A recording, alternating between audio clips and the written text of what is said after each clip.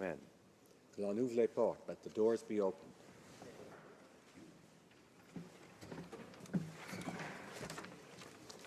Dépôt de documents. Tabling of documents. Dépôt de projet de loi. Introduction of government bills. Statements by ministers. Presenting reports from interparliamentary delegations. Presenting reports from committees. The Honourable Member for Brome-Missisquoi. First and foremost, I would like to thank Christine Olguet, the clerk of our Committee on Official Languages, as well as Lucie Lecomte, who is our analyst. I'd also like to thank all committee colleagues who are doing exceptional work. That committee, I might point, Mr. Speaker, is one that works in harmony. So I'd like to thank my colleagues from the various ridings, Madawaska-Restigouche, Beauport, Côte-de-Beaupré, Rivière-des-Mille-Îles, Sudbury, Kamouraska, Rivière-du-Loup, Saint-Boniface, Saint-Vital, and Perth-Wellington. Now, Mr. Speaker, as chair of the Standing Committee on Official Languages, I have the honor to present in both official languages the fifth report of the Standing Committee on Official Languages entitled Towards the Enumeration of Rights Holders under Section 23 of the Canadian Charter of Rights and Freedoms towards a census that supports the Charter. Pursuant to standing order, we request that the government response be provided. Colchester. Mr. Speaker, and I have the honor to present in both official languages the ninth report of the Standing Committee on Health in relation to Bill S-211, an act respecting the National Sickle Cell Awareness Day. And this follows the lead of the United Nations in recognizing the most common genetic disease in the world. The committee has studied the bill and has decided to report the bill back to the House with no amendment. And I'd like to thank the Member of Parliament for Dartmouth Cole Harbour and Senator Jane Corey for sponsoring this bill and bringing it forth in such good order. I want to thank all the members of the Standing Committee on Health for their diligence and deliberation on this bill as we sought an answer. So thanks very much. Introduction of private members' bills. First reading of Senate public bills. Motions. Presenting petitions, the Honourable Member for Cowichan, Malahat, Langford. Thank you very much, Mr. Speaker. I have the honour to present two petitions today. The first petition is on behalf of constituents who recognize that a joint federal-provincial environmental impact assessment concluded that the Site C Dam project would severely undermine the rights of Indigenous peoples, rights that are protected by Treaty 8, Section 35, Subsection 1 of the Canadian Constitution and the UN Declaration on the Rights of Indigenous Peoples. They also recognize that the Site C Dam will not pass the Sparrow Test, a legal litmus test for determining if a government justifiably violates First Nation rights, because there is no demonstrable need for Site C power.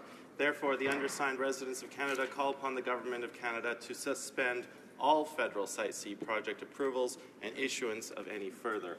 The second petition, Mr. Speaker, is on behalf of constituents who recognize that climate change is resulting in lower flow waters to the Cowichan River year after year and is posing a threat to fish and fish habitat, both of which fall under federal jurisdiction. It is necessary for sustaining its historical importance to the Cowichan peoples, and therefore the people call upon the Government of Canada to immediately use federal funds to fund the raising of the Cowichan Weir to a level necessary enough to ensure sufficient water flow that is sufficient to protect fish and fish habitat. Thank you, Mr. Speaker. Honourable Member for Yorkton Melville.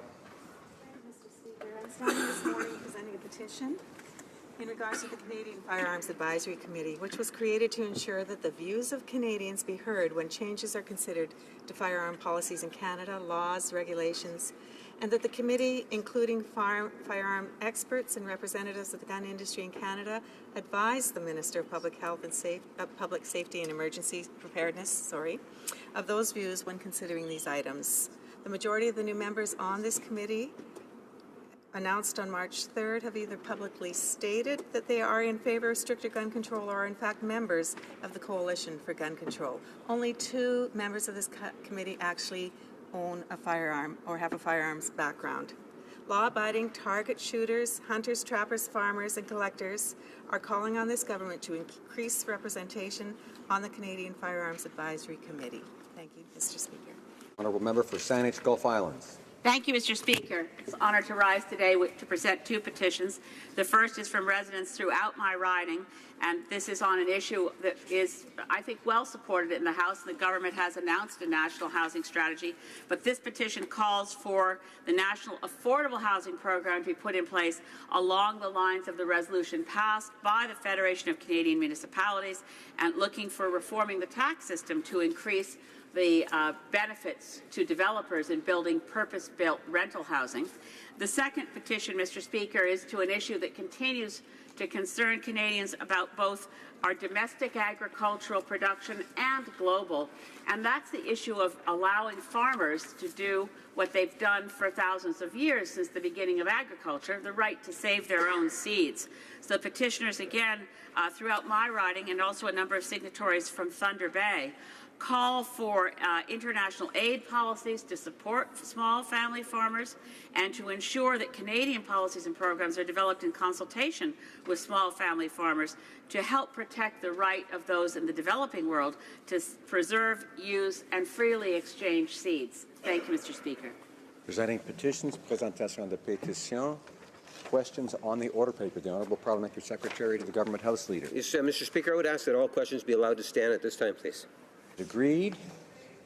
Agreed, and so ordered. I have notice of a request for emergency debate from the Honourable Member for Calgary, Nose Hill.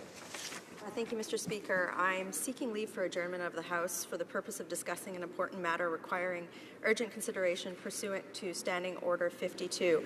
And this is with regard to the dramatic increase in asylum seekers at our U.S.-Canadian land border. Over recent months, we've seen a dramatic rise in people crossing the border illegally. And this has placed a strain on the RCMP, the CBSA, as well as provincial resources with regard to affordable housing, legal aid, and healthcare services. Recent reports have shown that 2017 we're on track to see a doubling of the amount of asylum seekers in Canada. This would be an all-time record high. Mr. Speaker, Canada is a very open and welcoming country, but we also want to make sure that we have a plan in place to make sure that our borders are secure and that people who are coming to Canada that are seeking asylum, that there's a broader plan in place with regard to resourcing. To date, we've not seen a response from the government on this, and given that we're heading into the summer months and we're going to see an increase in this situation, which is becoming more and more urgent, I feel that it's incumbent upon the House to debate this matter so that we can move on with coming up with a plan. Thank you. Thank the Honourable Member for Calgary, Nose Hill for raising this matter. However, I do not find that it meets the exigencies of the standing order. Orders of the day. I don't think you'll be surprised. The Honourable Government House Leader. Thank you, Mr. Speaker. I move, seconded by the Minister of Finance, that in relation to Bill C-44, an act to implement certain provisions of the budget tabled in Parliament on March 22, 2017, and other measures, not more than one further sitting day shall be allotted to the consideration of the second reading stage of the said bill, and that 15 minutes before the expiry of the time provided for government orders on the day allotted to the consideration of the second reading stage of the said bill, any proceedings before the House shall be interrupted if required for the purpose of this order, and in turn every question necessary for the disposal of the said stage of the bill shall be put forthwith and successively without further debate or amendment. Thank you, Mr. Speaker.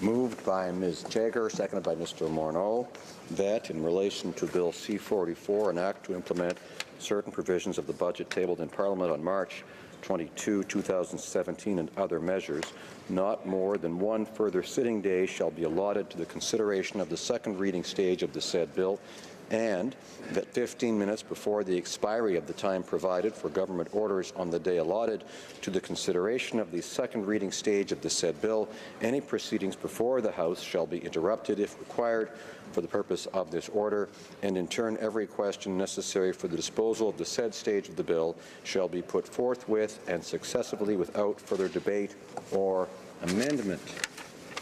Conformément à l'article 67.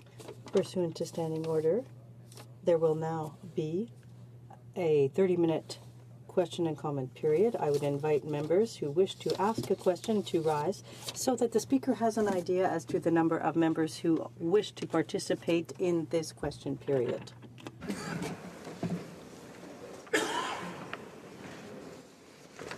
The Honourable Opposition House Leader.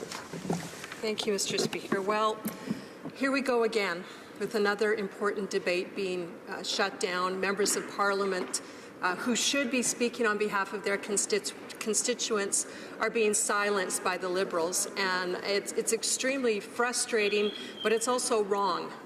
We have a budget implementation bill before us that is chock full of things that are going to cause a lot of problems for Canadians. Never mind the increased fees for Canadians. We see this infrastructure bank, which is really just a Liberal. We should really call it a Liberal bank, which is going to be giving favors to billionaire friends of the Liberals, no accountability. The taxpayer is going to be on the hook for this infrastructure bank. We have the issue around the parliamentary budget officer being silent. So really important issues that our members of Parliament on this side would still like to speak to. And one day, Madam Speaker, is not enough time. I would ask the government if they would reconsider. We need more time to speak to this bill.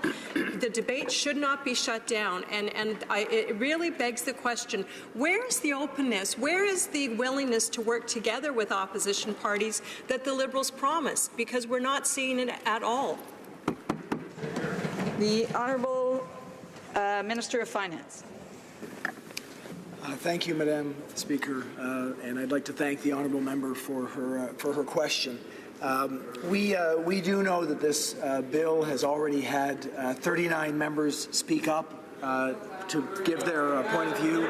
We know that that's had 13 members from the Conservative Party and 5 New Democrats. And we do know, Madam Speaker, that members on the opposite side have brought up points that they would like us to continue to look at, points that require a further study. And in our view, that is something that we should do, and that's why we'd like to get the bill to committee. We believe that by doing that, it affords us the opportunity to have those discussions in a way that will progress forward the bill and make sure that we can get on with the work of making sure that our economy works for Canadians. Thank you, Madam Speaker. Comments, questions et commentaires. The honourable member for Victoria.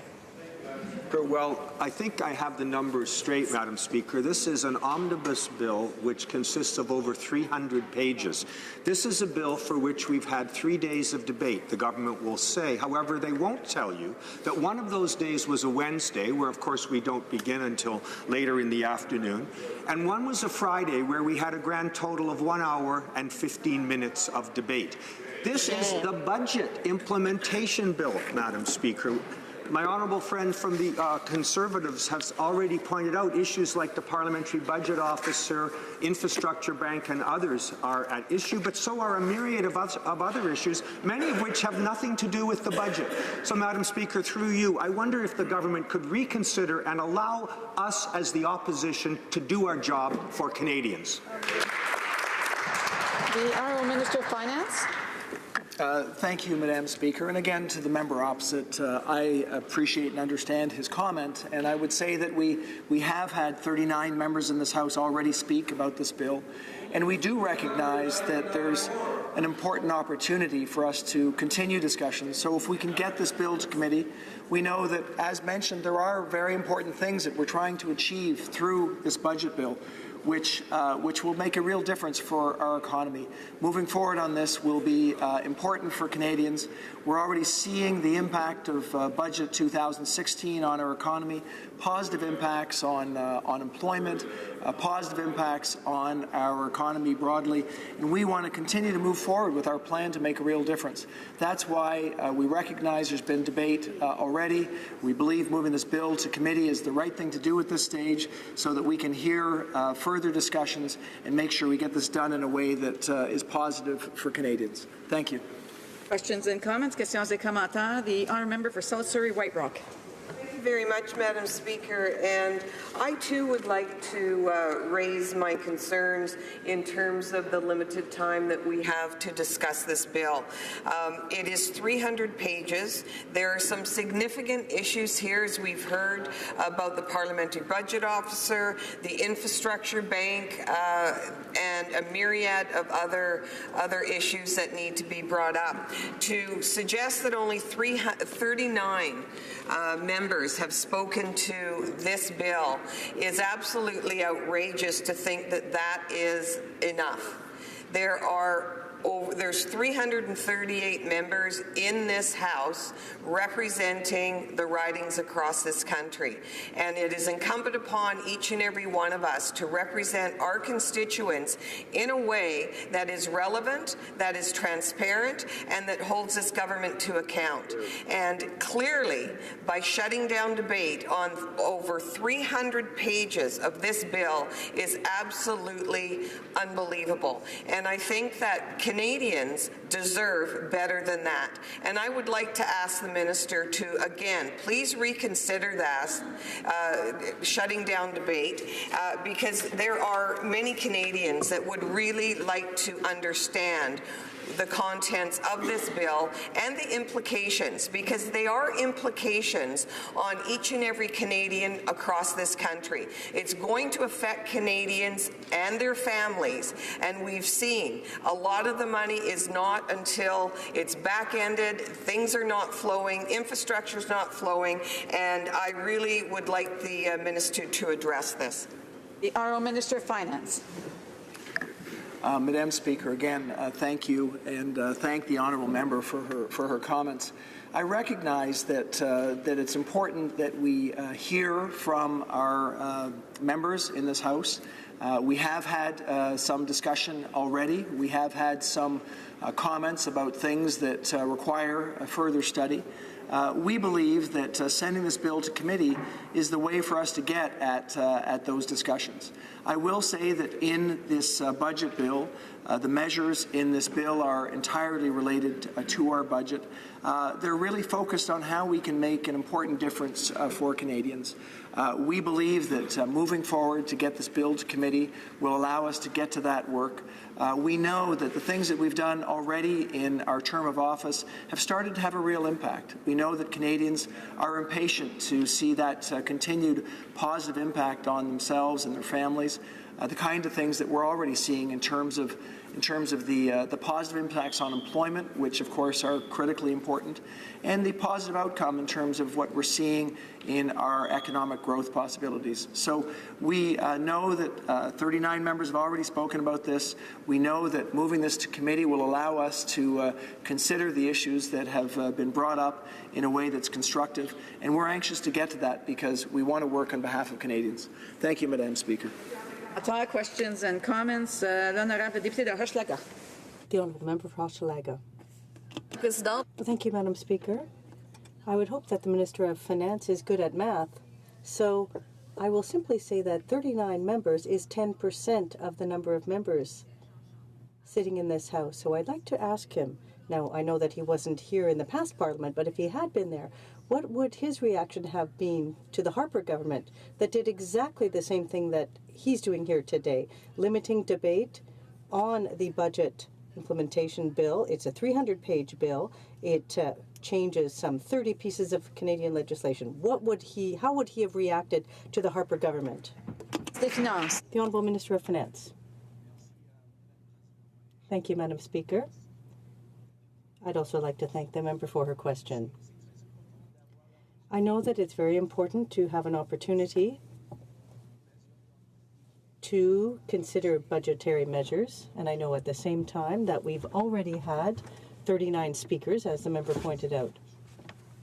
I know that what's important now is to have an opportunity to focus on these items that have been identified, and it's important to take these matters to committee to focus on the important matters. That way, as quickly as possible, we will be able to fulfill our objective of improving things for Canadians. That's our objective, and we believe that enough time has been provided, and it's time for the committee to consider these matters and to begin its study. Questions and comments? The honourable member for Newmarket Aurora. Thank you, Madam Speaker. My question I have actually is about this. This budget clearly expands on our government's ambitious plan. It continues help for the middle class. It has great support for veterans, strengthens our healthcare system, but particularly important, I find, is the increased family leave and the flexible benefits for parents. Being a father of 2 young children myself, the importance of this measure, I think, it speaks volumes for where this government is heading, the compassion that this government has for families and for the middle class. And I wonder if the Finance Minister can comment on why it's important to get these measures and the other key features of the Implementation Act before committee so we can make this the law of the land and families can benefit from the measures in Bill C-44 that will actually help Canadians. Finance Minister.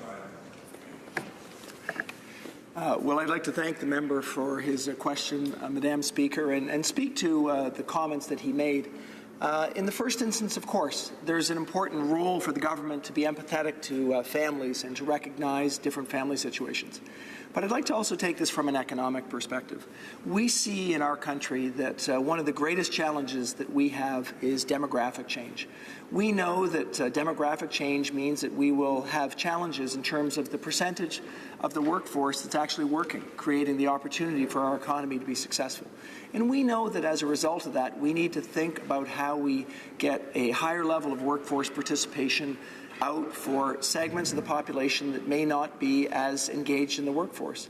So we've taken measures in this budget. In fact, it's been a continuing theme of our government to make sure that we have a high level of workforce participation in places where it's not as high as it could be. So a good example, and the one identified by the member, is women. And I would say in particular women between the ages of 25 and 54. We've seen a flattening of workforce participation among that group. And we know that by creating the kind of flexibility that families need, that we can help women to be more engaged in the workforce. That's an important effort in this budget. It's going to make a difference for families. It's going to make a difference for the long-term economy of our country. We need to move forward on this because we know it's the right thing to do, and we know it's going to help our economy in the long run. Questions et commentaires, l'honorable député de Louis Saint-Laurent. No, member for Louis Saint-Laurent. 39 members have only had a chance to speak to this bill. It doesn't make sense. 12% of members, that is. That means that the rest will have been muzzled by this government over such an important bill. It makes no sense. This party said there would be no more omnibus bills, but we're dealing here with one that's almost 300 pages long, and it affects 30 different pieces of legislation, and there are 2 brand new things that are totally unacceptable that have nothing to do with the budget. The infrastructure bank, and that might be another thing for Liberal cronyism. And they also want to direct the work of the parliamentary budget officer. That's the worst thing they could do. This was created by the Government of Canada, and what this would do would enable the Parliament to veto the work of the PBO. It makes no sense. So I'd like answers to my questions that I answered directly twice before to the Finance Minister, but unfortunately the House Leader answered in his place. So how is it possible that they're doing this, Madam Speaker? It makes me think of the popular song, Say It Isn't So, Bill. The Honourable Member, Minister of Finance. Thank you, Madam Speaker. I think there have been at least 3 questions from this member, so at least 30 questions, rather, in the member's questions, so I'll try to answer as many of them as I can. So the committee will deal with the measures, and there have been already 39 people who've had an opportunity to speak. I think we've heard some significant things, and I think the committee should take the time to ponder over these measures. Secondly, the infrastructure bank. It's very important to us. We think that bank will make it possible to do more for Canadians, more in terms of infrastructure all over the country. It's important as a government to make significant investments, and we have earmarked $180 billion over the next 10 years. It's a major investment, and $15 billion of that will be for the infrastructure bank, and that will be a way to leverage even further investment so that we can have a much more significant impact and do more. And that's very important. With more investment, we'll have more opportunity for jobs now and for a more efficient economy in the future. The Parliamentary Budget Officer is very important. We want a situation where that office is more independent and more effective, and that's what we've attempted to do and what we believe our budget measures will accomplish. Ona? Thank you, Madam Speaker. Madam Speaker, the Finance Minister says he wishes the Parliamentary Budget Officer to remain or become more independent. I would say the only continuing theme by this government is breaking their election promises, and I could remind them through you, Madam Speaker, here's what they said during their campaign.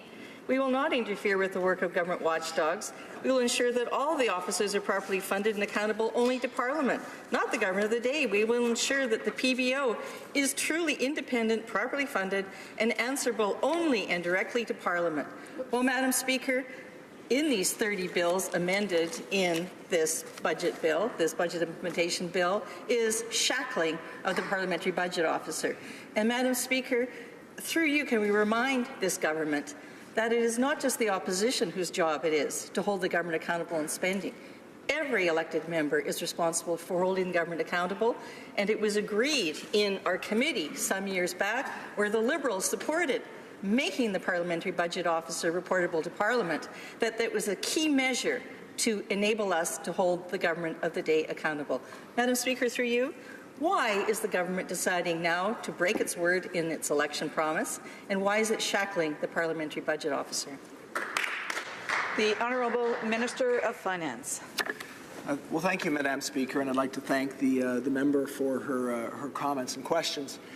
In fact, our goal is to make the Parliamentary Budget Officer more effective and independent. We would like to strengthen it so that it actually has the ability to do the work that it needs to do. We've heard comments from this House. We are open to hearing those comments. That is, in fact, the way that we would like to move forward. So our view is that as we move forward, we will take these comments into account as we move forward to committee. This is the way it should work. Certainly, our overriding intent is to make the Parliamentary Budget Officer more effective and more independent. That's the reason we've put the measures into the bill that we've put in. And to the extent that there are comments and ideas on how we can go further in that regard, that will be something that we're opening to listen to and something that we expect will happen at committee, and that would be in line with how we would like to move forward. Thank you, Madam Speaker. Questions et commentaires. The Honourable Member for Saanich Gulf Islands. Thank you, Madam Speaker. And as ever in these debates about time allocation, I would have wished that we could ask the questions of the government House Leader, because these decisions, as we ask questions of the Minister of Finance, decisions about the way the government is proceeding, the increased use of time allocation, is something that I really think is a House Leader area. I think that the breakdown of relations between the House leaders of the large three parties in this place is leading to an increased use of what I would call Harper tactics. So although this is not an omnibus budget bill with the weight of egregious misuse of power that we saw in Bill C-38 and C-45 in 2012, this is nonetheless an omnibus budget bill, and unfortunately so. I don't think, while there is a connection between the Parliamentary Budget Office, because the name budget in the name and in the title, the creation of a standalone Parliamentary Budget Office as an officers of Parliament, independent as was promised in the Liberal platform, is a subject of such importance that it would have been preferable to have that discussion separate from the passage of budgetary measures. Time allocation at this point, Madam Speaker, and to the Honourable Minister for Finance, has the effect of disadvantaging those members of Parliament who belong to parties with members less than 12 in this place, and yet our constituents are equal, our rights are, in theory, equal. So it is disproportionately disadvantageous to members of smaller parties or independents when time allocation is used. It should be used essentially, in my view, extremely rarely. And to say, as the Liberals now do, well, we're using it less than Harper did, is no excuse for adopting bad tactics and majority rule in a way that hurts the healthy functioning in this place. And I would urge the government to reconsider and not apply time allocation. I know the Minister of Finance will tell us it must be done, but it must not be done. The Honourable Minister of Finance. Well, thank you, Madam Speaker, and I just first of all thank the member for her comments. There were a few questions, comments in what she said. To start, we have talked about the fact that we believe that it's time to move this bill to committee. We think that that's an effective way for us to move forward to make sure that we can make a difference for Canadians. We've also said, with respect to the Parliamentary Budget Officer, that we believe that our overriding goal is clear. We want this to be effective and independent. We've also said that we're open to amendments. So as we move forward in committee, we are going to listen and hear potential for improvements. That's something that we're open-minded to, and I think should be something that we consider as we move forward. With respect to the size of the budget bill, we want to be clear. The measures in the bill are related to the budget. We're not trying to sneak into the bill things that are unrelated to the budget. We're not trying to do something that perhaps has been done in the past to get things through without due consideration. The budget bill is, in fact, including only measures that are related to the budget. We believe that's appropriate. That's what we committed to doing in our election campaign, and that's exactly what we're delivering with this budget bill. Comments, questions et commentaires. The honourable member for Calgary Signal Hill. Thank you, Madam Speaker. I know that this particular minister doesn't seem to excel at math, so I'll do a little math for him. He said 39 members have spoken on this particular bill. Mr. Speaker, that means when you subtract 39 from 338, Madam Speaker, that means 299 members of this House have not had a chance to speak on this particular bill. So with that, Madam Speaker, I also sit as the Vice Chairman of the Finance Committee. I would like to ask the Minister if the government can assure us they will not bring closure to the Finance Committee as they did in the last budget. If they're going to bring closure to the House on the budget bill, let the Finance Committee do the work that the Finance Committee, as the Minister says, does such good work. Will he stand in this House today and assure the House the government will not bring closure to the Finance Committee work? The Honourable Minister of Finance.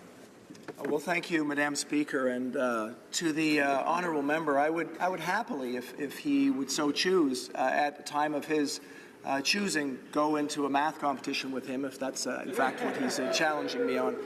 No problems with that. And I would suggest that maybe we do more than addition and subtraction. We might want to use even more complicated tactics than that. So with respect to his question, we've made it pretty clear that we are working on behalf of Canadians.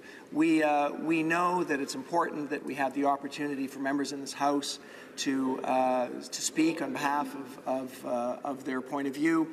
We have heard from 39 members. We do believe that moving the bill to committee is important. As the honourable member knows, I'm not responsible for the Finance Committee, so I'm not in any way able to dictate the terms under which that committee works. That's not my responsibility.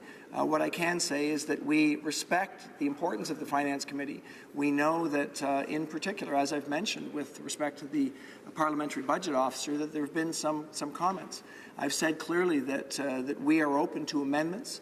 If there's constructive ways that we can improve on our goal of making sure that the Parliamentary Budget Officer is effective and independent, that's something that we'll be able to listen to. So I will look forward to that, and with respect to the workings of the Finance Committee, I'll leave that to the Finance Committee, Madam Speaker. Commentaires, questions and comments. L'honorable député de Rosemont-la-Petite. The honourable member for Rosemont-la-Petite Patrie. Thank you, Madam Speaker. someone wiser than me once said that force without justice is tyranny. So this is not any old bill. This is a bill that cuts the PBO's wings, that clips his wings. It makes it easier for foreign interests to take over Canadian companies. There are a lot of measures that will be very costly to taxpayers, but very, very profitable for the finance minister's friends on Bay Street. It scraps a tax credit for public transit that everyday Canadians were using. It slaps a tax on wine and microbreweries, and I don't understand why the finance minister, after the equivalent of a day and a half's debate, somehow he thinks that's enough for parliamentarians to have done their job on an omnibus bill that affects over 30 different pieces of legislation. That's quite outrageous. I'd like to know where this disdain for the work of parliamentarians comes from, the Honourable Finance Minister. Thank you, Madam Speaker. As I said, we believe that it's very important to give due consideration to the things that are in our budget. We've already heard from 39 members. I know that was important. And we do believe there are things, as the member said, that are very significant in this budget, important to Canadians, things that will improve our economic growth and their lives, and so that's why we want to keep things moving and go ahead with the things we feel are important to get done. So we think it's time now to refer this to committee so that committee can ponder these things. That's the next step. It's an important step, and we believe that now it's time to get on with it. Thank you, Madam Speaker. Member for Dufferin-Caledon. Thank you, Madam Speaker. The Finance Minister has on almost every one of his answers commented that they want to move the matter into committee, into the Finance Committee, so that these matters can be properly studied. The difficulty is the Finance Committee has sent off letters to 4, possibly 5 committees asking them to review the issues pertaining to their particular committees. In the Immigration Committee, for example, there are a number of issues in the budget implementation bill which affect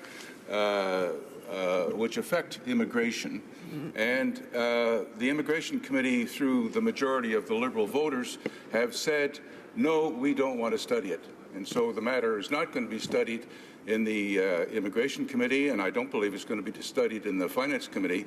So my question to the Finance Minister is, why is the PMO or whoever's giving instructions to the committees saying that they will not review these matters? Minister of Finance. Well, thank you, Madam Speaker, and thank you to the member for the question. We this morning have had the opportunity to ask the same question on numerous occasions about the process that we're going through. We have heard from 39 members. We've heard from 13 from the Conservative Party, 5 from the New Democratic Party. We know that there are going to be considerations at the Finance Committee level. We believe that they will have the input that they can have to make those recommendations back to us. We believe that it's time to move forward on this. We recognize that what we need to do in terms of our overall goal is to move forward on things that can make a real difference for our economy. That is the record that this government has had. The record so far has shown that the things that we've done are having the positive impact on our economy that we've hoped. It's clear. So for those people that aren't paying attention to the numbers, unemployment's gone down. We've gone from 7.1% to 6.5%. Growth has gone up, and that's what we're seeing as the positive outcome, and we're looking forward to continuing to have that opportunity. for a brief question, the Honourable Parliamentary Secretary to the Government House Leader. Yes, thank you. Madam Speaker, if I can get the Minister of Finance just to provide a brief comment in regards to the tax that's been applied to Uber. And I want to bring it up in the sense that in Winnipeg, the taxi industry is an industry that has provided so much, great ambassadors to our city. There's all sorts of things that they have to do as small businesses. One of them is, in fact, pay taxes. And if the Minister of Finance can just provide some comment in regards to why it was necessary to put on that particular tax. Brief answer from the Minister of Finance. Thank you, Madam Speaker. A brief answer. We believe that in the case of these ride-sharing services, it was important to have an even playing field. We want to make sure that when someone decides to get into to a taxi or some sort of ride-sharing situation, that in the case of the taxi and in the case of the ride-sharing, they're on an equal playing field. So putting in place the GST for ride-sharing services was just the right thing to do from a fairness standpoint, and we think that it keeps intact the integrity of our tax system and makes sure that that we have an appropriate way of dealing with the new economy. Thank you, Madam Speaker.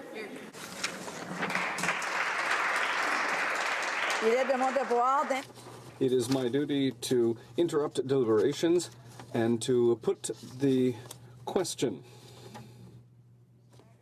By Mr. Morneau, move that in relation to Bill C-44, an act to implement certain provisions of the budget tabled in Parliament on March 22nd, 2017, and other measures not more than one further sitting day shall be allotted to the consideration at second reading stage of the said bill, and que 15 minutes avant That 15 minutes before the expiry of the time provided for government orders on the day allotted to the consideration at second reading stage of the said bill, any proceedings before the House shall be interrupted, if required, for the purpose of this order, and, in turn, every question necessary for the disposal of the said stage of the bill shall be put forthwith and successively, without further debate or amendment. Is it the pleasure of the House to adopt the motion? Yes. All those in favour of the motion will please say yea. Yay. All those who oppose the motion will please say nay. In my opinion, the nays have it. Call in the members.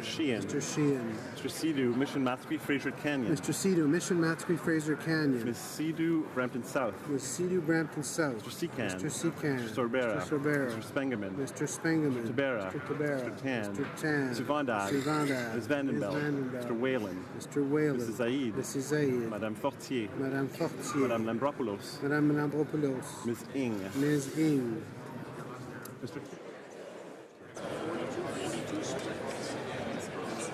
All those opposed to the motion will please rise. Ambrose. Ms. Ambrose. Mr. Nicholson. Mr. Nicholson. Ms. Finley. Ms. Finley. Mr. Ritz. Mr. Ritz. Mr. Anderson. Mr. Anderson. Mrs. Block. Mrs. Block. Mr. Bazan. Mr. Bazan. Mrs. McLeod, Kamloops, Thompson, Caribou. Mrs. McLeod, Kamloops, Thompson, Caribou. Mr. Clement. Mr. Clement. Mr. Deltel. Mr. Deltel. Ms. Bergen. Ms. Bergen. Monsieur Lebel. Monsieur Lebel. Ms. Watts. Ms. Watts. Mr. Kent. Mr. Kent. Mr. Strahl. Mr. Strahl. Ms. Rempel. Ms. Rempel. Mr. Poliev. Mr. Poilier. Mr. Van Loan. Mr. Van Loan. Mr. Tilson. Mr. Tilson. Mrs. Gallus. Mrs. Gallus. Mr. Warwa. Mr. Warwa. Mr. Clark.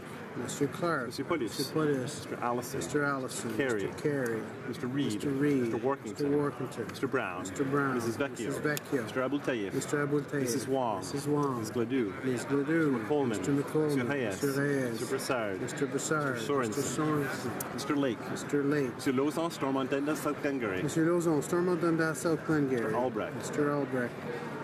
Mr. Calkins. Mr. Calkins. Mr. Shipley. Mr. Shipley. Mr. Lancaster. Mr. Lancaster. Mr. Miller. Bruce Gray, Owen Sound. Mr. Miller, Bruce Gray, Owen Sound. Mr. Dreeshen. Mr. Dreeshen. Mr. McKenzie. Mr. McKenzie. Mr. Sweet. Mr. Sweet. Madame Boucher. Madame Boucher. Mr. Lobb. Mr. Lobb. Monsieur Généreux. Mr. Généreux. Monsieur Gourde. Monsieur Gourde. Mr. Richards. Mr. Richards. Mr. Holbach. Mr. Holbach. Mr. Sopak. Mr. Sopak. Mr. Zimmer. Mr. Zimmer. Mr. Falk. Mr. Falk. Mr. McGuire. Mr. McGuire. Mr. Barlow. Mr. Barlow. Mr. Arnold. Mr. Arnold. Mr. Yurdega. Mr. Yurdega. Mr. Glinsky. Mr. Glinsky. Mr. Berthold. Mr. Berthold. Mr. Cooper. Mr. Cooper. Mr. Jennis. Mr. Jennis. Mr. Genereux. Mr. Genereux. Ms. Harder. Ms. Harder. Mr. Godin. Mr. Godin. Mr. Kelly. Mr. Kelly. Mr. Kitchen. Mr. Kitchen. Mr. Kimmich. Mr. Kimmich. Mr. Macaulay, Edmonton West. Mr. Macaulay, Edmonton West. Mr. Leipert. Mr. Leipert. Mr. Nader. Mr. Nader. Mr. Stanton. Mr. Stanton. Mr. Chong. Mr. Chong. Monsieur Blaney, Lévis, Les Etchemins, Bellechasse. Monsieur Blaney, Bellechasse, Les Etchemins, Lévis. Mr. Soroya. Mr. Soroya. Mr. Schmale. Mr. Schmale. Mr. Shields. Mr. Shields. Mr. Viersen. Mr. Viersen. Mrs. Wagenthal. Mrs. Wagenthal. Mr. Waugh. Mr. Waugh. Mr. Weber. Mr. Weber. Mr. Mox. Mr. Mox. Mr. Benson. Mr. Benson. Mrs. Cousy. Ms. Cousy. Mr. Trost. Mr. Trost. Mr. Mulcair. Mr. Mulcair. Madame Laverdière. Madame Laverdière. Mr. Rankin. Mr. Rankin. Ms. Duncan, Edmonton, Strathcona. Ms. Duncan, Edmonton, Strathcona. Mr. Christopherson. Mr. Christopherson. Madame Brosseau. Madame Brosseau. Mr. Massey, Windsor West. Mr. Massey, Windsor West. Mr. Garrison. Mr. Garrison. Madame Boutin-Sweet. Boutin-Sweet. Monsieur Dubé. Monsieur Dubé. Madame Quack. Madame Quack. Monsieur Dussault. Monsieur Dussault. Monsieur Boulris. Monsieur Boulris. Ms. Kwan. Ms. Kwan. Mr. Blakey. Mr. Blakey. Monsieur Aubin. Monsieur Aubin. Monsieur Nantel. Monsieur Nantel. Monsieur Saganache. Monsieur Saganache. Madame Sans Souci. Madame Sans Souci. Monsieur Choquet. Monsieur Choquet. Madame Trudel. Madame Trudel. Mr. Weir. Mr. Weir. Cannings. Mr. Cannings. Sorry, Mr. Stetsky, then Mr. Cannings. Mr. Stetsky. Mr. Cannings. Mr. Johns. Mr. Johns. Mr. McGregor. Mr. McGregor. Ms. Blaney, North Island Powell River. Ms. Blaney, North Island Powell River. Ms. Hardcastle. Ms. Hardcastle. Madame Hughes. Madame Hughes. Monsieur Barcelou Duval. Monsieur Barcelou Duval. Monsieur Plamondon. Monsieur Plamondon. Monsieur Sainte-Marie. Monsieur Sainte-Marie. Madame Posé. Madame Posé.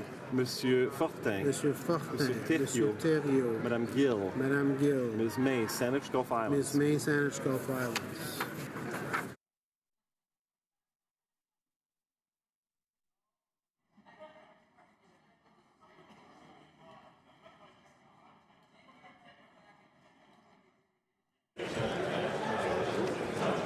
Yeas pour 172, 172. Nays contre 123, 123. Declare the motion carried. Orders of the day. Government bills common. Reprise du débat sur l'amendement de M. Deltel sur la transition portant deuxième lecture du projet de loi C-44, loi numéro 1 d'exécution du budget 2017. Je désire informer la Chambre. I'd like to inform the House that due to the deliberations on the motion, government orders will be extended by 9 minutes. We'll just 29 minutes.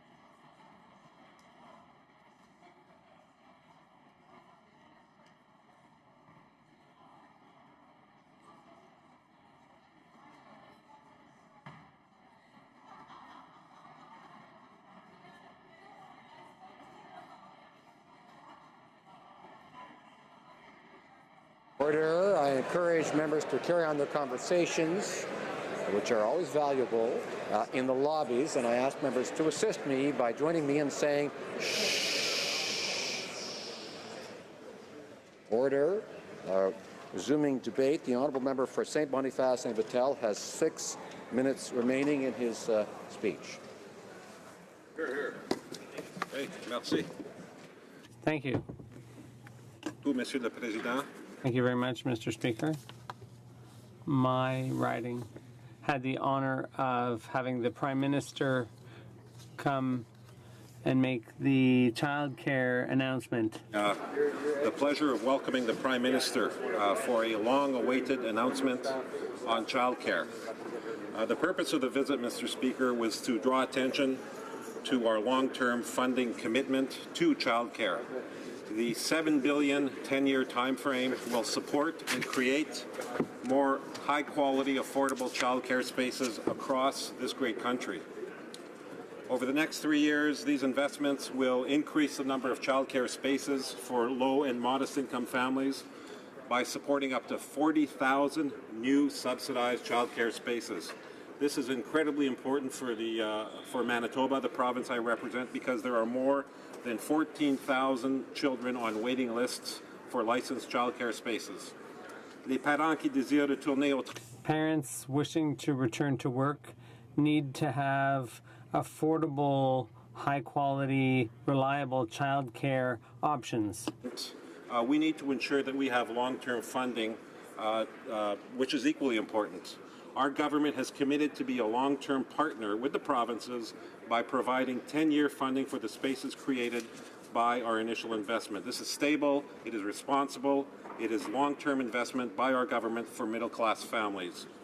I'd also like to remind you that early childhood was one of the priorities mentioned by the committee studying minority language committees. It's also a priority for Indigenous communities all across the country. I'd also like to talk about the historic healthcare agreements reached between Ottawa and the provinces and territories, with the exception, of course, of Manitoba.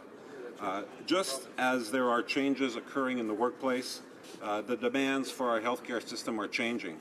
Our government has clearly indicated a willingness to partner with provinces to bring about transformational changes to meet the healthcare needs of Canadians. Our priority should always be the well-being of Canadians and ensuring that the care is made available fairly and universally. Speaker, the question is how best to invest in the future. Across the country, governments are trying to find ways to adapt to our population's needs today and for tomorrow. And research has shown that receiving better in-home care provides greater benefit to one's overall well-being. That's why our government is investing in better home care and better mental health initiatives that will help families who need it most.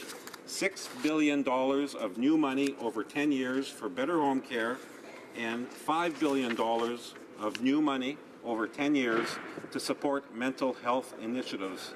And this is over and above a 3% annual increase for the provinces and the territories who sign on for better medical services. These targeted investments will strengthen Canada's publicly funded universal healthcare system and address key healthcare priorities over the long term. Madam Speaker, is what we have heard from Canadians. The final point I wanted to highlight are the very important measures we are taking to advance reconciliation with Indigenous peoples. This is an issue of particular importance in Manitoba, and I am extremely proud of the progress our government has made since the election. For example, $58 million is currently being invested as I speak on 24 First Nations in Manitoba to prevent and to address long-term drinking water advisories and improve capacity and reliability of water and wastewater systems. Of these 24 projects currently occurring in Manitoba, 1 is in the feasibility stage, 10 are in the design stage, and 13 at the construction stage. Madam Speaker, these are critical investments towards our goal of ending all long-term drinking water advisories in First Nations communities across our country. In addition, Budget 2017 builds on last year's historic investments for Indigenous communities. We are investing over $3.4 billion over the next 5 years in First Nations and Inuit and Métis health, infrastructure to strengthen Indigenous communities, education and training, and measures to promote language and cultural revitalization. Madam Speaker, as a proud Métis, I am particularly happy to see that the Métis National Council and its 5 provincial federations, including, of course, the Manitoba Métis Federation, will receive $85 million over 5 years to help build governance capacity. As a proud Métis, Madam Speaker, I'm particularly happy to see that the Métis National Council and its 5 provincial federations, including the Manitoba Métis Federation, will receive $84.9 million over 5 years to help build their governance capacity. It's another important recognition of the Métis Nation in Canada and another step towards reconciliation. Madam Speaker, that's a brief recap of Budget 2017. It responds to many of the top issues we have heard that have been raised by my constituents during many meetings over many months. There's much more I can go on about. There's $90 million over 5 years to enhance, preserve, and Indigenous languages. There's infrastructure dollars. There's $16 billion over 4 years to support clean tech, as well as dollars for Lake Winnipeg. So thank you very much. And comments, questions et commentaires. The honourable member for Calgary Confederation. Oh, sorry. Did I get it wrong? Oh, it's Bow River, eh? Sorry. Thank you, Madam Speaker. Just a comment maybe to my colleague in the sense about the budget. He's from the prairies, but one of the changes was in the budget was the elimination of the grain tickets. In the farming industry, the availability of that type of program to have expenses and revenue over 2 years as agriculture is a very temperamental thing with Mother Nature, as farmers were finding out again this winter. It was a great piece that they could use to do that. But this particular budget would remove that. Although they say you can consult, they gave the rationale why they're taking it out. So once you see the rationale, it's sort of consulting. They've already given the rationale, saying, well, the Canadian Wheat Board isn't there anymore, which when I talk to farmers, this has nothing to do with marketing your grain and averaging your income and your expenses out. So if the honourable member may want to respond to that, he's from the prairies of the grain ticket issue in the budget. The honourable member for St. Boniface, St. Vital. yes, I can tell you, Madam Speaker, that the agricultural industry is incredibly important for Manitoba and for Canada. That's why we believe it's equally important to innovate, to modernize, and to do things in a better way. We have budgeted over $1 billion over 4 years to support clean technology in agriculture to address the very issues that the honourable member speaks of. In agriculture, in energy, in mining, in forestry, in fishing, we are committed to modernize, to look at innovations, to improve our systems, and we are committed to that in Budget 2017.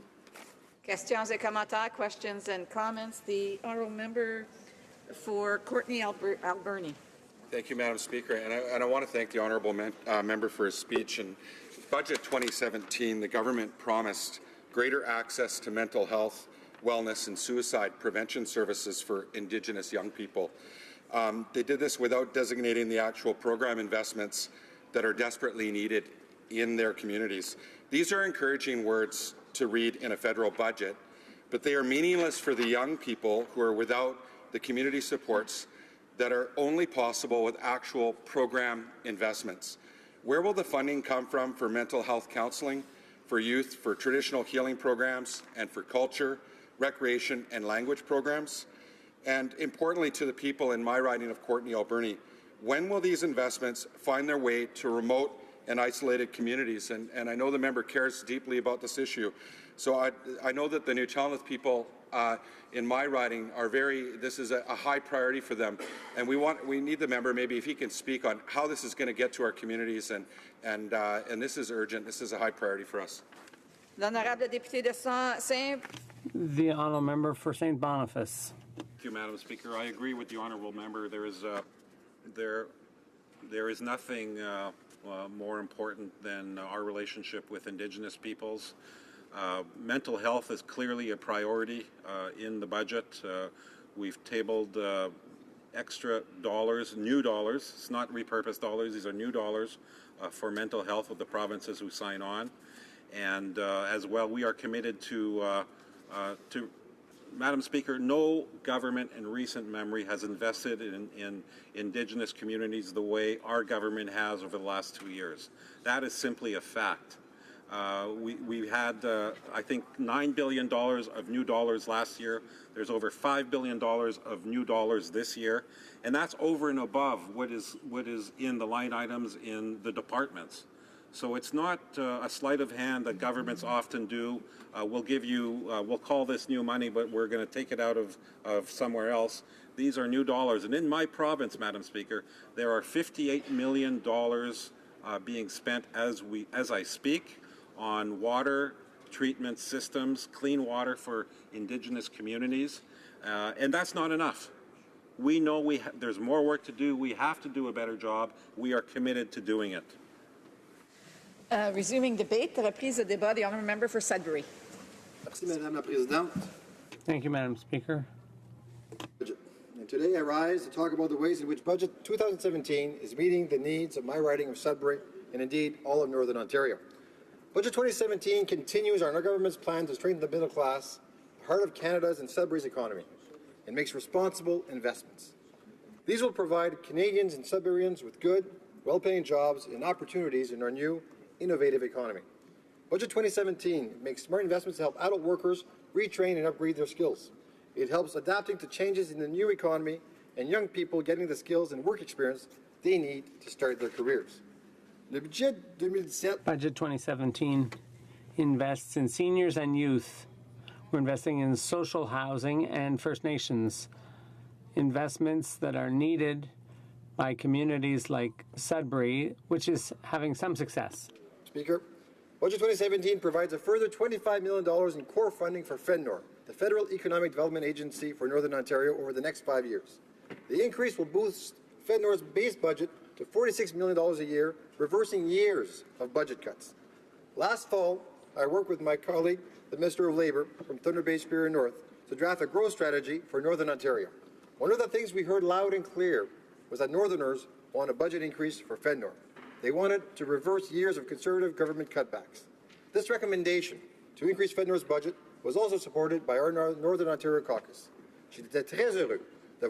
I was very happy to see our recommendation taken into consideration in the budget. Our strategic plan for Northern Ontario's growth was included. Part of the good news, because there's a lot more for Northern Ontario. We are very pleased that Budget 2017 is advancing Canada's efforts to build a clean economy. It's investing almost $22 billion in green infrastructure, including initiatives that will support the implementation of the Pan-Canadian Framework on Clean Growth and Climate Change. Sudburyans understand that a strong economy and clean environment go hand in hand. As I have told this chamber many times before, my riding of Sudbury is an established global leader in the innovation of mining and mining technology. At Sudbury, in Sudbury, we've built our reputation. We are leaders. Our methods are more effective and proven than anywhere else in the world. Solutions to mining challenges for a generation. And now, we are marketing these clean tech solutions all over the world. Today, Sudbury's mining and clean tech cluster consists of more than 300 companies. They employ almost 14,000 skilled workers and experts. Sudbury alone generates approximately $4 billion in revenue each year. Increasingly, these mining supply and services companies are testing international waters. They are making inroads in the United States, Latin America, Africa, Europe, and Russia. The Sudbury companies behind these projects are using innovation to drive economic and environmental benefits. They use innovation to create jobs and help strengthen this vital economic engine for Canada. They strengthen Canada's middle class in the process. Et Madame la Présidente. And Madam Speaker, we're very proud of this budget. The government is recognizing the strength of the green economy. Already more than $1 trillion per year, and it's growing. They are creating good paying, secure jobs for Canadians. The clean technologies contribute to the fight against climate change, and they make our economy more sustainable. And I am proud that our government understands this potential. This is why our recent budget made significant investments in clean technology, including $200 million in support clean technology research in Canada's natural resources sector, $12 million for a clean growth hub that will improve access to federal resources and labs for Canadian entrepreneurs and innovators, and more than $14 million to track our progress so we can report that to Canadians. Canadian companies are capturing their share of the emerging global market for mining innovation and clean technology, and we support their efforts. We support them from waste management to biofuels to greener solutions for the oil and gas industry. Madam Speaker, this is just the beginning of what Budget 2017 means for Sudbury and Northern Ontario. Almost 10% of Sudbury's population is Indigenous. There are several dozen First Nations communities in Northern Ontario, including some of the most remote communities in Canada. Budget 2017 includes a $4 billion investment into on-reserve infrastructure. This much-needed investment will provide housing, health centers, and water treatment systems to communities that need them the most. As well, First Nations people living off reserve will have access to a $225 million investment over the next 11 years. These investments will go towards needed repairs, renewals, rental subsidies, and new construction. These are important investments being made in First Nation communities across Northern Ontario. Already this year, I have had the privilege of announcing $10 million for seniors' health and children's welfare for First Nations people in Northern Ontario. On top of that, on behalf of the Minister of Health, I was pleased to announce a $1 million investment to support the work of two top researchers at the Health Sciences North Research Institute and at Laurentian University. Leurs travaux porteront sur de nouvelles. Meanwhile, there is a new approach which will allow us to meet two major challenges: aging population and dementia among these populations. Affairs to announce an investment of more than $9 million to help First Nations in Northern Ontario raise children in healthy and safe environments. Madam Speaker, our government will invest more than $11 billion under its new national housing strategy. These investments cover initiatives designed to build, renew, and repair Canada's stock of affordable housing. They'll ensure that Canadians have adequate and affordable housing meeting their needs. This includes $225 million to improve housing conditions for Indigenous people, as I've just said. So through Budget 2017, our government is advancing reconciliation as well with Indigenous people. It is advancing reconciliation through investments in infrastructure and First Nations and Inuit health, through actions to strengthen Indigenous communities, funding to support education and training, and measures to promote language and culture. Madame la Présidente, savez-vous que j'ai... Madam Speaker, do you know what I heard most often when I was going door to door in the election? Well, people want a federal government that is taking care of social needs. Our government has heard that message clearly. The government has taken necessary measures and shown leadership. Housing is the largest single commitment in Budget 2017. Our commitment is to rebuild, renew, and repair Canada's stock of affordable housing, and we'll do that. Those initiatives include responses to Indigenous housing, crisis on and off reserve. It is also promising more money for the provinces and municipal partners that spend on their own housing priorities. Our government will create a new co-out investment fund. It will pool resources among many housing partners, including the private sector. The fund will also expand an existing lending facility for municipalities and for the construction of new affordable housing. One of the first things that I did as MP was to meet a number of housing service providers in Sudbury. And I was shocked to learn, for example, that the Greater Sudbury Housing Corporation alone has a backlog of deferred maintenance of more than $10 million. The corporation has an ambitious energy management plan. This plan would retrofit most of the properties to make them more sustainable, energy efficient, and comfortable. A $3 million investment would pay itself back in 20 years. These are exactly the kinds of projects our government needs to be investing in. And I want to help to get these off the ground in Sudbury. Madam Speaker, there is so much more in Budget 2017 to support the middle class for Canadians. There's so much more to support those that are working hard to join this middle class. There's help for unemployed people to access training and unemployment and employment supports that they need. Budget 2017 boosts this federal support by almost $3 billion over the next 6 years. Pour les Sudburois qui cherchent du travail, For those in Sudbury who are looking for work, this means more chances to update their skills, get experience, and get help getting into employment. It also means more support. For example, more employment counseling. identifying skill gaps with employers and exploring new and innovative approaches to skills development with the provinces. You will agree, Madam Speaker, that our adult students can face challenges in pursuing learning as well. Part-time students from Sudbury, as well as adult students with dependent children, will now be eligible for Canada Student Grants. This means more non-repayable assistance for adult learners and workers. It will help them manage the high cost of post-secondary education and will help them balance the financial pressures of raising a family. Madam Speaker, as a tax lawyer, I understand the importance of fair and equitable tax system. Our government has committed to undertake a wide-ranging review of tax expenditures. The review's objective is to eliminate poorly targeted and inefficient tax measures. The review will allow our government to identify opportunities to reduce tax benefits that unfairly benefit the wealthiest Canadians. Under Budget 2017, we are making changes to simplify the tax system. We make existing tax relief for individuals and families more effective and accessible. For example, since our new Canada Child Benefit was implemented, more than 7,400 families in Sudbury alone have benefited from increased payments. C'est tout un investissement. That's quite an investment in our families in Sudbury. The side of the tax coin is collections. Madam Speaker, when some choose not to pay their fair share of taxes, it places an unfair burden on the taxes and on other Canadians. So, Madam Speaker, those are only some of the measures that are in this budget. And I would be pleased to take any questions on this because I'm so proud of the budget that it's investing in Canadians, Sudburyans, and across Canada. Merci, Madam. Questions and comments? The Honourable Member for South Surrey White Rock. Well, thank you very much, Madam Speaker, and I thank my colleague for his speech. And he mentioned many times how proud he is of this budget. And I just want to maybe get some comments from him because he mentioned childcare. Now, while there were billions that were announced in the budget, 70% of the new money won't be spent till after 2022. Affordable housing, there's only $10 million for the entire country this year, and nearly $4 billion of the $5 billion is not going to be spent till after 2022. And in fact, there's no new funding in the 2017-2018 for early learning and childcare, homelessness, home care, housing research, Northern Housing, Indigenous programs. And I'm just wondering if he can explain how he's so proud about this budget. The Honourable Member for Sudbury. Thank you, Madam Speaker, and I thank my colleague for her question. What I'm very proud of is that this is our long-term investments. This is not short-term. We're not looking at the next few years. We're looking over 10 years. These are long-term investments that families need.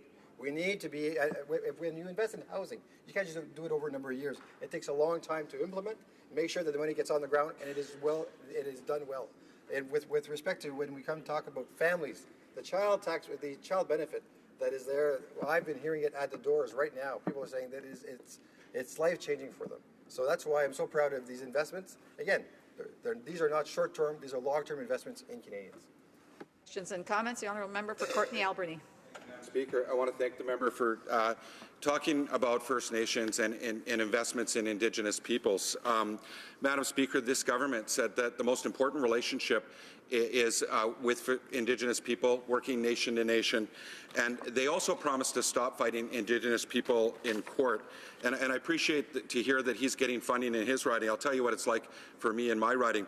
The Huu-ay-aht were awarded through the Special Claims Tribunal decision $13.8 million for breaches of duty Canada committed between 1948 to 1969. The government decided to appeal that decision instead of go with the decision made by the Special Claims Tribunal. The Nuu-chah-nulth have been fighting in the courts for a decade over their right to catch and sell fish, a right that we already know that they have. And the government has lost repeatedly. It's been thrown out in the Supreme Court twice. In fact, the Conservatives took a strategy of appeal and delay. This government is taking that same approach in dealing with Indigenous peoples. Is this the reconciliation the member's talking about? Maybe the member can talk about how much they budgeted to fight Indigenous people in court, because I'd like to know what those costs are. L'honorable député de Sudbury. Honourable Member for Sudbury. When we talk about reconciliation, we have done record amounts of investments with our First Nations, and it's a long-term relationship that we need to build back. There's no doubt that we have a past that is not something that is not to be proud of with this relationship, but it's important for us to build back that relationship. Again, it won't happen overnight. It's a long-term investment. It is a strong change that we need to make happen together, and that's why in Northern Ontario we see it firsthand. But that's why these investments are a start. It is not an end. It is a start to the reconciliation. Thank you. Questions and comments? The Honourable Member for Scarborough Centre. Thank you, Madam Speaker. I would like to thank the Honourable Member for his great speech. In my riding of Scarborough Centre, housing is a pressing issue. The stock of affordable housing is increasingly limited and in poor shape. It is our job to make sure that we don't pass this infrastructure debt to our future generations. So how, if I can ask the Honourable Member, how Budget 2017 will help to resolve this issue? Thank you. The Honourable Member for Sudbury. Thank you, Madam Speaker, and I'd like to thank my colleague for the great question. And the housing, as I said, that was the first thing, one of the first things that I did when I was elected in 2015 is to take stock where we are at with our housing issues in Sudbury, Northern Ontario. But that's across the board. It's not just a Northern Ontario thing, it's not just a Toronto thing, it's across Canada. That's why I was so proud to see in the last budget historic investments in housing. But again, it can't happen overnight. It's just not a one-time hit. We need to invest over a long period of time, over the next 10 years. People need to be reassured that there's a stable funding for housing to make a difference in the middle class and those working hard to join it. So I hear my colleague loud and clear. It's important for these investments, and this will make a big, big difference in my riding and across Canada. Thank you. Merci. Reprise au débat, resuming debate. The Honourable Member for Calgary Signal Hill. Well, thank you, Madam Speaker, and I really do appreciate the opportunity to participate today. I consider myself kind of fortunate because I'm probably going to be one of some 50 members of this House that's going to be able to stand in this House and speak to the budget because of the actions of the government invoking closure. That means that some 289 members, Madam Speaker, are not going to get a chance to speak on behalf of their constituents on this budget, and we certainly feel in the opposition that that is unfair. After the campaign that the Liberals campaigned on about openness and transparency and not using closure and not bringing forward omnibus bills, well, we see where all of those promises have gotten us, Madam Speaker. However, I want to take a few minutes to address a few of the issues in the budget. When the finance minister stood up in the House and delivered the budget, and then I was asked by the media in Calgary about my comments on the budget, I used the term that I felt it was a Seinfeld budget. It was a budget about nothing. But starting yesterday in Finance Committee, we've had the opportunity to have finance officials before the committee and start to go through the budget division by division. And one of the things that became quickly apparent was that I was wrong. It is not a budget about nothing. It is a budget about tax increases and about removal and rescinding a number of tax incentives that exist out there, Madam Speaker. I want to focus on behalf of the constituents of Calgary Signal Hill on some of the taxation measures that are in this budget document. I know there are other issues that if one had more time you could certainly debate, and I know some of my colleagues have already debated the division around removing the independency of the Parliamentary Budget Officer. I know we're going to have a debate around the infrastructure bank, so I'll leave those to other speakers. But I want to talk about some tax measures and the removal of a tax credit that I think is really unfortunate. So first, let me talk about the rescinding the transit pass credit that our government brought in a number of years ago. You know, this government likes to talk about the middle class and those who are attempting to join it. And if there was a tax relief that appealed to either the middle class or those hoping to join the middle class, it was this tax credit on the transit pass, Madam Speaker. It's only $250 for the average user of a transit pass across the country, but that is not that 1% that this government keeps talking about they're increasing the taxes on, Madam Speaker, that is a direct tax on Canada's working people and those who use public transit. And I know that the bureaucrats have told the minister that this is just a nuisance for them to administer, and so I guess we have to assume that the government is going to take the advice of the bureaucrats and not listen to those who are working Canadians every day trying to get to work on our transit system and giving them that tax credit, Madam Speaker. I think it is deplorable, quite frankly. The second tax measure that is not in this budget bill but was raised by the minister that's going to be taking place. I was told yesterday at Finance Committee there will be some probably future some consultations, and it will appear in the fall budget bill. But I would like to be part of those consultations today, Madam Speaker, and that is the reduction in the petroleum drilling incentives grant that has been in existence for a number of years.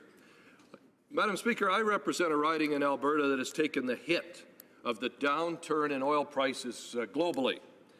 But recently, with the uptick in oil prices, we've had the opportunity that a number of companies that are in the exploration business have started resuming drilling activities, and that is putting Albertans back to work.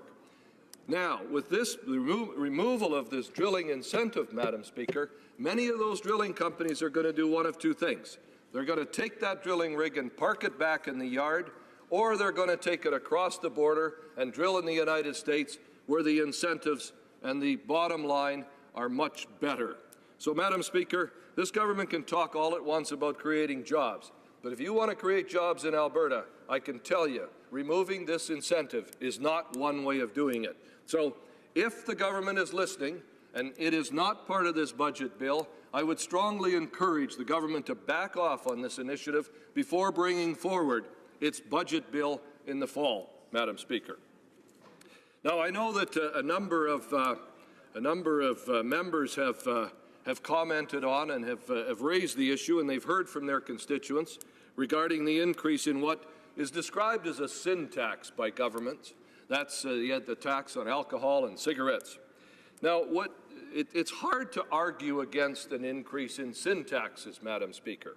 However, what the government needs to take into account is what is the spin-off effect on the increase in alcohol taxes. Well, Madam Speaker, I can tell you that the Canadian Restaurant Association has been very public about saying that they were blindsided by this, and it's going to significantly impact small businesses in this country.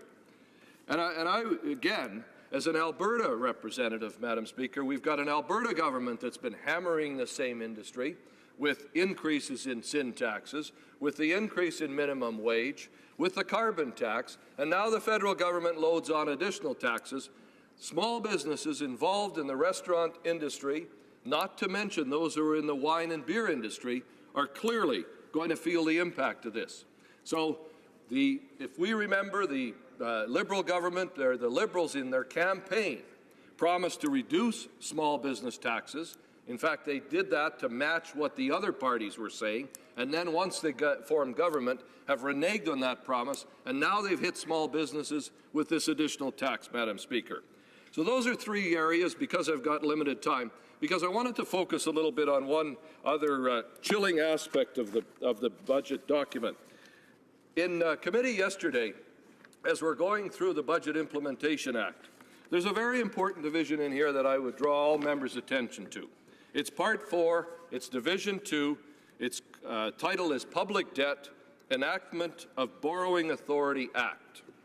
So what this particular division does is it allows the government to go out and borrow up to a maximum. This particular bill, and it's right here in the bill, allows the government to borrow up to $1.3 trillion. We're talking trillions here, Madam Speaker.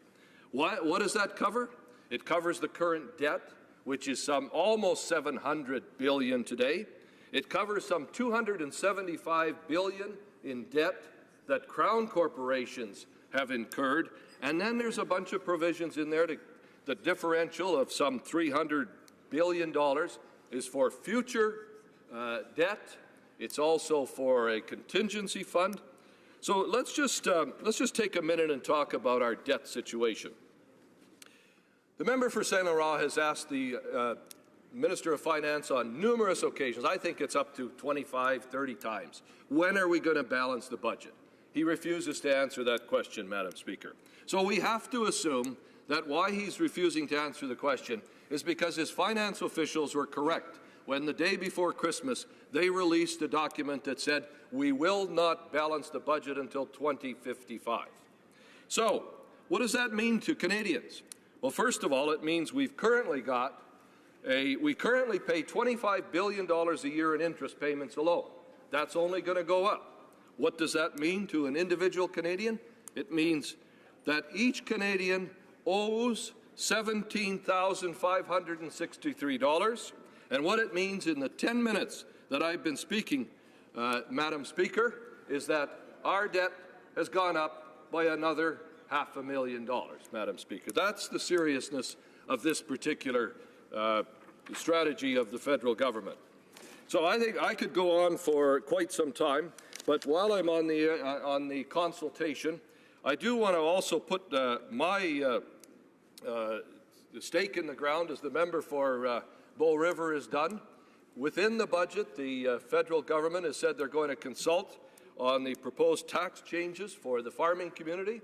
And if this is the consultation process, let's be on the record to say that clearly this is not something that the federal government should be doing.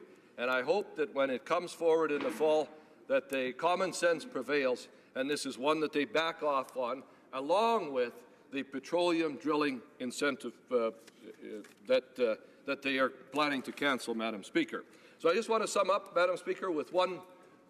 The member will be able to sum up during the questions and comments. Questions et commentaires, questions and comments. The Honourable Parliamentary Secretary to the Government House Leader. Yes, thank you, Madam Speaker. First, if I may, at the beginning, the member talked about jobs, the natural resources industry, and I want to put the challenge to the member across the way. You know, in a year and a half, this government was able not only to put into a process that would ultimately have both the environment and the economics taken into consideration in the development of pipelines, but we were also successful at getting pipelines to Tidewaters, something in which the Harper government failed at doing in over 10 years. We were able to do it in a year and a half, Madam Speaker. The member made reference to small tax, so I'd be interested in his thoughts on that, along with when he made reference to small businesses. Liberals and this minister has recognized that small business is the backbone of Canada's economy, and one of the things that we did through a middle-class tax cut is put hundreds of millions of dollars into the pockets of Canadians, thereby allowing a higher amount of disposable income. That means more consumer spending in our small businesses. Would he not agree, by putting more money in the pockets of Canadians, we are in fact supporting Canada's small business? For Calgary Signal Hill. Mr. Speaker, I challenge the member to, in our summer break, why doesn't he come out to Alberta, and I'll take him out to Bruderheim, and I'll ask him to show me where those two pipelines actually start. There is no shovel in the ground, Mr. MP. What the federal government has done is they have given approval, which was already there by the National Energy Board, and they cancelled the one that the Conservative government that was ready for construction called Gateway. So be careful on what you ask for, Mr. MP. Just remind honourable members to direct their commentary to the chair. We try to avoid the use of going into the second-person mode in the House, so we'll try to keep mindful of that. Questions and comments. The honourable member for Cowichan, Malahat, Langford. Thank you very much, Mr. Speaker, and I appreciate the member's description of this bill, referencing it to a Seinfeld show, because I think that can also be used to this government's legislative agenda for the spring so far. And you look at, the government said, well, we've had several days to debate this bill, and they completely ignore the fact that one of those days was on a Wednesday and another on a Friday, for a grand total of an hour and 15 minutes on that one particular day. But I think the government's looking at this bill, looking at the fact that we're in May, and they're getting quite worried, which is why we are operating under the yoke of time allocation. And this is all of the government's own making, because if you look at the games they played at the Procedure and House Affairs Committee, the fact that they were not agreeing with the opposition, and their entire legislative agenda for this term has been a train wreck, but it's all of their own making. So I'm wondering if the member can comment on that. Would he agree with me and provide maybe some further illustrations on their wrecked legislative agenda? Thank you. A member for Calgary Signal Hill. Well, thank you, Mr. Speaker, and I couldn't agree more, and that scares me when I'm in 100% agreement with the member from the island. However, I think there's one factor at work here. I totally agree, because I think this government wants to get this legislation passed, get out of here as quickly as they can, because they know they're under attack. They know that the Prime Minister the Ethics Commissioner is about to release her report on the Prime Minister's ill-fated Christmas vacation. So I believe this government is using closure, and I believe they're going to use it again, Mr. Speaker, in Finance Committee, because when the member for Gatineau sat on the Finance Committee in the last go-around, he brought forward a closure motion. So I'm expecting the member from Vaughan to be the next one at the next meeting of Finance Committee to be bringing a closure motion forward.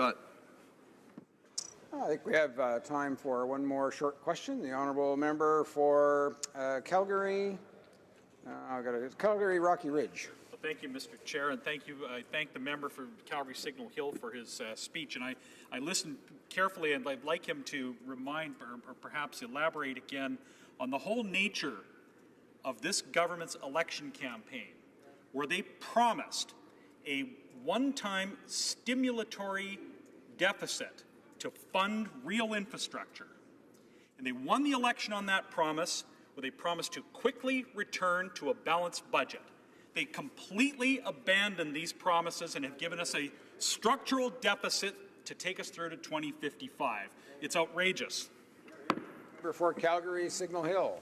Well, what's even more outrageous, Mr. Speaker, is most of those infrastructure dollars that have been budgeted for are sitting there. They're not actually being deployed into communities. I cannot name one project in southwest Calgary that is underway, that has been funded by this government.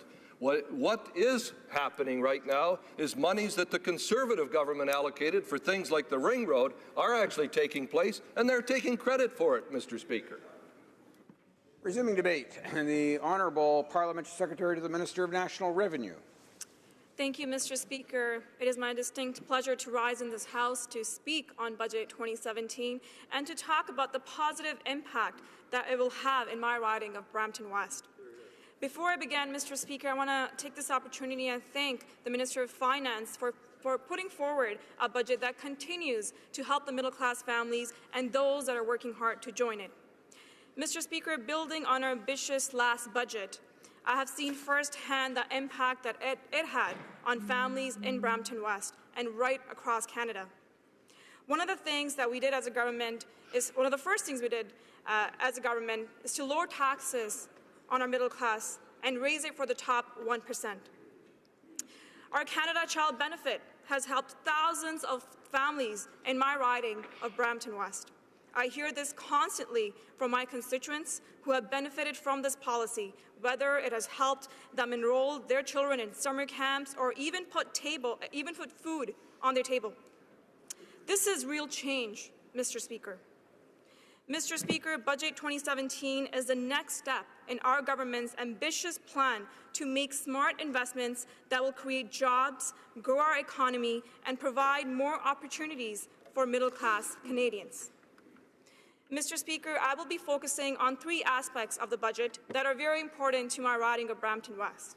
These include health care, especially mental health and the caregiver tax credit, housing, and finally, our youth. Mr. Speaker, I'd like to speak about a particular family that I met in my constituency office a few months ago, the Dillon family. They were going through a very pressing time. They were extremely stressed, knowing that Mr. Dillon's aging mother needed constant care. They told me about how Mr. Dillon had to quit his job so he could provide support to his mother and her deteriorating state. The cost for one income earner not being able to work was great. We are seeing a similar situation today with families all across Canada. Providing support to families in this situation is crucial, Mr. Speaker. As a registered nurse and as a member of Parliament for Brampton West, I'm proud to be part of a government that recognizes these extremely important challenges and takes action. Budget 2017 proposes to invest $6 billion over 10 years to provide Canadians with improved access to home, community, and palliative care services, as well as more support for caregivers. This means that more people will get the care that they need in their homes, Mr. Speaker, and that more families will be getting more support from their government. Right now, Canadians who are caring for loved ones face a caregiver credit system that is very complex and difficult for families to navigate. So we have simplified it by introducing the Canada Caregiver Credit. This new non-refundable credit will provide greater support to those in need and will apply to caregivers whether or not they live with the family member who's receiving the care. This measure will provide $310 million in additional tax relief and will support families struggling to take care of their loved ones. I know how significant this investment is for families like the Dillon family in my community.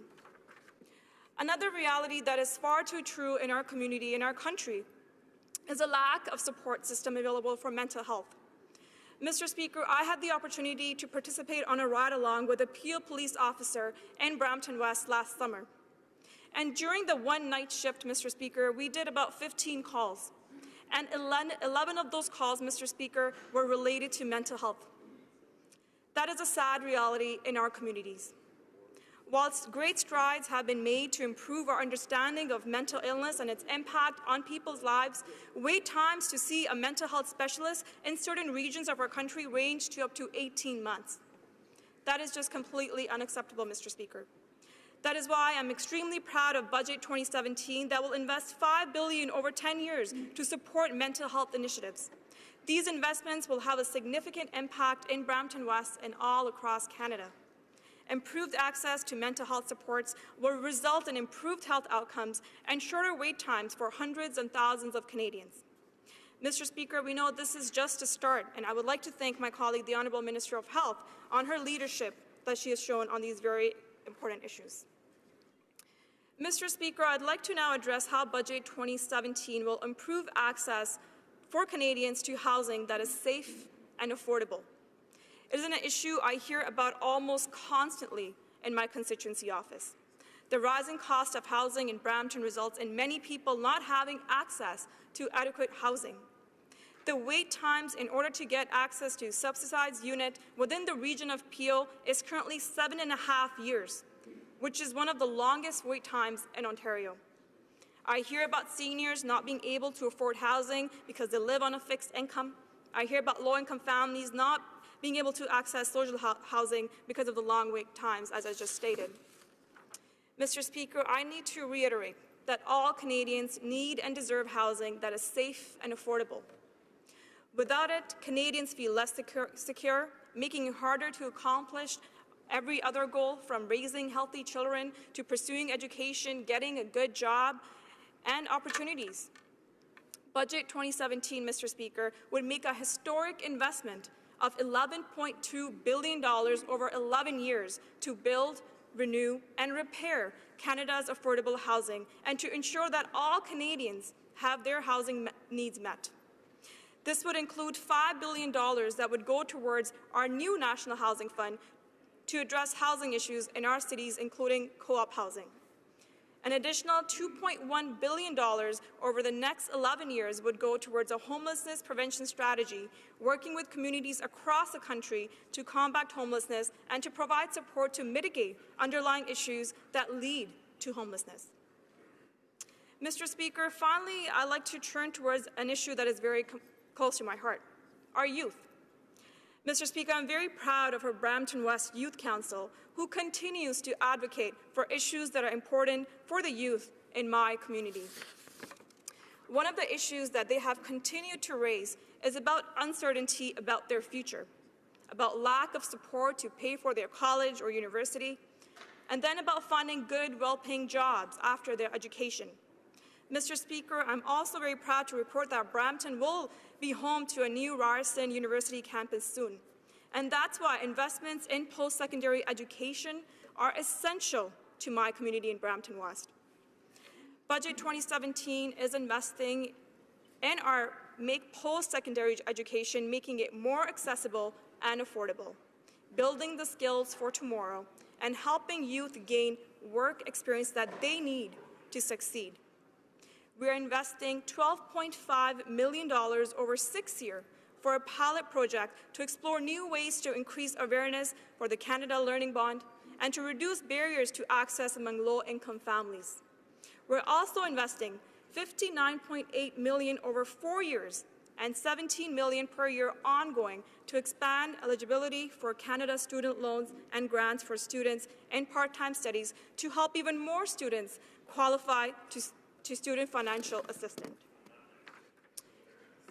To build the skills of tomorrow, Mr. Speaker, we are committing to providing $10.8 million over 5 years for hands-on learning experiences to introduce diverse groups of young Canadians to the power and potential of science, technology, engineering, and mathematics fields, as well as investing $50 million over 2 years for a program to provide coding and digital skills education to more young Canadians. To help youth gain work experience, Mr. Speaker, there will be an investment of $395 million over 3 years in the Youth Employment Strategy for additional employment and skills development opportunities for our youth. These investments will ensure that our youth is able to access every opportunity possible now and in the future, Mr. Speaker, and I'm extremely proud of that. Mr. Speaker, these are just some of the initiatives in Budget 2017 that will have a significant impact in my community of Brampton West. I'm very proud of our government, our finance minister, and our prime minister that really listened to Canadians and put forward a budget that has taken steps to address the real challenges and issues that every Canadian is facing every day. I'm proud to support this budget on behalf of the constituents of Brampton West, and I hope that my honourable colleagues from all across will do the same. Thank you, Mr. Speaker. Questions and comments. The honourable member for Yorkton Melville. Thank you, Mr. Speaker. I'm not sure if the member was in the House this morning when the Minister of Finance was giving his rationale for why they needed to invoke closure on the budget.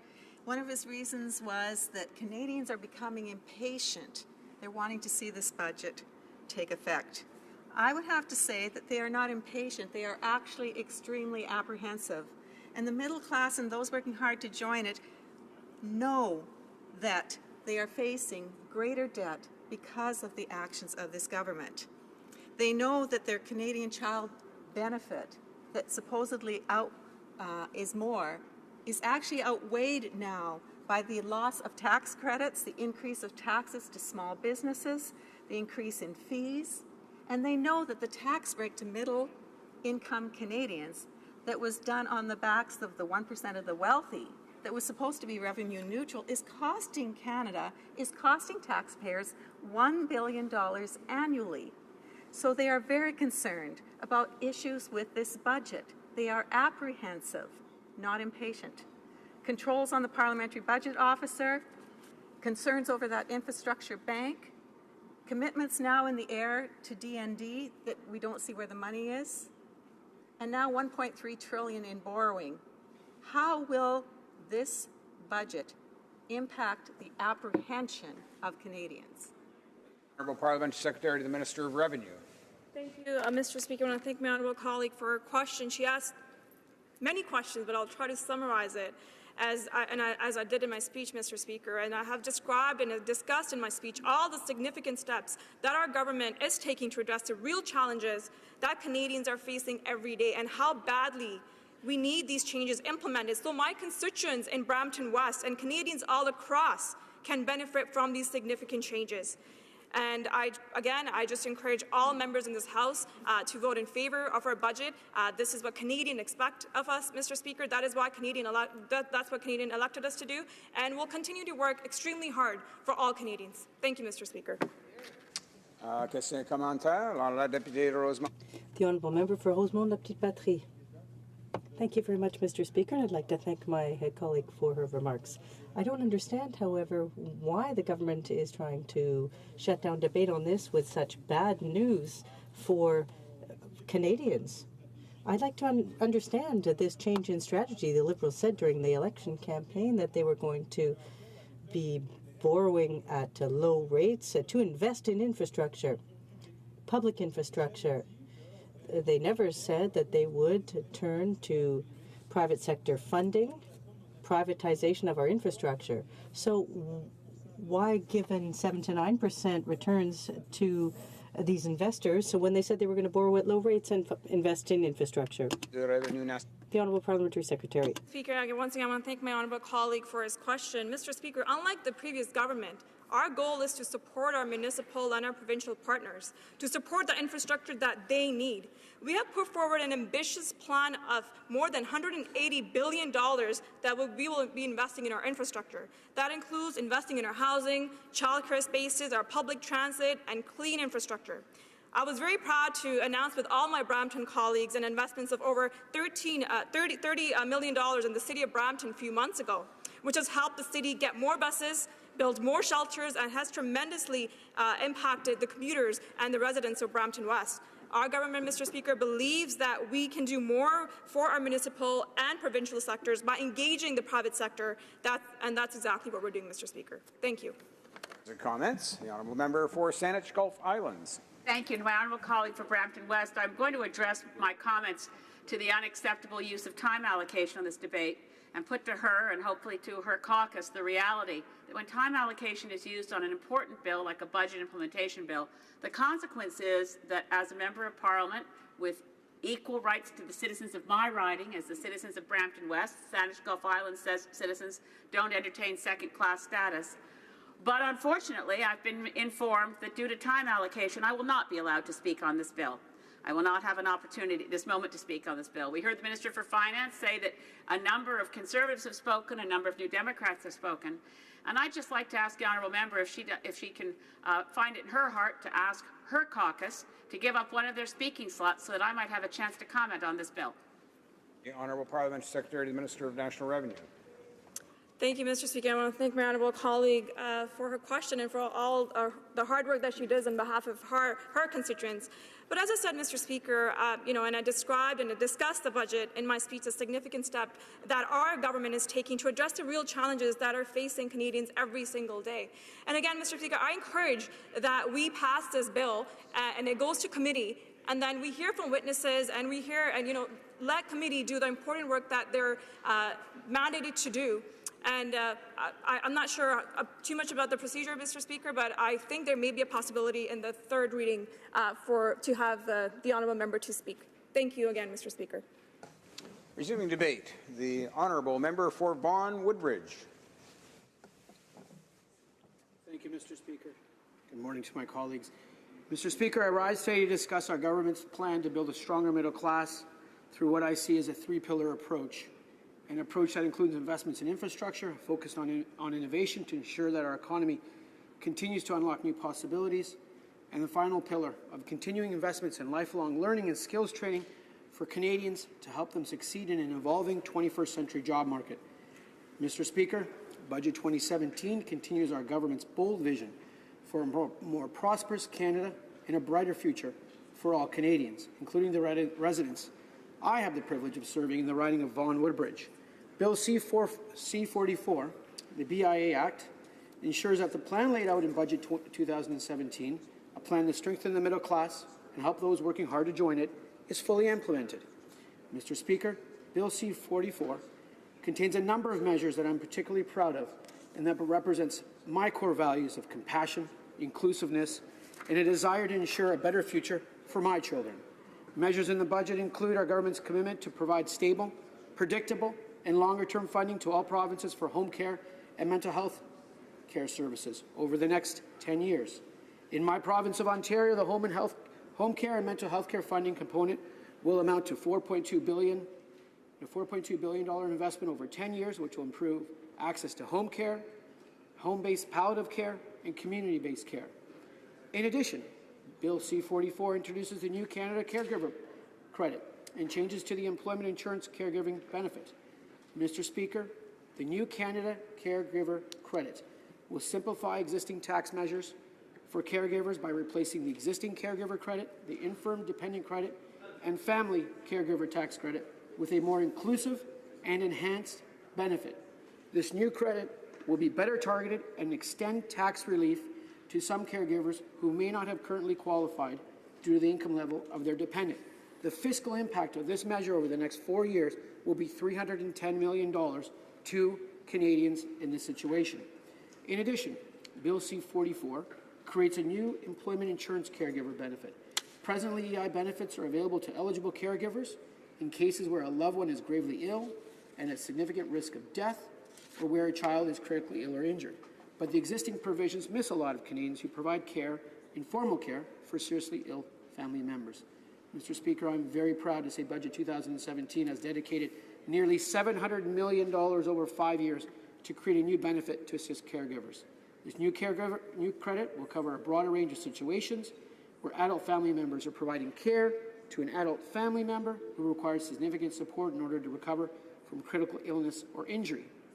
Mr. Speaker, I wish to focus the majority of my remaining time and remarks on our government's historic plan for the investment in infrastructure, a plan that commits nearly $180 billion plus in investments over the next 12 years.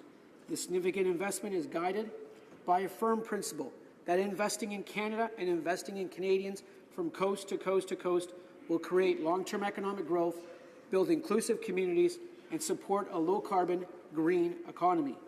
Mr. Speaker, our government was elected on a platform that committed to making significant investments in infrastructure, a plan which included the development of an infrastructure bank. I'm pleased to say that Bill C-44, the Budget Implementation Act, creates the new Canadian Infrastructure Bank, which will oversee the investment of approximately $15 billion in infrastructure projects.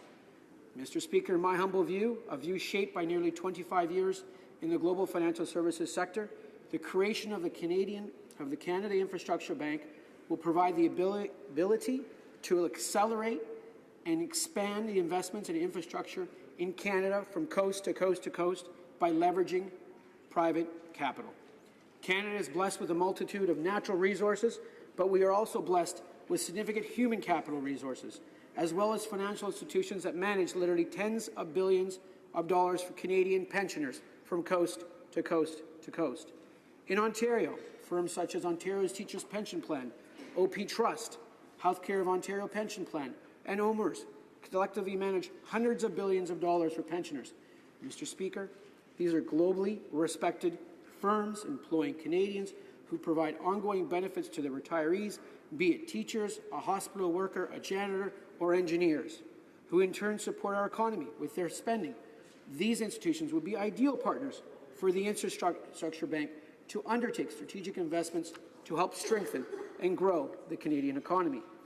I cannot understate the importance of the Canadian Infrastructure Bank as a new and innovative financing tool to help public dollars go further and help build infrastructure projects in Canadian communities. Mr. Speaker, for Canada and all Canadians to succeed, we must be innovative. We must foster an economy that is flexible, adaptive, and one that responds to technological change and globalization. An economy that will lift literally millions out of poverty and one that does not leave anyone behind. It is one of Canada's core national values and our obligation as a government to ensure that no Canadians are left behind and that they will have the skills and tools necessary to thrive in the 21st century. The creation of the Canadian Infrastructure Bank is a tool that will create good middle-class jobs and ensure a brighter future for all Canadians. Mr. Speaker, let me say again that our plan to invest nearly $180 billion in infrastructure over the next 12 years is historic. I'd like to close by outlining some of our commitments contained in C-44 and Budget 2017. It's $29 billion for public transit, to build new transit networks and services connections to get people to work and home again quicker, in the evenings to their families, or in my case, to my daughter's swimming lessons. This year, Mr. Speaker, the City of Vaughan and my riding will see the benefits of our government's infrastructure investments with the Toronto-York Spadina subway extension set to begin operation. The TYSSE is already transforming the City of Vaughan with the development of a revitalized city centre that will eventually be home to approximately 30 to 40,000 new residents and nearly 20 million square feet of new office, commercial and residential space.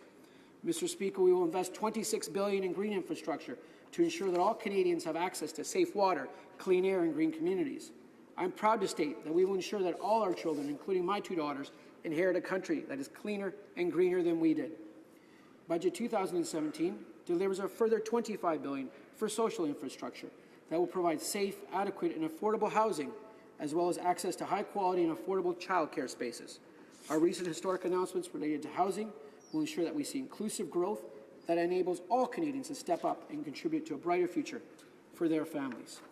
$10 billion for trade and transportation corridors that will provide safe and sustainable and efficient transportation systems and allow Canadian companies to access global markets, creating more jobs, high-paying jobs for middle-class Canadians.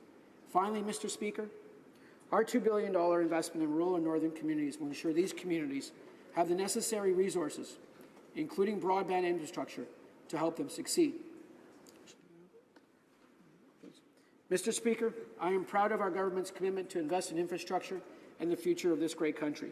It is the right thing to do, and Bill C-44, the Budget Implementation Act, is the beginning of the implementation of Budget 2017 and is the right legislation to ensure a stronger, more prosperous middle class, to ensure that those that are working hard to join it do so, and to ensure the future and prosperity of all our children, including, again, my daughters, Natalia and Eliana, who are at school today, have a bright future ahead of them. Thank you, Mr. Speaker, for your time. Questions and comments? Commentaire, the honourable member for Provencher. Thank you, Mr. Speaker, and I want to thank the honourable member for talking about the Budget Implementation Act, and in particular for talking about this new infrastructure bank. Coming from the financial industry, he should be well versed in how this bank will operate. But from the outside looking in, it appears as though this bank will best serve liberal fundraisers. It will serve hedge fund organizers and really another opportunity to pad the pockets of liberal elites. I'm wondering why, instead of disbanding the Canada Savings Bond program, why the Liberals wouldn't rather have chosen to build on that program, providing every ordinary everyday Canadians, the middle class, those working hard to join the middle class, an opportunity to invest their hard-earned dollars into Canada Savings Bonds, which could have funded this bank instead of all their billionaire friends. With interest rates the way they are in the banks today, a Canada Savings Bond that would generate the kind of returns that their Liberal buddies are going to expect could have served hardworking Canadians very well. Member for Vaughan Woodbridge. I thank my colleague from Provencher, if I said that correctly. I like to say this. Before I became a member of Parliament and before I entered into financial services, I worked at McDonald's as a kid. I worked at a pulp mill growing up in northern British Columbia, and I cleaned fish as a fish filleter in northern British Columbia. So I know very, very well how hard Canadians work day in and day out. And I take a great offense to this word elite. I'm not an elite. I worked very hard my entire life. My parents came here as immigrants, and we worked, whether it was cleaning, whether it was working at a fish plant, or my mother working as a dietitian, or my dad working at a pulp mill in northern BC as a carpenter and sheet metal worker roofer. So I do take offense to that. What I will say is the infrastructure bank will invest in projects from coast to coast to coast. That is a target. We will leverage private capital to ensure that this is done in a way that respects taxpayer dollars, that respects Canadians' rights, but we will do it with institutions in Canada that will allow us to undertake projects and to accelerate investments in infrastructure. Thank you, Mr. Speaker.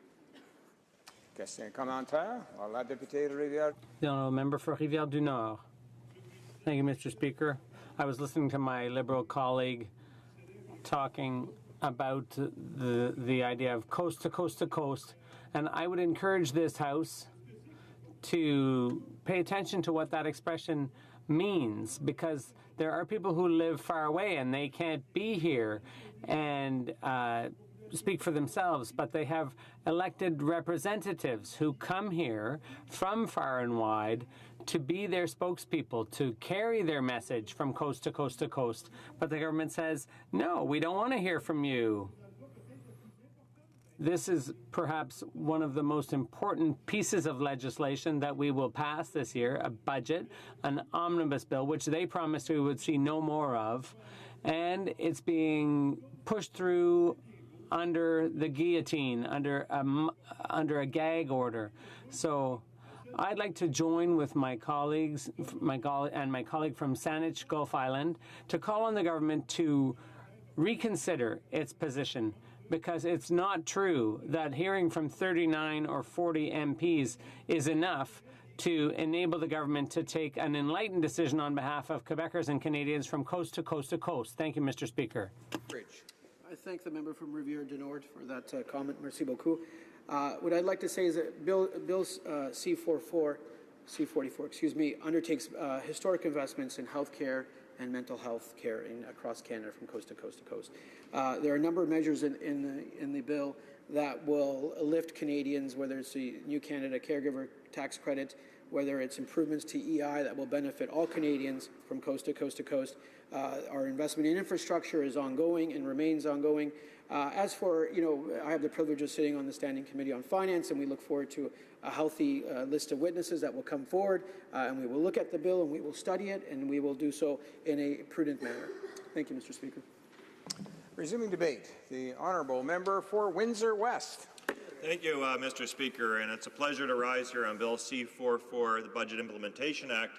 And I think it is important to acknowledge, Mr. Speaker, that time allocation has been moved by the government on this bill, something that when the Liberals were in this particular section of House of Commons screamed from the highest rooftops that this was undemocratic. Yet they are moving closure at record pace, even over the Harper administration. And it's unfortunate, Mr. Speaker. So what that means to the practical person that is watching debates here at home is that you will have members that will not have the chance to talk about how the budget impacts them, their ridings, and the general country. And so that is just done for expediency. Same with this being what's called an omnibus bill, Mr. Speaker, is that essentially for the omnibus approach is it's a lazy style of government. So it's kind of like simply not having to move things through the proper parliamentary process and procedure to get things done. So in layman's term, it basically means let's just shove it all into one big giant box and then shove it out the door, versus that of actually going through things individually and making sure legislation is done properly.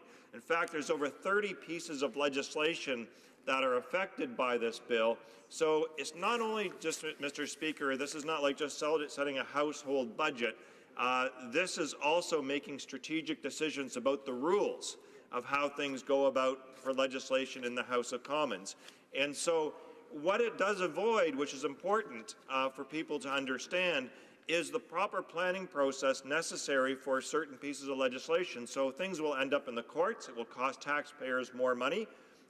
Things will not get the review necessary. So you will have businesses, you'll have environmental issues, you'll have consumer issues that are all impacted because the Liberals are just, quite frankly, too lazy to send this to committee. And it's unfortunate, Mr. Speaker, because if you looked at the pure record of this government coming in, we have the underutilization of committee capacity, being we have very little legislation that's come through here. So there's plenty of people and organizations that do want to provide input.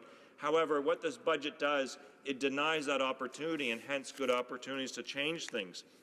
And so what I do want to talk about, Mr. Speaker, is a couple of things in the budget bill that relate to issues that I have been working on here, which I think are very important, not only just to Canadian taxpayers, but my constituency and the country.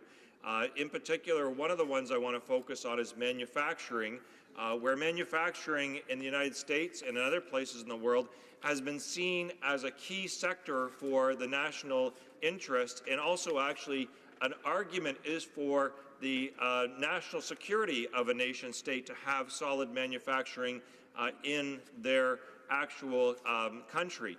So we start by this government's approach to manufacturing as not being the healthiest one in terms of even the Prime Minister, who went through in Southern Ontario and London, Ontario in particular, he singled that out in that region, saying that basically that was past and beyond what should be done, and we need to find different ways.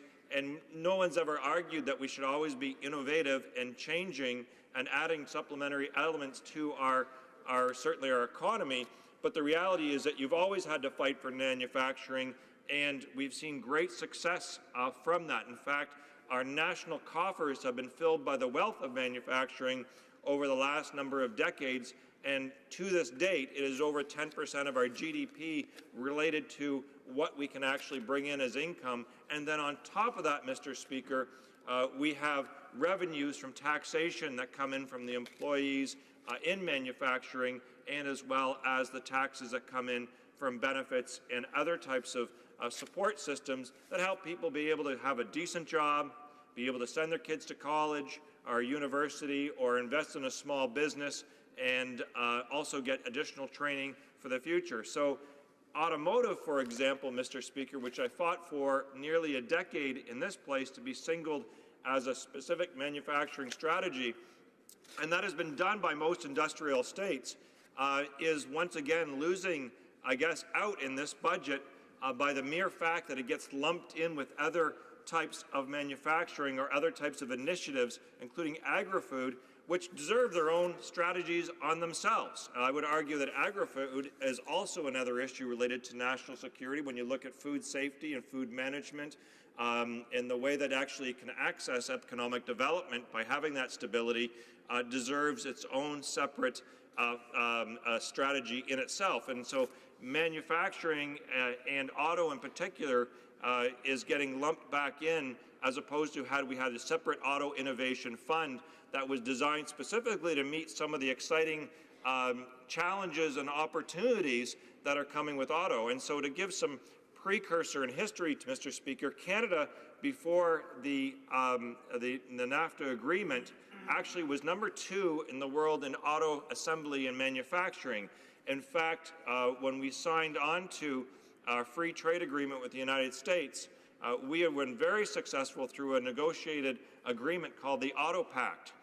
That required assembly and manufacturing in this country that had unprecedented levels, because we tapped into the skill set of Canadian employees and also exported that type of a manufactured thing, being the automobile, to many parts of the world, but predominantly being the United States. And we created quite a system of wealth and education, training, expertise, industrial development, and also innovation that was critical. And so over the free trade agreement, we were in NAFTA, we were challenged with regards to our Auto Pact agreement, and we lost that challenge. And at that time, the Liberals didn't even bother taking us to another secondary challenge for that, to the WTO. We just abandoned it, which you can imagine, Mr. Speaker, is quite shocking in the sense that almost every other country will always fight to the end for something. But not only did they sign us to an agreement that killed our dominance in that, but it also, what it did is it showed that they just simply gave up. And that's a historical problem that we've had with this party. Now, what's taken place in this particular budget is a shifting away from a special fund of $500 million that we have received to that, and then also an auto parts manufacturing fund being lumped in together with other elements. Now, to be fair, the government has increased the overall amount of money going into that fund. It is very small compared to our competitors being into the south and also to Mexico and other places we compete against the world, but it did go up somewhat. The problem is, Mr. Speaker, is that they've opened up the amounts of types of different qualifications of that fund. So now we have, instead of a special designated fund with over $600 million of access for innovation, and especially with the industry, when we're looking at autonomous vehicles, we're looking at the issues related to hybrids and electric vehicles. We're looking at the fact that Canada has not had a greenfield, being a brand new auto plant manufacturing development in over 15 years. There are significant challenges that we have to begin with. So With all those things put together, we have abandoned that type of approach. And I will still champion that to this day, Mr. Speaker, that we continue to fight for auto manufacturing jobs and we continue to fight for their benefit, especially right now, because they are, Mr. Speaker, what Canadians want. They do want to be able to work at a stable employment environment that has decent wages for the amount of effort and education and training that you put into it. They're going to have benefits that you can actually live your life and make sure if there's health issues that you and your family have, they'll be paid for back for. Value-added industry where you have a connection, a personal relationship with the fact that you can take pride in the work that you do and contribute to the overall economy. And, Mr. Speaker, they actually have accountability. When we look at this past May month, we have so many workers last year that did not come home safely to their job like they should every single day. Some children went without fathers and mothers because they didn't safely get home because of industrial developments and accidents, whereas the jobs that we know, at least in the auto sector, in the past with the representation is at least there's some accountability there and a working relationship to improve those things. So we have lost out on those types of opportunities because of a lack of industrial strategy. And, Mr. Speaker, I would say this, is that that's what Canadians are asking for. They're asking to be part of a greater communal effort to improve the quality of life, to rise the quality of life for the middle class, and this budget is failing in many respects because it is abandoning the strategies necessary to do so. And I think that at the end of the day, when we look at this watering down that's taking place and this one specific element I've talked about here today in terms of the auto manufacturing issues, is that it's a missed opportunity given the industrial development, the advances environmentally and economically in the industry, and for that I cannot support this budget. Questions and comments. Question commentaire, the honourable member for Nepean. Thank you, Mr. Speaker. I would like to ask my honourable colleague this question. Ontario Chamber of Commerce in the recent Ontario Economic Outlook report that was published in February pointed out the first major concern for small businesses, medium businesses and large businesses in Ontario is recruiting staff. That is the major concern. Amongst the top 7 concerns included the concern regarding the infrastructure investments, the concern regarding the training of the workforce, etc. And we have invested quite a bit of money onto innovation, which is going to boil down, replace some of the industrial jobs that we have lost in the past, but invest more towards the innovation, more towards the advanced manufacturing in this country. What is the comment on that? The honourable member for Windsor West.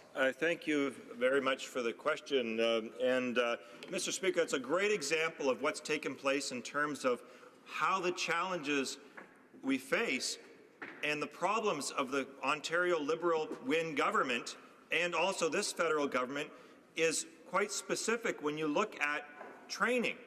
And here's how it works, Mr. Speaker, is that, say, for example, in my area where we have manufacturing, tool and die mold making, policies of the Liberals and the lack of support to keep a middle class working and functioning has been the offloading of training and the educational expense of that onto students and young people to such a level that if they go into many workplaces and training places, be it college or university, they are paying for their education well beyond what their career could gain them once they actually get through that education. So tool and die mold making, which is actually getting a resurgence in, say, for example, my area, is a challenge to get workers to get into them right away because they know that potentially the cost of their education is so high and so burdensome that it intimidates them from getting there. So employers and the government need to do more to make sure students aren't burdened entirely by this landslide of debt to actually enter the workforce. Questions and comments. Question commentaire, the honourable member for Oxford. Thank you, Mr. Speaker.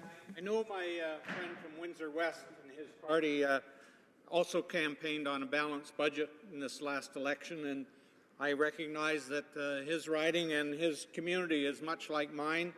I have 2 automotive assembly plants and a medium-sized truck assembly plant, and a lot of suppliers in that whole field. Very recently, General Motors has announced the layoff of 600 people from one of those plants.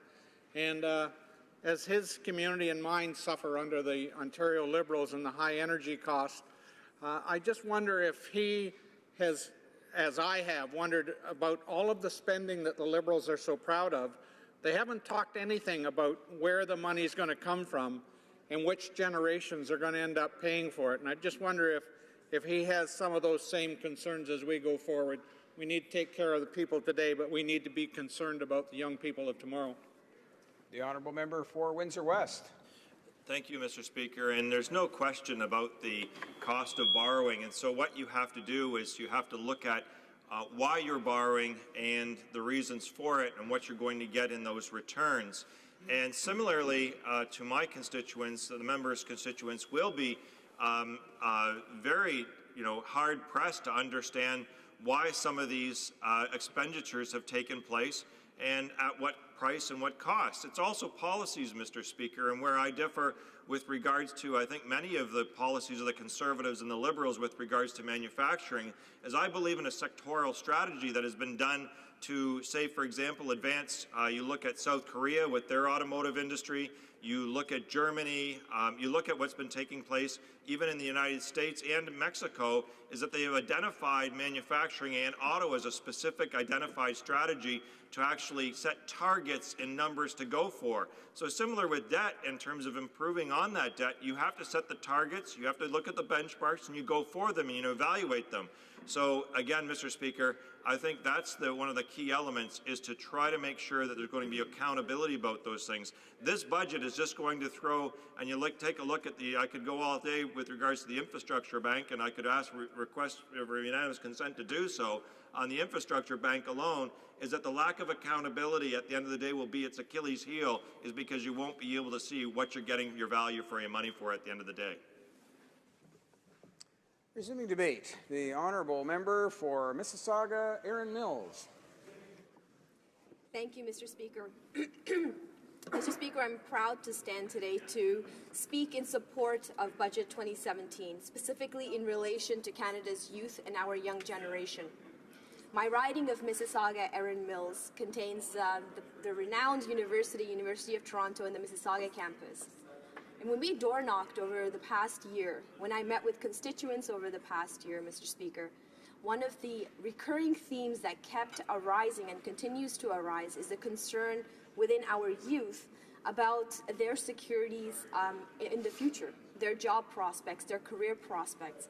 So I'm very happy that Budget 2017 addresses all of this. Young Canadians will be the ones who drive the future growth of Canada's economy. Yet too many struggle to complete the education they need to succeed now and in the future. Even young Canadians who do well in school can find it difficult to get the practical work experience they need to find and keep good, well-paying jobs after graduation. To help young Canadians succeed, Budget 2017 proposes a number of measures that will help create good, well-paying jobs and support young Canadians as they transition into the workforce. Canadian youth have the talent and the drive to succeed in the labour market.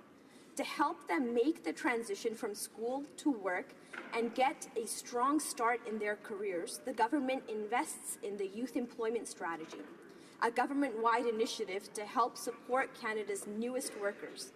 Last year, the government announced new investments in the Youth Employment Strategy and the Canada Summer Jobs Program, which helps to create short-term job opportunities for students between the ages of 15 and 30. This initiative specifically created hundreds of jobs for students in my riding of Mississauga, Erin Mills. These investments are supporting the creation of over 5,000 opportunities for young Canadians under the Skills Link stream, which helps vulnerable youth overcome barriers to employment. Nearly 2,500 new green jobs that help young Canadians learn about their natural environment and contribute to economic growth in the environmental sectors. Additional job opportunities for young Canadians to work in the heritage sector through the Young Canada Works program. To further expand employment opportunities for young Canadians, Budget 2017 proposes to provide an additional $395.5 million over 3 years, starting in 2017-2018, for the Youth Employment Strategy. Combined with Budget 2016 measures, these investments will help more than 33,000 vulnerable youth develop the skills they need to find work or go back to school, create 15,000 new green jobs for young Canadians, and provide over 1,600 new employment opportunities for youth in the heritage sector. Budget 2017 presents youth with a new and ambitious approach to work-integrated learning. Cooperative education and work-integrated learning programs, such as the ones offered by various universities in Canada, are a proven way for students to get the work experience they need to build their resumes and build a network of professional contacts. To create new co-op placements and work-integrated learning opportunities for post-secondary students enrolled in science, technology, engineering, and mathematics, or STEM for short, and business programs, Budget 2016 provided $73 million over 4 years for job-creating partnerships between employers and interested post-secondary institutions. This investment is expected to create up to 8,700 new work-integrated learning placements over the next 4 years, making more opportunities available to young women and men interested in STEM. Young Canadians are curious, talented, entrepreneurial, and well-educated, traits that make them well-positioned to deliver the next great breakthrough in science, technology, engineering, and mathematics. In order to unlock this potential, young Canadians need to have equal access to the formative experiences that can spark new ideas and inspire careers in these important fields. This is especially true for those young Canadians who are traditionally underrepresented in the STEM fields, including women and Indigenous peoples. The Promo Science program helps to introduce diverse groups of young Canadians to the power and potential of these exciting fields through hands-on learning experiences such as space camps and conservation projects. To support these efforts, Budget 2017 proposes to invest $10.8 million over 5 years, starting in 2017-2018, to allow Promo Science to support more STEM learning activities for Canadian youth, in particular underrepresented groups. Teachers also play an important role in keeping students engaged in formal STEM learning and in developing the culture of innovation that Canada needs today and in the future. Budget 2017 proposes to invest $1.5 million over 5 years, starting in 2017-18, to expand the Prime Minister's Awards for Teaching Excellence to include 17 new STEM-themed awards. These awards will recognize teaching excellence and allow for broad sharing of teaching practices at the national level. To help more Canadians learn about and celebrate extraordinary accomplishments in research excellence, Budget 2017 also proposes to create a new Prime Minister's Gold Medal. This award will recognize scientific excellence and bring greater international acclaim to Canadian scientists and researchers. To create even more work-integrated learning opportunities for Canadian students, the government announced to renew and expand federal funding for MyTax, a not-for-profit organization that builds partnerships between industry and educational institutions. Budget 2017 proposes to provide $221 million over 5 years, starting in 2017-18, to achieve this goal and provide relevant work experience to Canadian students. This investment in MyTax work-integrated learning programs will help deliver 10,000 internships per year to post-secondary students. Merrick Gertler, the president of University of Toronto, celebrated this investment and added that the Government of Canada is to be commended for this investment in Canadian talent through this program. It will provide career-building opportunities for graduate students and postdoctoral fellows, and top-quality expertise for businesses and other organizations. These are key factors in building our country's capacity for innovation and in driving our long-term prosperity. In addition, Mr. Speaker, Budget 2017 is set to renew investments in Pathways to Education Canada. Each year, too many young Canadians drop out of high school, often because they don't have access to the basic supports needed to succeed in school. To help these young students, the government provides support to Pathways to Education Canada, a charitable organization that helps youth in low-income communities across Canada complete high school and successfully transition into post-secondary education and employment. Budget 2017 proposes to renew the government's support for Pathways to Education Canada by providing $38 million over 4 years, starting in 2018-19. With this renewed funding, Pathways to Education Canada will provide more vulnerable youth with the supports they need to succeed in school, including tutoring, career mentoring, and financial help such as scholarships and internships. Furthermore, Mr. Speaker, Budget 2017 provides solutions to reducing employment barriers for First Nations youth living on reserve. First Nations youth on reserve face unique challenges to enter the labor force. It is important that youth have the supports they need to access employment opportunities so that they can begin careers that will benefit them over the course of their lifetimes. To help First Nations youth acquire better pre-employment skills, access education and training, and overcome barriers to employment, Budget 2017 proposes to invest $39.2 million in 2017-18 to provide case management services for youth living on reserve. Mr. Speaker, Budget 2017 takes the next step in the government's long-term economic plan, understanding that in the face of unprecedented changes, a confident Canadian middle class and an empowered youth will always be at the beating heart of our country and the engine of our economy. Thank you, Mr. Speaker. Questions and comments. Questions et commentaires. La députée Louise. The Honourable Member for Louis Saint-Laurent. Thank you, Mr. Speaker, and I'd like to thank my colleague for her important and interesting speech. My colleague making a lot of emphasis about youth and young generation. It's important to invest in them. We do agree, but we do not share the same attitude of the actual government because, you know, Madam Mr. Speaker, when you borrow money, you will send the bill to the next generation.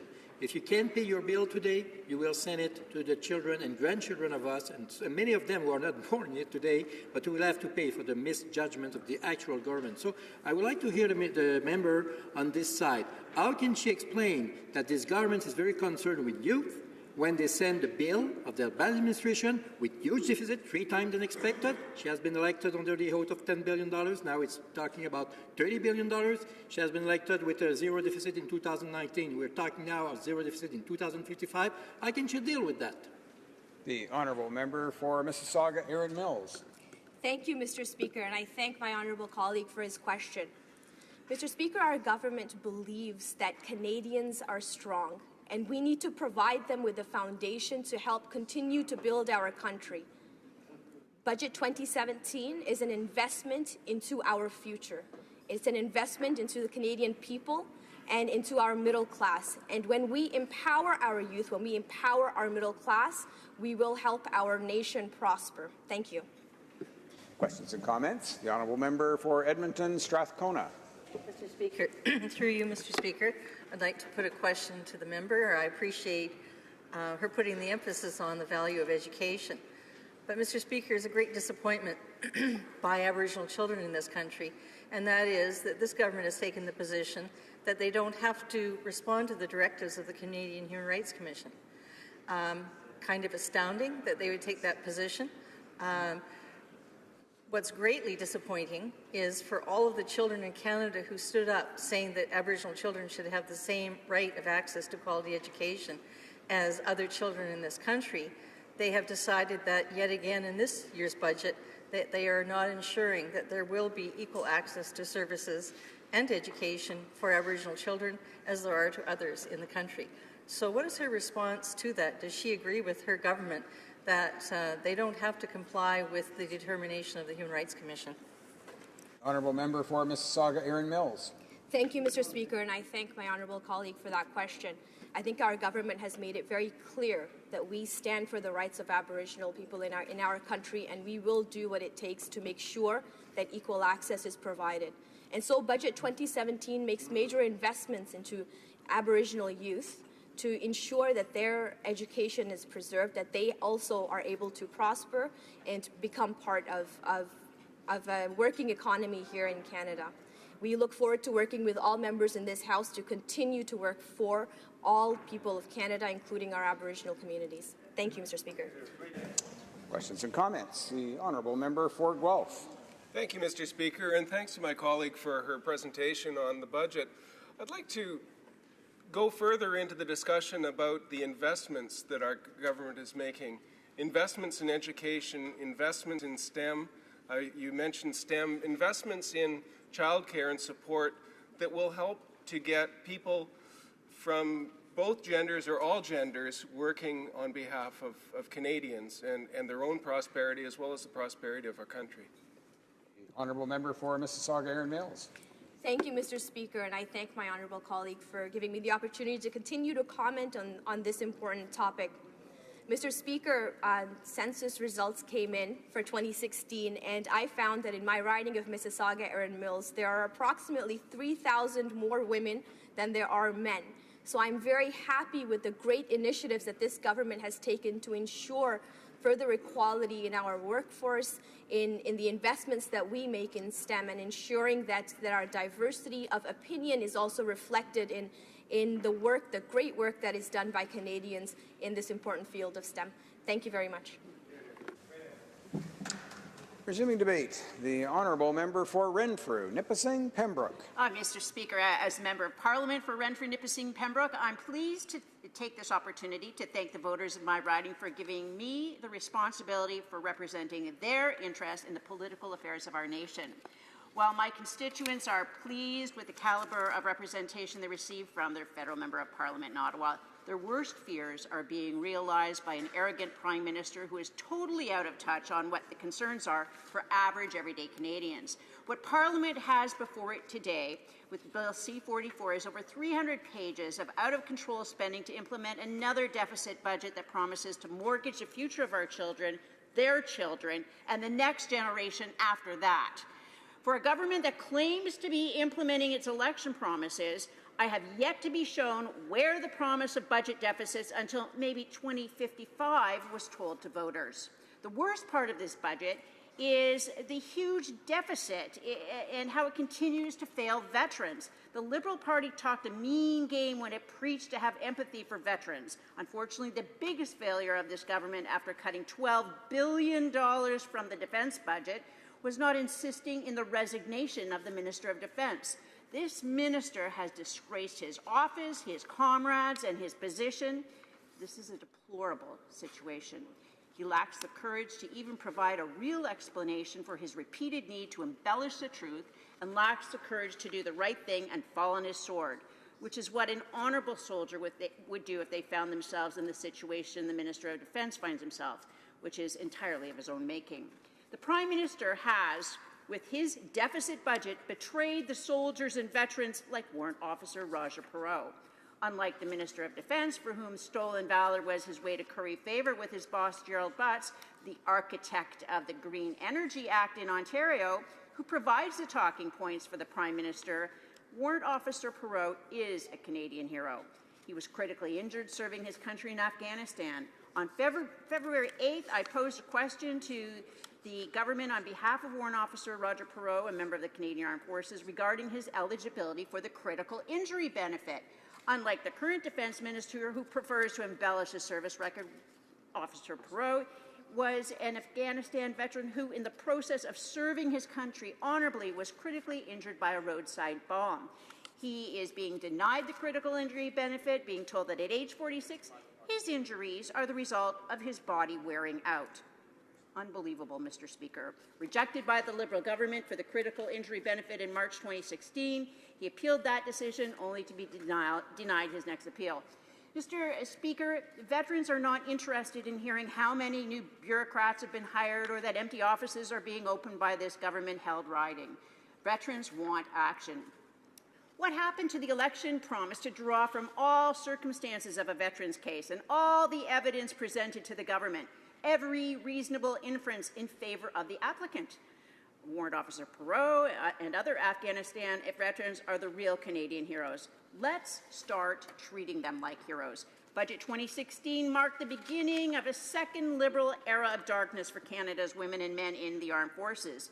The decision to relocate or reprofile, which is Liberal speak for cut $8.5 billion in defence allocations in Budget 2017, in addition to the previous cuts, confirms the worst fears of our women and men in uniform. Canada's veterans are being told, just wait. Tomorrow and the next budget will fix everything. The tomorrow budget. Well, Mr. Speaker, tomorrow never comes. It's a false economy to plan on denying veterans benefits with the expectation that the veterans will eventually give up fighting for what they're entitled to receive. In addition to the treatment of veterans, this budget fails Canadians by what it hides from Canadians. What's not explained to Canadians with this budget, and so much of what this government is doing behind the backs of Canadians, is the real impact of plunging this country into a series of massive deficits in pursuit of Agenda 2030, the radical UN climate agenda that is bankrupting individual Canadians and causing massive financial hardship. Canadians are asking where the line item is in this budget bill to compensate for losses, damages, and the destruction of private property due to environmental policies that have not been properly costed, including a proper cost-benefit analysis.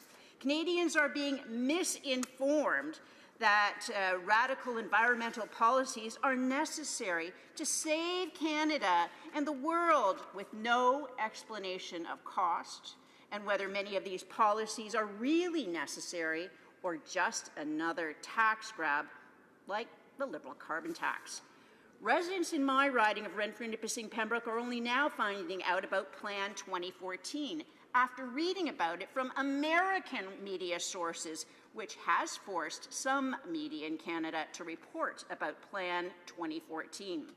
Plan 2014 was an agreement signed by the dying Obama U.S. administration after the recent American-U.S. election, but ratified before the new president had taken office. It was signed on December 8, 2016, the day the lame duck U.S. Vice President Joe Biden showed up in Ottawa for a visit shrouded in secrecy and speculation as to the true nature of his trip. Plan 2014 was never brought before Parliament. There was no discussion or debate regarding the cost, including who would pay for the losses. The plan contains no promises or built-in provisions for more federal or state aid to deal with problems it might cause. This treatment is quite different from the treatment given by the Liberal government and this finance minister to nations in Africa, who are given billions of Canadian dollars, taxpayers' dollars, to fight climate change in their countries. Biden's official readout for his Ottawa visit stated, combating global climate change and other things. The Plan 2014 agreement changes a regulating system that had been in place on the Great Lakes and the St. Lawrence River since 1958.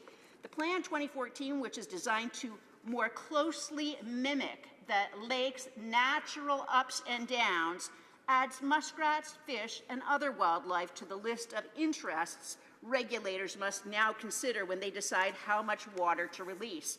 The new regulation blocks the flow of water through the Moses Saunders Dam located on the St. Lawrence River between Cornwall, Ontario, and Messina, New York. By blocking the flow of the St. Lawrence, the entire Great Lakes watershed has now backed up. One of its many goals is to create 64,000 acres of wetland to fight climate change. Another goal is to increase hydroelectric power. The mismanagement of the electricity sector in Ontario is well documented. The province of Ontario has been politically interfering with the water dams that produce electricity to pay for its failed energy policy by holding back too much water in the reservoirs. With too much water in the reservoirs, there was no place to accumulate the winter melt and any additional rains from the late spring. This is backed up in the Ottawa River watershed and into the St. Lawrence, flooding Montreal as well as the Ottawa Valley and the Great Lakes. The combination of Ontario's failed electrical policies and its decision by the government of Ottawa Liberals to change a 59-year-old water agreement between Canada and the U.S. has created a man-made crisis. A late spring, and we have the perfect storm of incompetence. Climate change gets blamed for everything these days, including the deficit budget. The Liberal government in Ottawa has adopted the practice of the Liberal Party in Toronto and blaming every bad policy as necessary to fight man-made global warming. Taxpayers have every right to be skeptical. Flooding in my riding of Renfrew, Nipissing, Pembroke is beyond crisis as residents watch their front yards turned into wetlands. On behalf of the flooded residents, I contacted the Minister of Defence, who was too busy sandbagging calls for his resignation to respond to the cries of help to fill sandbags to hold back the rising waters. There is no doubt if the Liberals had responded to my call for help back on April 21st with the flooding crisis, the damage and destruction could have been reduced. The bill to the federal and provincial Liberal governments who share blame for this crisis will be substantial. Will municipalities be expected to borrow from the Liberals' infrastructure bank that's referred to in this legislation to rebuild the destruction of the infrastructure? Taxpayers borrowing their own tax-paid dollars and then paying $9 billion in interest payments? Bill C-44 is filled with distorted incentives, blame avoidance, credit-taking, ideological policies, finger-pointing the competitive duplicate provision of programs in popular spending areas. It's time to send Budget 2017 back to the drawing board, Mr. Speaker. Questions and comments. Question commentaire. The Honourable Parliamentary Secretary to the Government House Leader. Yes, thank you, Mr. Speaker. And, you know, I'm always intrigued when the member opposite stands up and delivers a speech. I much reflect on the days in which she was in government and she had to criticize something, so she criticized the provincial government because it was Liberal. If it's not Conservative, it's bad, it's bad, it's bad. I think that's the message that this member gets across better than any Conservative, New Democrat, Bloc, you name it, Mr. Speaker. If there is a dark side to anything in life, that member there has a way of pulling it out, I must say, Mr. Speaker. I have a challenge for the member. I've listened to many of her speeches, and I would ask her, is there anything at all that she believes is remotely positive out of this budget from her perspective, Mr. Speaker? Canadians as a whole understand and appreciate and support this government budget, but it seems she might be the only one in the country that might not have a positive thing to say, possibly about this budget, or maybe even life in general. I'm wondering if she can say something positive about it. The Honourable Member for Renfrew, Nipissing, Pembroke. Oh, Mr. Speaker, I have to thank the member opposite, my biggest fan in this House, for his elocution. In any case, I always look forward to him being in the audience to make sure I can draw further attention to the important points that I make. With respect to the provincial government, that was a warning to the people who are about to vote to Ottawa, because the same architect, the actual architect of the Green Energy Act, is now the key advisor to the Prime Minister, and he's driving this country into the hole just the same way he drove Ontario into the hole. And you know what? On this budget, it's just not my opinion. I talked to constituents and I asked for feedback. And in my writing, they gave me the 5 worst things about the budget. And they say, number 1 is it betrays veterans. Number 2, electronic T4s. They don't have any faith in this government stopping hacking. Student loans for non-citizens. Raising the takeover review threshold. And the infrastructure bank, where we pay interest on borrowing for the taxpayer, our dollars that we already put into that bank. Questions and comments. Question commentaire. La députée de Jonquière. The Honourable Member for Jonquière. Well, thank you, Mr. Speaker. In my riding, there are currently a number of sawmills, and we're currently talking about the budget. Unfortunately, because of time allocation, I won't be able to speak to it. But a very important issue that hasn't been addressed in the budget, that's been ongoing for a year, we've been urging the government to do something, is in forestry, and the sawmills are facing the risk of having to close up shop because of the countervailing duties imposed presently by the United States. This is having a detrimental impact on workers as well. The government simply boasts that the middle class is who they're working for, but what can we tell those people when the government didn't put anything in the budget to foresee this crisis, to deal with it? There are important taxes being placed on other types of paper in Kyogami and in another place, because this tax is another federal issue, this tax on a specialized type of paper. It's the government's responsibility to take some action. There are thousands of jobs being lost in my riding. I'd like to hear what my colleague has to say about the government's lack of action on these issues in the current budget. For Renfrew, Nipissing, Pembroke. Mr. Speaker, when it was imminent that there was going to be no deal in time and the countervailing duties were about to come down, my office got a call saying, hell, we'll provide you with help for all your unemployed forestry workers. Well, that's not the answer we wanted. In fact, in Eastern Ontario, parts of Quebec, and parts of Northern Ontario, our chief production is white pine and red cedar. Those products should never have been put into the softwood lumber agreement in the first place. The softwood lumber was for construction lumber. White pine, eastern red cedar, they are specialty woods, and they just threw them in and kept them in, and here we are asking again to have exclusions for these species. So I want to thank my honourable member for providing me with the opportunity to talk about this important industry. But at the end of the day, Mr. Speaker, the province of Ontario keeps on shrinking the footprint where forestry workers can actually harvest forests. Sustainable forestry, we have the model of sustainable forestry for the world. Every one tree harvested, they plant 3 in return. And this federal government isn't interested. It said from the outset that it wanted to change from being a resource economy to a Google economy. In any case, they don't care about the forestry workers, and that's the bottom line. Resuming debate, the honourable member for Brampton East. Thank you, Mr. Speaker, and it's always a privilege and an honour to rise in this House, especially when you get an opportunity to speak about Budget 2017, building a strong middle class. Mr. Speaker, I mean, our government's been hard at work ensuring that Canadians in the middle class and those working hard to join it have the policies that put Canadians first.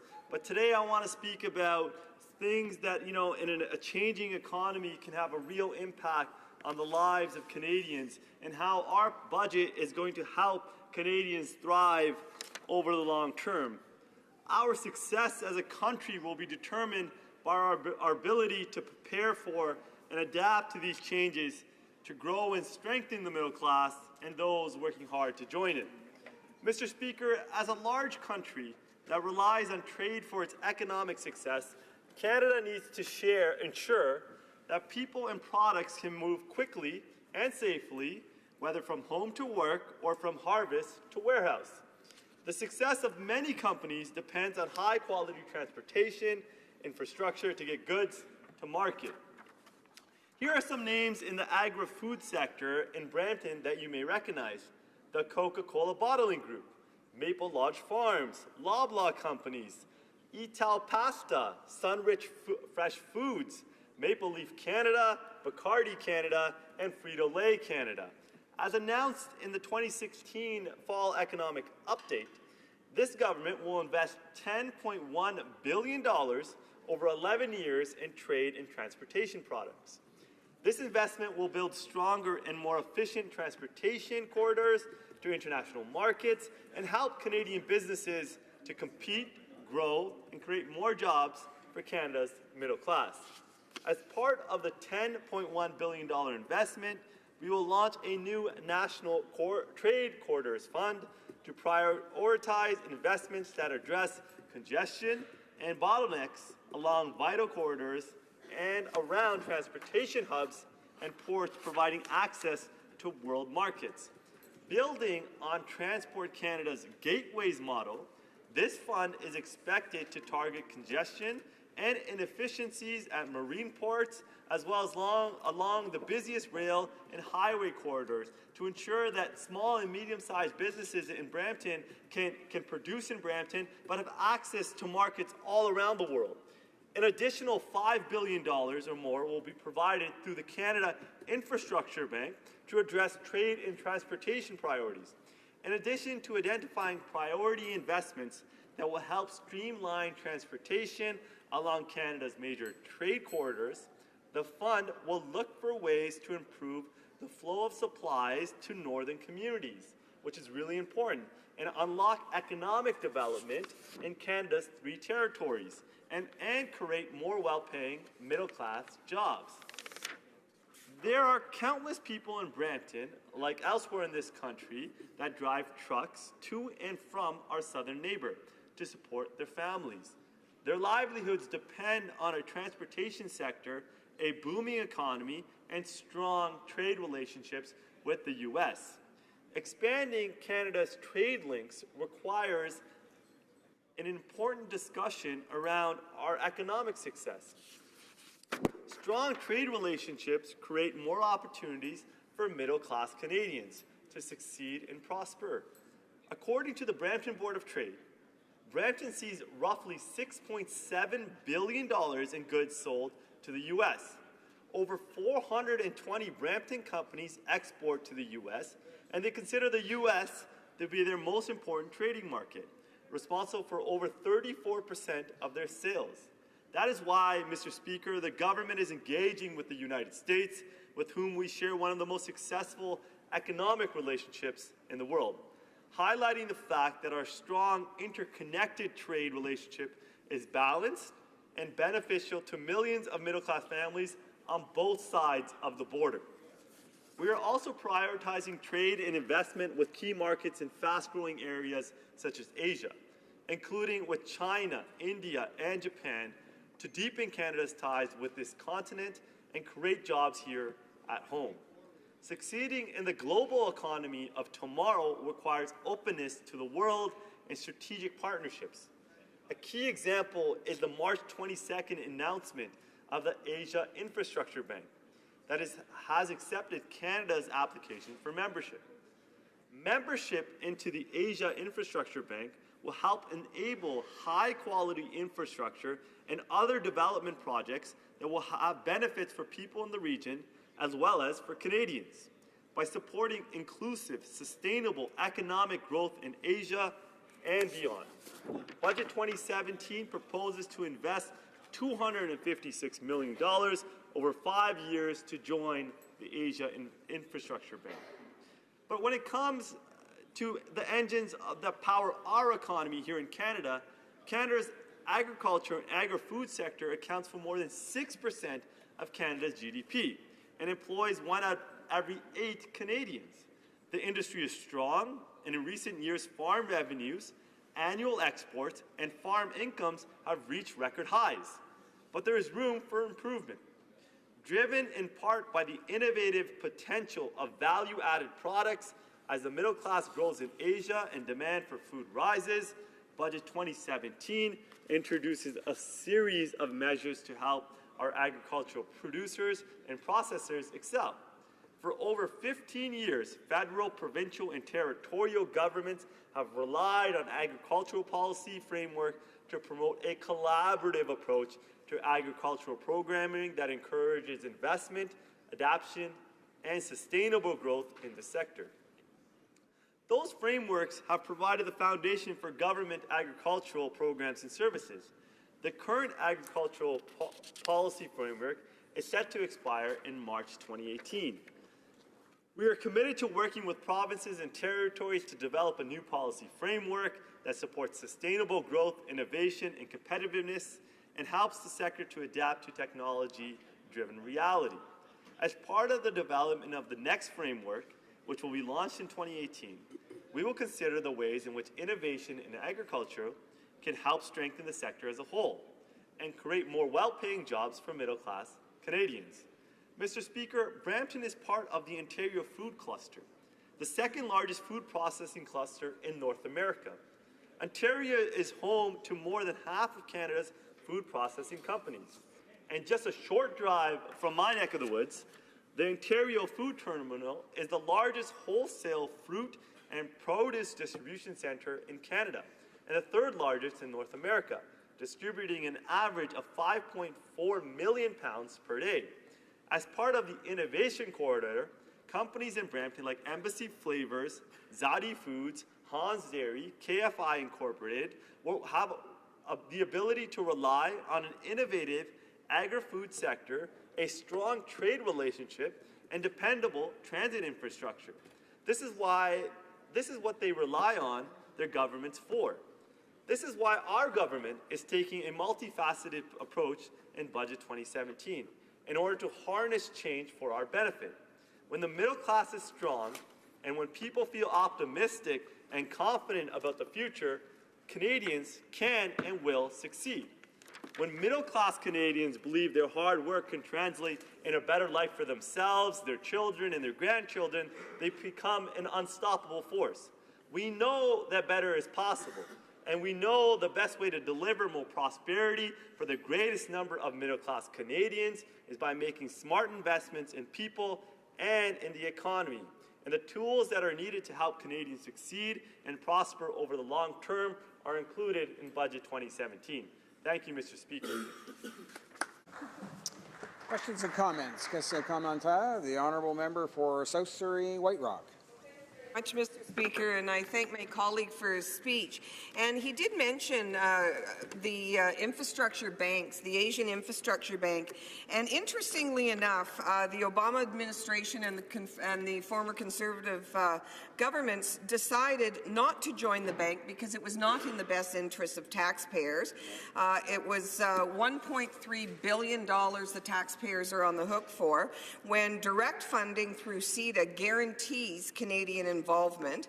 And I'm just wondering, and again, $35 billion for this latest Liberals infrastructure bank, the taxpayers at risk. I'm just wondering why he thinks this is a good idea. The honourable member for Brampton East. Thank you, Mr. Speaker. I'd like to thank my honourable colleague for the question. She started off by saying that the previous Harper government decided not to join the Asia Infrastructure Bank. But as she knows, on October 19, 2015, there was an election, and Canadians across the country overwhelmingly voted for change. And what real change brought, as opposed to the last 10 years of the lowest growth in the country and lowest job growth in the country, we have the highest increase in jobs. We have the lowest unemployment rate in the last 8 years because of our investments in the economy. We have a Canada Child benefit that we implemented that's been game-changing for families in Brampton East and all across the country. So we're going to continue to invest in middle-class Canadians and those working hard to join it. And our infrastructure investments are paying off with a reducing unemployment rate in our country, which we will continue, which is at 6.5, and we will continue to work hard to ensure that all Canadians that are looking for a job have a great one to go to. Thank you. Questions and comments. The honourable member, l'honorable député de Jonquière. The honourable member for Jonquière. Thank you, Mr. Speaker. My colleague talks about the infrastructure bank a lot, and we have an airport in my riding, the Bagotville Airport, that needs to be made bigger and renovated because we have a lot of tourism. So I was hoping that this could be recognized, and in order to develop tourism in my riding, the Bagotville Airport needs some attention. And this government boasted about the infrastructure bank, and they said that there's going to be a huge infrastructure boom, but that is not necessarily going to help with the Bagotville Airport and the Saguenay region, because they won't necessarily qualify for investment by the infrastructure bank. So what does my colleague have to say to the people of Saguenay who won't qualify for access to this infrastructure funding? The honourable member. I'd like to thank my honourable colleague for the question. When it comes to infrastructure, our government has made a record investment in infrastructure, and the Canada Investment Bank is going to also further make an investment of $35 billion over 11 years. And the NDP's rhetoric has always been about, helping Canadians prosper, helping middle-class families, work harder, get jobs that are provide food on the table and clothes on their back. And the member opposite talks about infrastructure funding for her airport. And, I'd encourage the NDP and the member to support our budget, because our budget is the budget that's investing in infrastructure at a record pace. And we will continue to do this because we know that investing in Canadians and investing in the Canadian economy allows all Canadians to succeed. Thank you, Mr. Speaker. Questions and comments. The honourable member for Sherwood Park, Fort Saskatchewan. Thank you very much. I thank my colleague for his speech. I know reflecting the position of Cabinet and those working hard to join it. It was a reasonably good speech, but I'll tell him better is always possible, because it would have been good to hear about why the government actually supports the Asian Infrastructure Investment Bank. You can invest in infrastructure without giving the Chinese government complete control about where those dollars go. We know that when it comes to accountability, when it comes to human rights, the way in which a bank that is based out of Beijing is going to operate is going to be different. And we've seen that other countries, notably the American administration, the previous American administration, chose not to participate in the Asian Infrastructure Bank precisely because of these concerns. Why can't the government make infrastructure investments that don't involve the Chinese government calling the shots? The honourable member for Brampton East. Thank you, Mr. Speaker, and I'd like to thank the honourable colleague for the question. We generally don't agree on anything, and I think that trend continues today. But he is a very nice gentleman, and I wish him nothing but the best in the future leadership that is about to occur.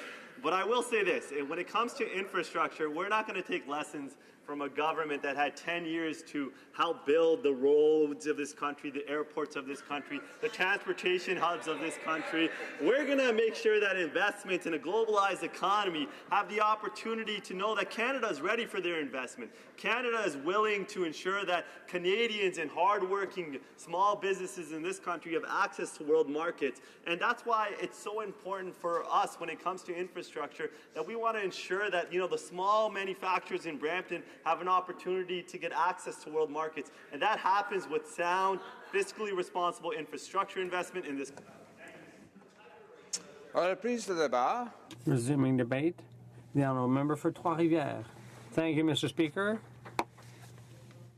I have to admit from the outset that it's not in my nature to admit defeat from the very beginning, but I think the challenge is insurmountable. I'm being given 10 minutes to do a comprehensive, exhaustive analysis of Bill C-44. So I'm going to read the title of the bill, an act to implement certain provisions of the budget tabled in Parliament on March 22nd, 2017, and other measures.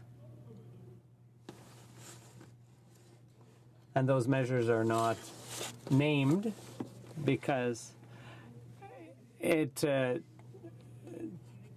takes pages and pages to mention the other measures.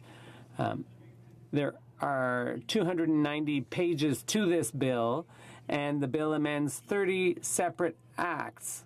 So, of course, it's not an omnibus bill because that was the sole preserve of the Conservatives, so the Liberals have to come up with another name for this type of bill. But just between you and me, it's 6 of one, half dozen of the other. It's the same old, same old. And as a team, we decided together as NDP members to sit down and divvy it up and analyze this entire bill. But that too is impossible because we're under time allocation, and so many members in the House who were elected to bring the voice of their constituents to Ottawa, well, once again, those voices will not be heard on the pretext that the Liberals have already heard enough.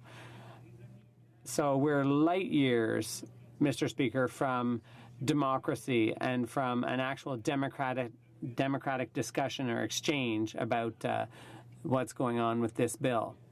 So I have no choice but to select a few items to talk about, and when my time's up, Mr. Speaker, you'll give the floor to someone else who will have a brief chance to express themselves in the waning hours of debate here. So there's nothing in this bill there's nothing to bring back some sort of tax fairness among Canadians. This was mentioned at length. The Liberals mention this at least once per paragraph. They refer to the middle class. But curiously, the middle class are the most hard hit by this budget bill. I could go on at length about how little this budget does to improve the lives of people who unfortunately have been unfortunate, they've been unlucky, they've lost their job, and they have to relocate. There's absolutely nothing in this budget to bring back some kind of fair access. On this side of the house, we talk about 360-hour accessibility standard.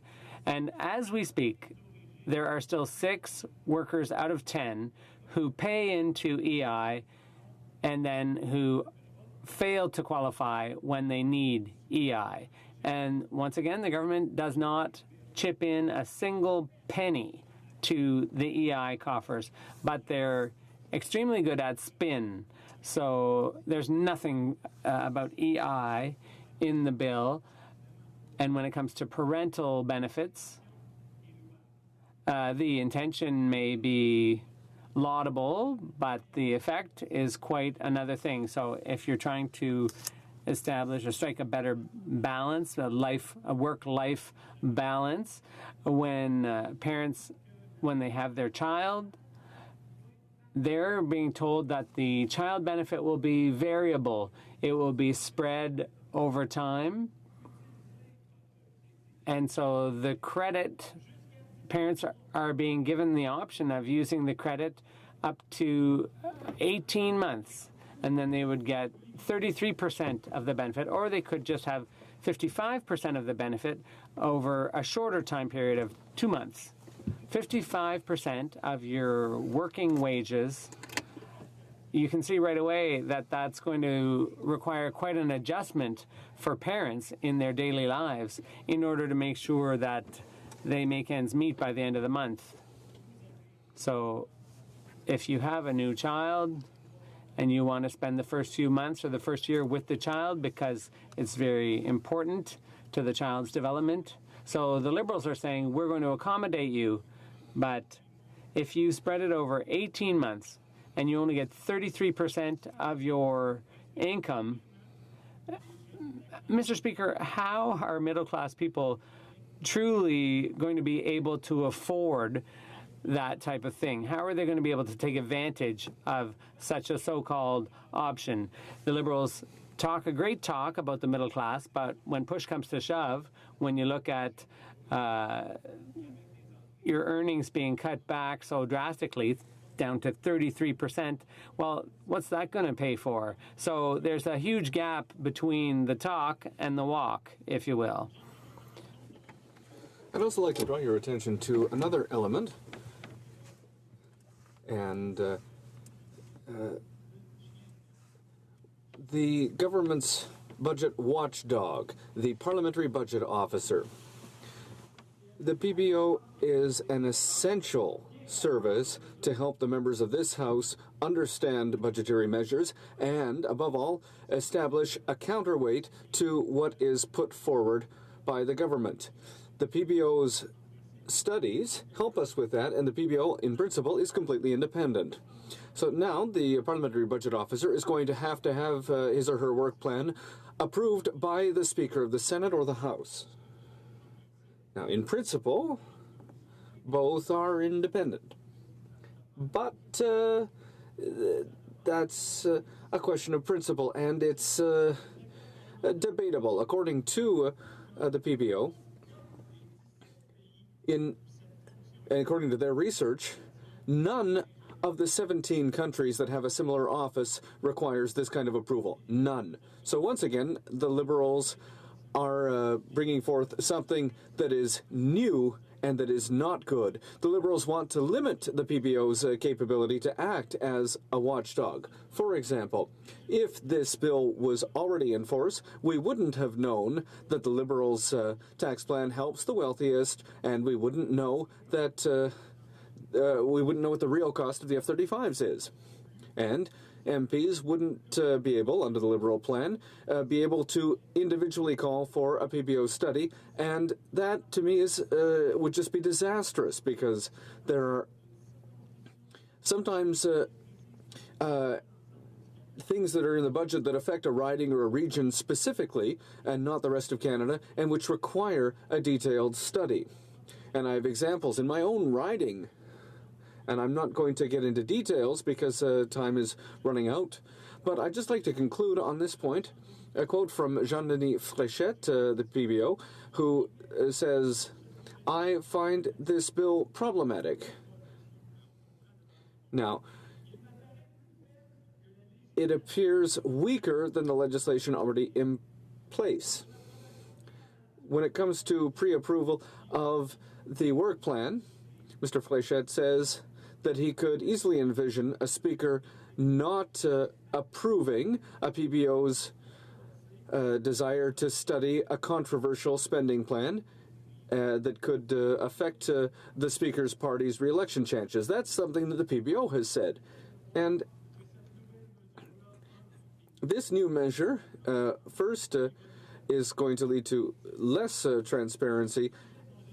And another subject that I'd like to talk about in the little time that I have left is cuts to international aid. Canada is going to soon reach its worst record when it comes to providing international aid, and the Minister of Finance announced not too long ago that organizations that work in this field are simply going to have to learn to do more with less. It's something that we've been hearing for years and years now, and apparently it's not going to change under this Liberal government. When it comes to tax credits, there's another incredible gap between this approach focused on the middle class and help for the wealthiest. So instead of keeping the public transit tax credit, which benefits everyone, the Liberals are going to get rid of it. However, tax benefits for CEOs are staying in place. So, on the one hand, we have a loophole that we lose $800 million a year because of, and on the other hand, for real middle-class people who are among the biggest users of public transit, they certainly take it more often than CEOs do. Well, we're cutting a tax credit that costs about $200 million a year. So this is just another demonstration of how this government says one thing and does another.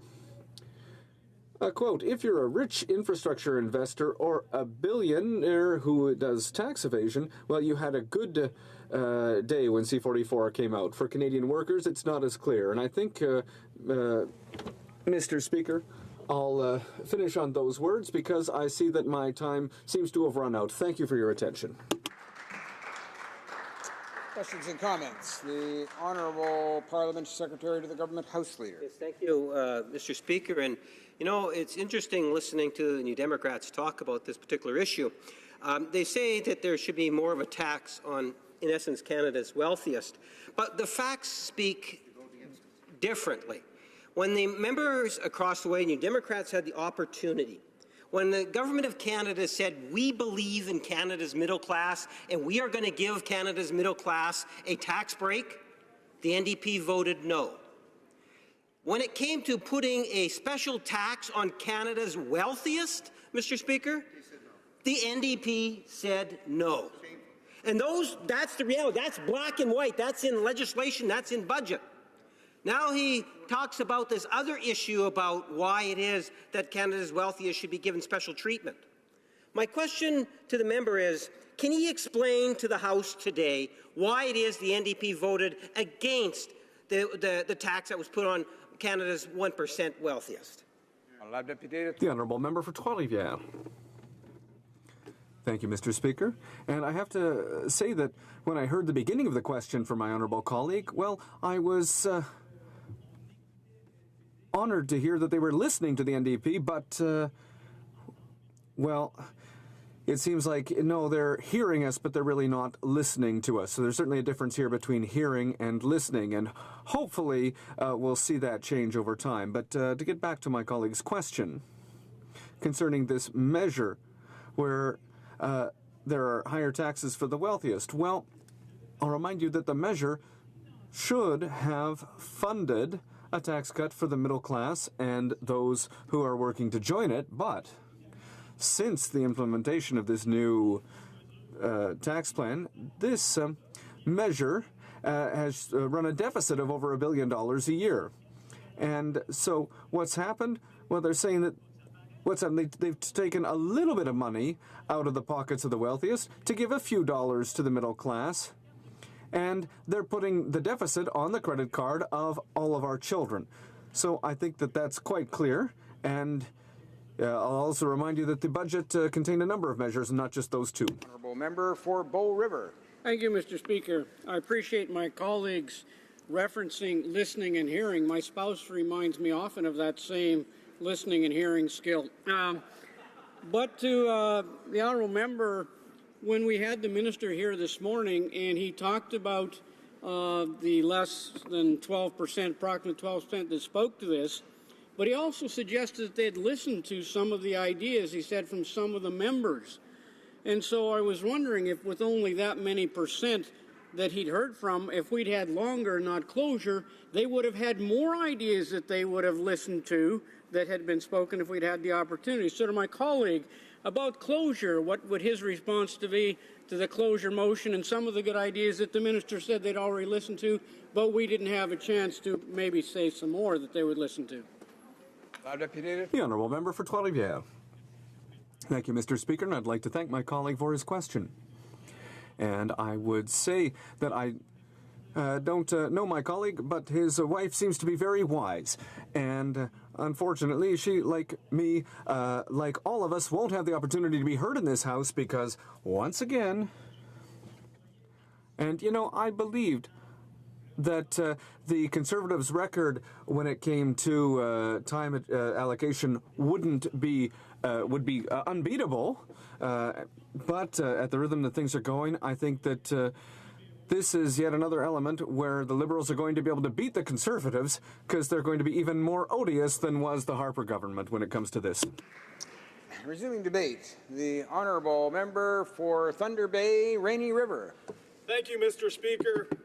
Mr. Speaker, I'm proud to stand in this House today and highlight the many positive investments Budget 2017 makes in Northern Ontario and how these investments will benefit the people who live, work, and play in Thunder Bay, Rainy River. Our government is committed to moving forward on its plan to make a meaningful impact in the lives of Northern Ontarians, and Budget 2017 does just that. Under the previous government, significant cuts were made to FedNor, causing economic hardships across the region.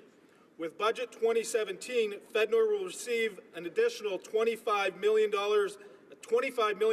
increase over 5 years to promote job creation and economic growth in Northern Ontario. I, along with my colleagues in the Northern Ontario Caucus, are pleased with the dedication to strengthening our economy and recognizing the key role our region plays in Canada's economy as a whole. The Minister of Innovation, Science and Economic Development also launched the Prosperity and Growth Strategy for Northern Ontario, a targeted approach to economic development through innovation. This strategy will focus on ways to build on the unique strengths and competitive advantages that Northern Ontario has in mining, resources, agricultural, amongst other sectors. The strategy will identify ways for these sectors to seize new opportunities in emerging industries, such as clean technology, and develop new businesses that will create the well-paying jobs of today and tomorrow for Northern Ontarians. This regional strategy for Northern Ontario is part of the Government of Canada's Innovation and Skills Plan, an ambitious effort to make Canada a world-leading centre for innovation that will create more well-paying jobs and grow the middle class. The goal of this plan is to encourage innovation and attract global investment in every region of the country. It will provide Canadians with the support they need, where they live and work, to continuously learn, enhance their skill set, and be equipped for jobs of the future. On top of this, Budget 2017 invests $2 billion into infrastructure projects in rural and remote communities. This will have a real impact on families in Ontario's north. No longer will FedNor serve as a catch-all for projects in Ontario's north. This shift will free up important FedNor dollars that then can be invested in innovation and economic development, which is why FedNor was initially created. This is an important change in how our government addresses the needs in Northern Ontario. Growing our economy in Northern Ontario means investing in our people and making smart investments. Budget 2017 is assisting in transforming Northern Ontario into a world-leading centre for innovation, creating more good, well-paying careers that will help strengthen and grow the middle class. We are taking measures to ensure that our forest industry is innovating and growing new opportunities for expansion, such as the partnership between Resolute Forest Products, FP Innovations, and Lakehead University at Resolute's facility in Thunder Bay. Our government is also supporting early-stage mineral exploration through the extension of the Mineral Exploration Tax Credit. Budget 2017 will also create a new strategic innovation fund to attract, support, and grow Canadian businesses in areas such as agri-food, digital, clean tech, and advanced manufacturing. Northern Ontarians also know the importance of having access to reliable, fast internet. Our government is working hard to ensure people in Thunder Bay, Rainy River, and across the country have access to high-speed internet. Through Budget 2017, we are supporting the Affordable Access Program for low-income families and the expansion of high-speed broadband for rural communities. This is in addition to Budget 2016's $500 million to support expansion of high-speed broadband for rural communities. This means that in future, families, individuals, and small business owners in Murillo, Kakabeka Falls, Barwick, Mine Centre, and across the riding will be able to enjoy the benefits of reliable and fast service that broadband provides. Mr. Speaker, when I was knocking on doors in Thunder Bay, Rainy River, many community members also expressed concern over access to health care services. Through health funding agreements with Ontario, we are providing additional support so families can get the mental health care and home care they need. We are also improving access to pharmaceuticals to help lower the cost of prescription medication and make sure people in Thunder Bay, Rainy River can afford medications.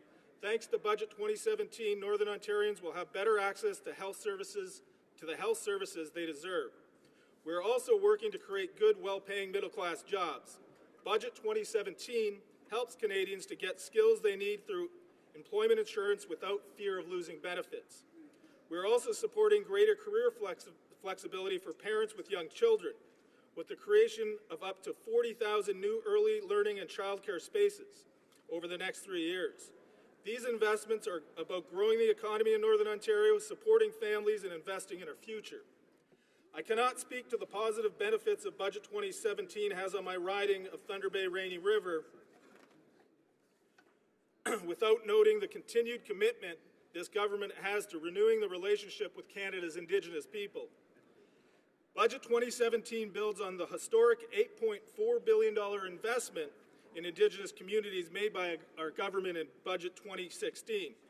We are improving access to primary care, mental health services, home, palliative care, and greater support for maternal and child health for First Nation and Inuit through an investment of $828.2 million over 5 years.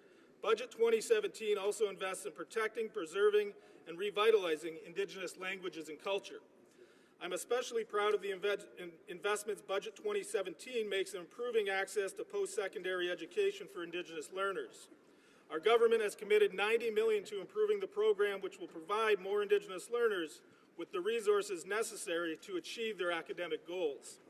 But we didn't stop there.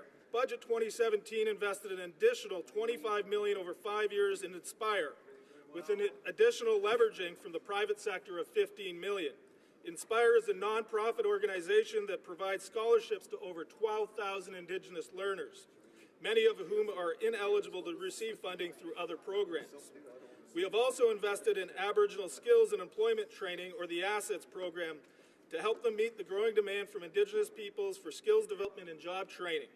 Budget 2017 also renewed support for Pathways to Education Canada, which helps vulnerable youth in Ontario complete school and successfully transition to post-secondary education and employment. Not only do these investments in education mean more Indigenous students will be attaining post-secondary success, but it also means our educational institutes in Northern Ontario, such as Lakehead University, Confederation College, Seven Generations Education, will have more students to serve our region and see more skilled workers enter the workforce. These investments demonstrate our government's commitment to closing the inexcusable education gap that exists for Indigenous Canadians and will mean a better future for all Canadians. The well-being of our veterans is also important, a very important issue in my riding. I've heard from a number of vets in my riding about the positive impact the reopening of our Veterans Affairs Office has had on their lives since the previous government closed the office. The government is committed to ensuring that we deliver the programs and services our veterans need as they transition from military to civilian life. However, there is still more work to be done. Budget 2017 continues that work with support to ensure veterans receive skills training and education they need to succeed, better support for the families of ill and injured veterans, investments in mental health support for veterans at risk. This includes the creation of a Center of Excellence for PTSD and related mental health conditions that disproportionately affect veterans and their families. Mr. Speaker, these are just some of the ways in which Budget 2017 is addressing the needs of people in Thunder Bay, Rainy River. And I'm proud to be a part of a government that is focused on building a better Canada for all Canadians. Thank you. Merci. Miigwech.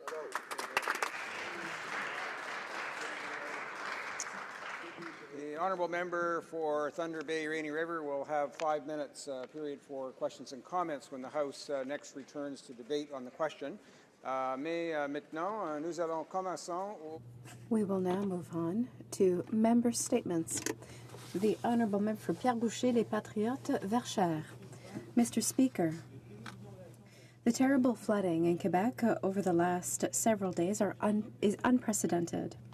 Thousands of people evacuated, roads closed to all traffic, houses under several feet of water, fields completely flooded. This is indeed a terrible natural disaster. Allow me to call attention to the courage of those affected and the unity of Quebecers. Difficult times such as this one say a great deal about a people. We are united. Sometimes we don't agree, but when tragedies happen, like the one that's affecting tens of thousands of people today, we stick together. We are there for each other. On behalf of the Bloc Québécois, I want to say to everyone affected by the flooding that our hearts are with you. Thank you to everyone who is accomplishing extraordinary work. It is highly admirable. For Oakville. Mr. Speaker, on June 11th, I hope everyone in the House will be watching the Tony Awards to cheer on Come From Away, the blockbuster musical now on Broadway that's been nominated for 7 Tony Awards. This phenomenal hit was developed and produced in my riding of Oakville at Sheridan College. The idea for the musical originated with Michael Rubinoff, Sheridan's Associate Dean of Visual and Performing Arts, and was developed through Sheridan's Canadian Music Theatre Project. Mr. Speaker, only 5 Canadian musicals have made it to Broadway. Sheridan is the first post-secondary institution to have a Tony Award nomination for Best Musical to their name. I am proud of the hard work and dedication that the faculty and students of Sheridan have put towards making Come From Away the immense success it is today. I also stand with my colleagues from Newfoundland in honoring the generosity of the people of Gander who were there in a time of need. Thank you, Mr. Speaker. The honourable member for Prince George Peace River, Northern Rockies. Thank you, Mr. Speaker. Today I rise to recognize a special constituent of mine named Mary. Mary was born at the end of World War II and raised in the small BC prairie town of Dawson Creek, third child of a homesteader farmer accountant. She was taught early on the farm that hard work and taking care of the needy was just something you did, and soon was volunteering as a Sunday school teacher, youth leader, and later working as church secretary and seniors care home administrator receptionist. Mary's faith in Jesus Christ inspires her to care for others, from those who showed up at the church doorstep to seniors needing a haircut and a friend, to hosting countless families in her home for dinner after church on Sundays. She now keeps busy going for walks with friends at the local walking track and being there for her husband of 52 years and her 2 grown sons and 4 grandchildren. Mr. Speaker, as we approach Mother's Day, I rise today. I'm going to try to get through this. to recognize a woman that taught me honesty, to work hard, integrity, and to never give up. Thanks, Mom, for all you do and have done for us. We love you.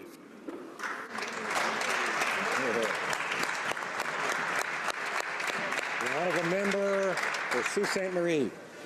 Mr. Speaker, I rise in the House today to celebrate the 100th anniversary of the St. Mary's Ukrainian Catholic Church during Canada's 150th year. The church was built in 1917 by Ukrainian pioneers who dreamed of a safe and welcoming place of worship. Many of them arrived in Sault Ste. Marie to work at Algoma Steel and made the neighborhood of Bayview their home. The St. Mary's Ukrainian Catholic Church has a unique history. The church was started by 18 Ukrainian families and is supported by local Polish, Croatian, Italian, French, and English residents. Father Jerry often boasts that volunteers have made and sold millions of pierogies and cabbage rolls to the residents of Sault Ste. Marie to help the church grow, leading to the headline in our local media, "The Church That Pierogies Built." As we celebrate the 100th anniversary, I'm proud to say that their mantra of living in faith and community still holds strong today. Thank you, Mr. Speaker. Bravo. The honourable member for North Island, Powell River. Mr. Speaker, as the Member of Parliament representing CFB Comox, it is my pleasure to honour the distinguished guests joining us to celebrate Air Force Day on the Hill. To those here and to those back home, I want to share my deep appreciation for the work you do. It is an honor to express my sincerest gratitude to your enduring commitment to our country. Whether you are in a foreign theatre standing up for our shared values or at home saving lives by carrying out important work like search and rescue missions, I know Canadians stand proud. In the process, you put your own lives at risk, the most significant dedication. While your reach is far greater than all of our ridings combined, know wherever you fly, this House represents the collective acknowledgement of the work you do. Beyond kind words, the best way to truly thank you would be to invest. Let's make sure the Government of Canada is there to support you. Happy Air Force Day on the Hill. Here, The honourable member for Argenteuil-La Petite Nation. Thank you, Mr. Speaker. Allow me to share with you all of my compassion for the people in my riding, Argenteuil-La Petite Nation, as well as all of the regions affected by the flooding that has occurred over the last few weeks. My colleagues and I fully share the sorrow of our fellow citizens for the difficult time they are going through. I would like to sincerely thank the officials of various municipalities, police officers, firefighters, paramedics, members of our Canadian Army, support organizations, and most of all, the many, many volunteers for their constant work with those affected. I can only wish for a swift return to the normal state of affairs. To all those affected, no matter to which degree, hang in there. Mother Nature has demonstrated yet again that she is powerful, but the tireless work of various stakeholders, volunteers, and the Army is even more so. Our hearts go out to you, and above all, we will not give up. The honourable member for Calgary-Nose Hill. Mr. Speaker, the Canadian flag is a symbol of the unity of many peoples with different backgrounds, ethnicities, and religions in one land who share common liberties and values. In this, the Canadian flag is a symbol of the identity of our nation. Many Canadians have fought for our rights and these freedoms under the banner of our flag, and there is no law in Canada against defacing our flag. This, in and of itself, is a mark of the freedom we enjoy. However, as we prepare to celebrate Canada's 150th anniversary, our flag will be front and center in the celebration of our nation, of our values, and of our pluralism. And in this, I ask all Canadians to be respectful of our flag. When you wave a Canadian flag that has been altered or disgraced to advocate for one cause or another, ask yourself if it helps or hinders your cause, given that there are many countries where their national flag is a symbol of oppression. If your heart even has a small inkling that this is wrong, don't do it. Instead, celebrate our nation, many people of many viewpoints and passions united under one flag, our Canadian flag, in the hope of continued freedom and peace. Hear, hear. Honourable member for York Centre. Mr. Speaker, May is Ontario Jewish Heritage Month, a month when we can all take great pride in celebrating the accomplishment of Jewish Canadians in communities big and small across the province, including my own riding of York Centre. This month recognizes the important contribution of Jewish Canadians to settlement, development and growth of Ontario. Jewish Heritage Month is an opportunity to remember, celebrate, and educate future generations about the role that Jewish Canadians have played and continue to play in Ontario communities. May also marks the centennial anniversary of the UJA Federation of Greater Toronto. In 1917, the first iteration of the United Jewish Appeal was founded, and today it is the heart of the Jewish community in Toronto, overseeing or partnering with over 50 Jewish organizations and programs throughout the GTA. On the occasion of this centennial, I want to congratulate all the board members, professional staff, and volunteers who make UJA a fixture in the Jewish community. The honourable member for Aurora, Oak Ridges, Richmond Hill. Mr. Speaker, today I rise in support of Air Force Appreciation Day. As a former Air Force officer, a daughter of a Major General in the Air Force, a wife of an Air Force fighter pilot, I can proudly say that the Royal Canadian Air Force is a core part of who I am. After starting in 1914 as the Canadian Aviation Corps and then becoming the Royal Canadian Air Force in 1924, Canada's Air Forces have served honorably for 100 years. I want to thank those in the Air Force who protect our freedom both at home and abroad. It is an honor to serve one's country, and with that honor comes great responsibility. Les hommes et les femmes de The men and women of the Air Force understand this responsibility and sacrifice their lives to serve Canada. Thank you for your strength, your loyalty, and your service to Canada. Ad Astra, through adversity to the stars. Thank you.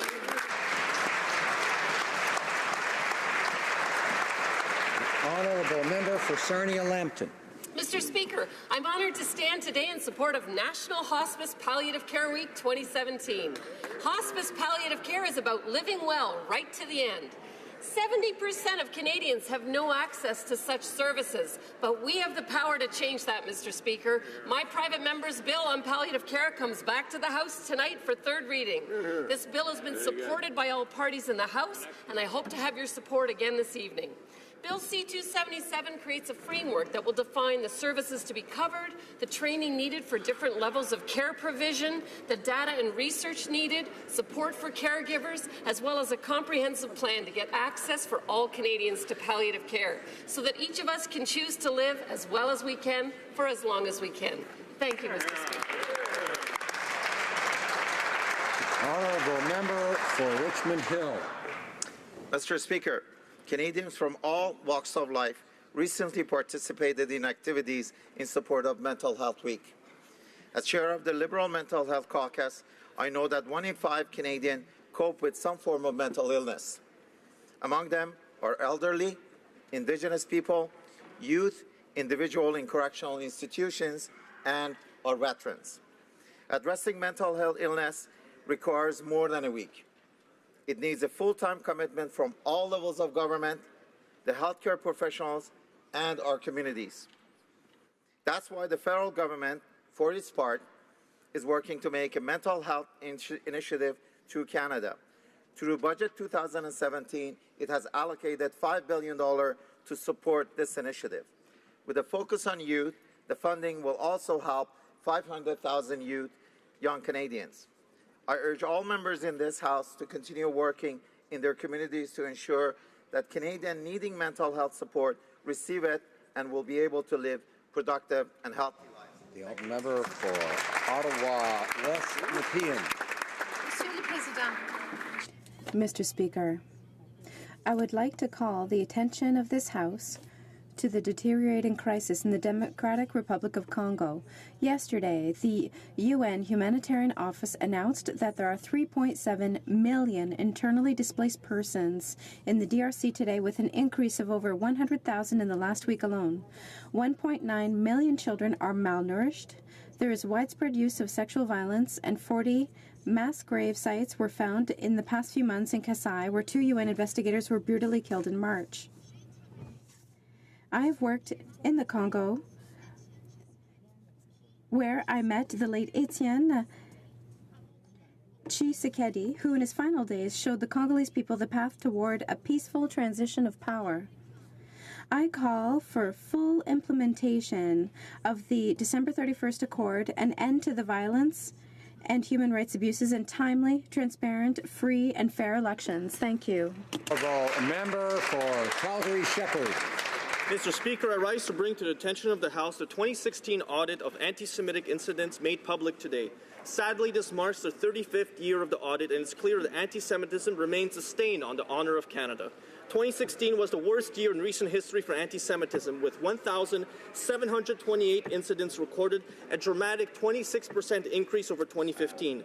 Most troubling is the anti-Semitic culture, which has become widespread at university campuses. Last year, there were numerous anti-Semitic or neo-Nazi guest speakers invited to campuses, and university staff were suspended for several anti-Jewish social media posts.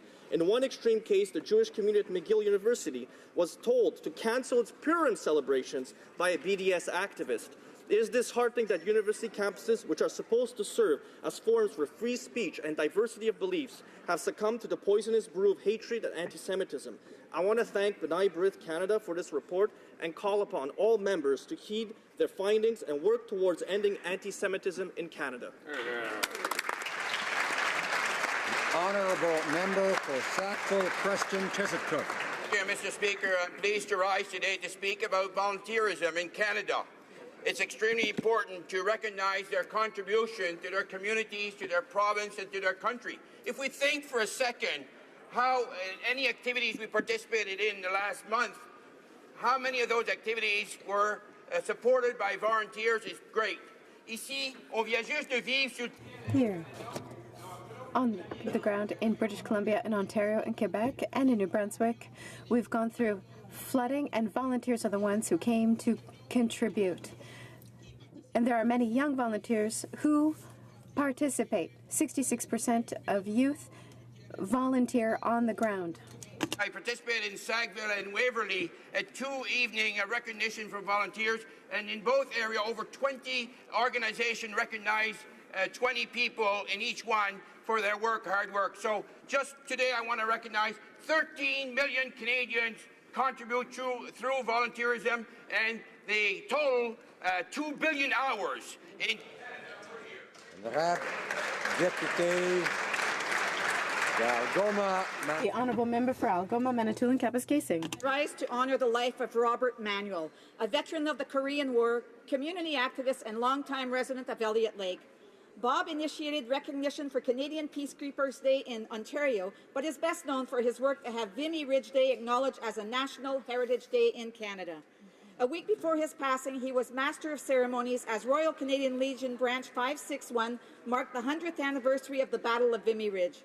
Bob had an impressive string of volunteer contributions, whether with the Legion, Korean Veterans Association, Navy League, Chamber of Commerce, the Terry Fox Foundation, and more. Bob always gave his all.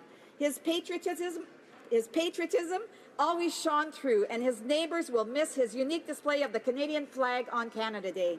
I feel fortunate to have known and worked with Bob over the years, over 20 years, Mr. Speaker. He was a special person who was committed to his community and will be deeply missed by his comrades and family. I ask all members to join me in honouring Corporal Bob Manuel. The Honourable Member for Thornhill.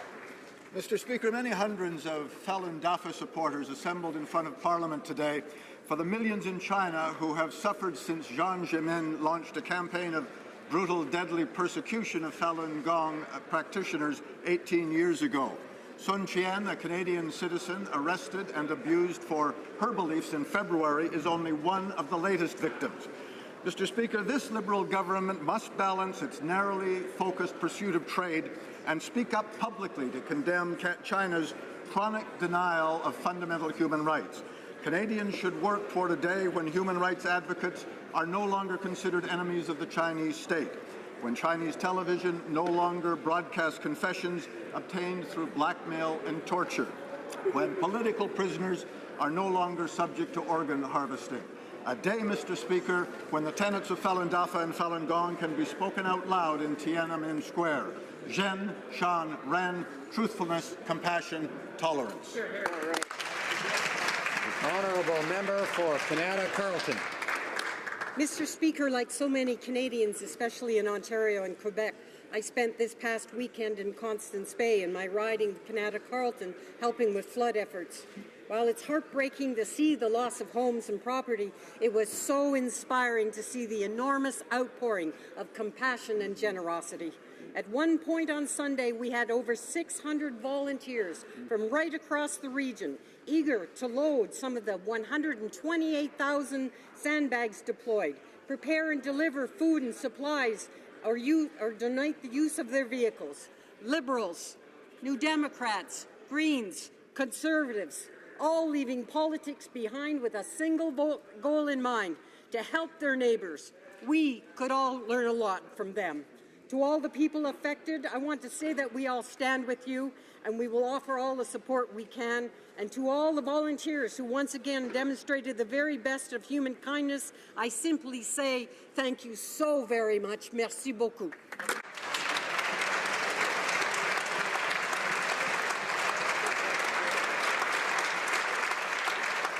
Questions orales, oral questions. The Honourable Leader of the Opposition.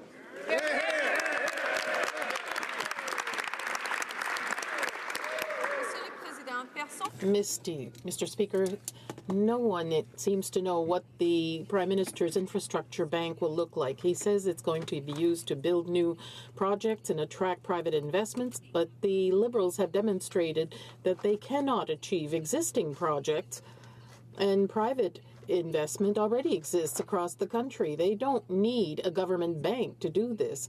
Could the Prime Minister explain why he's going forward with this scheme? The Right Honourable Prime Minister. Mr. Speaker, during the last election, we made a commitment to invest in infrastructure that Canadians need. We put in place a plan for $180 billion in coming years to invest in infrastructure across the country. But we know that even these record-level investments will not be sufficient to fill the need. That's why we consulted the Federation of Canadian Municipalities, provincial entities, unions, various construction and engineering organizations to develop a mechanism to deliver on infrastructure. The Honourable Leader of the Opposition. Infrastructure Bank boondoggle is just another taxpayer-funded Liberal vanity project.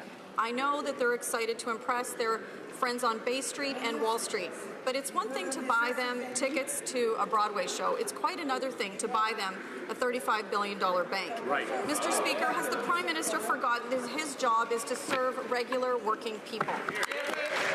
Right Honourable Prime Minister. Mr. Speaker, after 10 years of underinvestment in investments in communities across this country, we were pleased to put forward a historic record amount of investment into infrastructure across this country, and understand that even the $180 billion we're going to be putting towards infrastructure in the coming years won't be enough to meet all the needs, which is why we were happy to work with the FCM, with unions, with constructions, with banks, to look at how we can leverage dollars even further to build the kind of infrastructure that's going to help quality of life and economic growth for the middle class and those working hard to join it.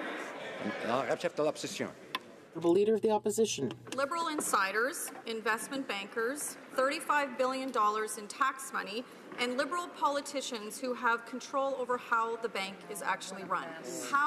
What could possibly go wrong? How can the Prime Minister not see this blatant conflict right in front of him? Prime Minister. Mr. Speaker, provinces, territories, municipalities have been asking for a federal government that is a partner to them on building infrastructure after 10 years of a government that was a terrible partner to Canadian municipalities and provinces. That's why we work with municipalities and provinces. That's why we work with interest groups, with unions, with a broad range of Canadians to figure out how we can meet the infrastructure needs of our communities, of our small businesses, of our growing economy. We're going to deliver for Canadians what, unfortunately, 10 years of Stephen Harper was unable to. The Honourable Leader of the Opposition. Order. Mr. Speaker, the Prime Minister has a troubling need to hand out tax dollars to people who don't want it or don't need them. His night out on Broadway with Ivanka Trump included buying tickets for executives from some of the biggest banks and law firms in North America. Now, these folks have a lot of money. In fact, they usually support the arts themselves. They could easily have paid for their own tickets, and maybe they would have if asked. So why did the Prime Minister think taxpayers needed to foot their bill? Honourable Prime Minister. Mr. Speaker, the United States and Canada share deep ties that go back through economy, through history, and the opportunity to celebrate how we work together and deepen the relationship between our two countries was extremely timely. Particularly showcasing Come For Away, which is a success story both for the Canadian arts scene, but also to share the story of extraordinary Newfoundlanders who stepped up during a very dark time in our shared North American history. This is something worth celebrating, something worth highlighting, and a big part of demonstrating the strength of Canada-U.S. friendship. Honourable Leader of the Opposition. Order. Well, Mr. Speaker, we have found out that the government ordered 14 full-size cardboard cutouts of the Prime Minister. Now, I'd like to give him a chance to explain this, but I'm worried that his explanation might fall flat. And, Mr. Speaker, he's not going to be able to just paper over this with his explanation. So instead of his one-dimensional answers, will the Prime Minister tell us, shouldn't this idea have just gone into the recycle bin?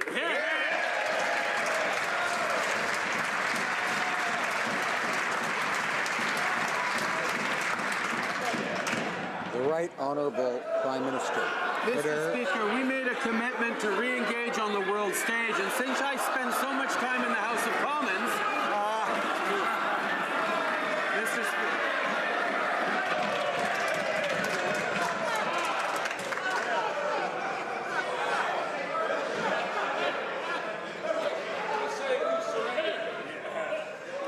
Mr. Order. It's nice to see members in a good mood, of course. But let's listen to both the questions and the answers. Order.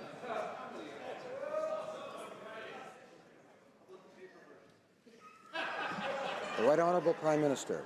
Thank you, Mr. Speaker. One of the differences between us and the previous government is we believe in giving our diplomatic missions the independence to make their own decisions and to make their own choices.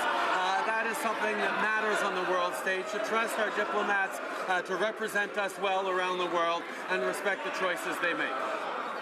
The Honourable Deputy. The Honourable Member for Outremont.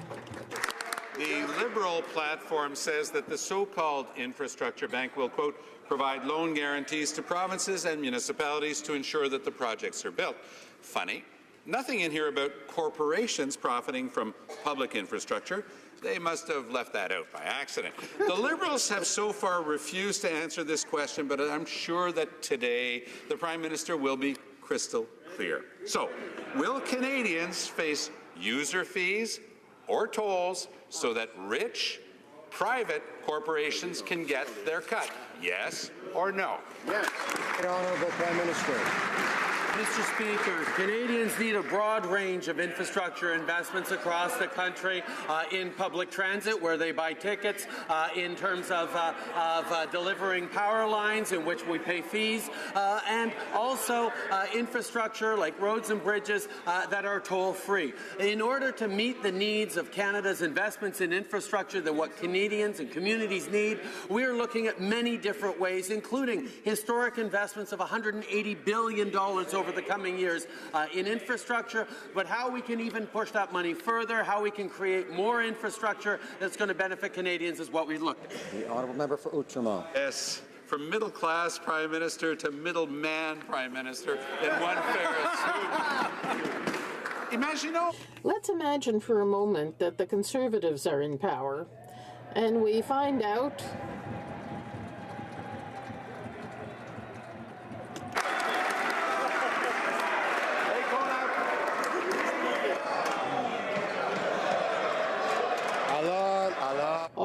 Order, please. I know that members like these comments once in a while, but we do have to stay calm here. The Honourable Member for Outremont.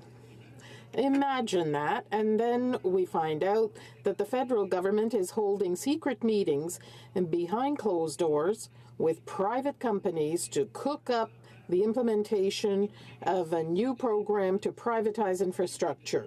The Liberals, and especially the member for Papineau, would have been the first to denounce this for being pure conflict of interest.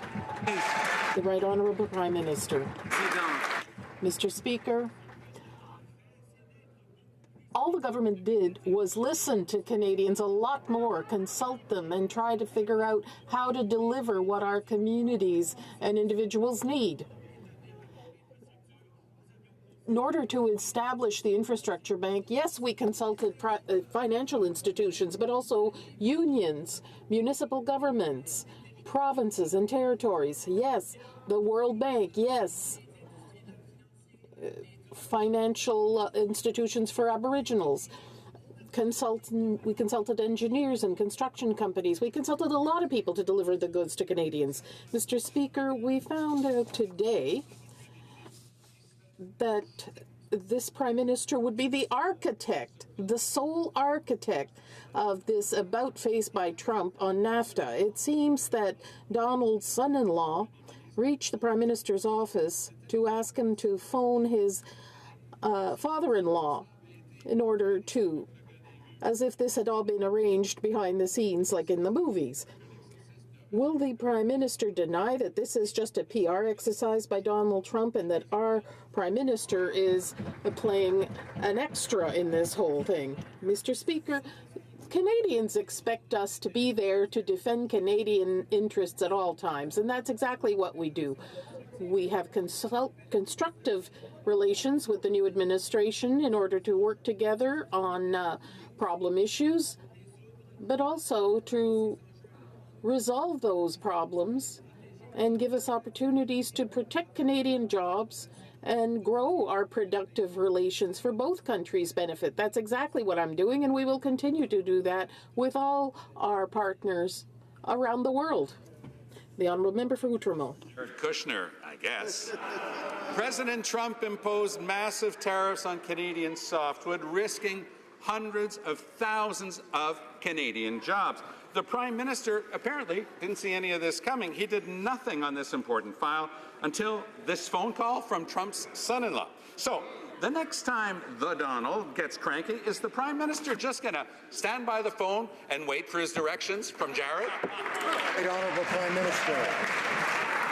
Mr. Speaker, in every single meeting I've ever had with an American president, I have brought up softwood lumber as one of the very first things that we want to address to, including my very first meeting and phone call with Donald Trump. We continue to engage at the highest levels on this important issue because it's a matter of Canadian jobs, it's a matter of communities, it's a matter of prosperity, and it's a matter of fairness, Mr. Speaker, and that's why we will always defend Canada's interests. Honourable Member for Lac-Saint-Jean. That's leadership. One meeting between the former Prime Minister Harper and President Bush, and he fixed the issue for 10 years.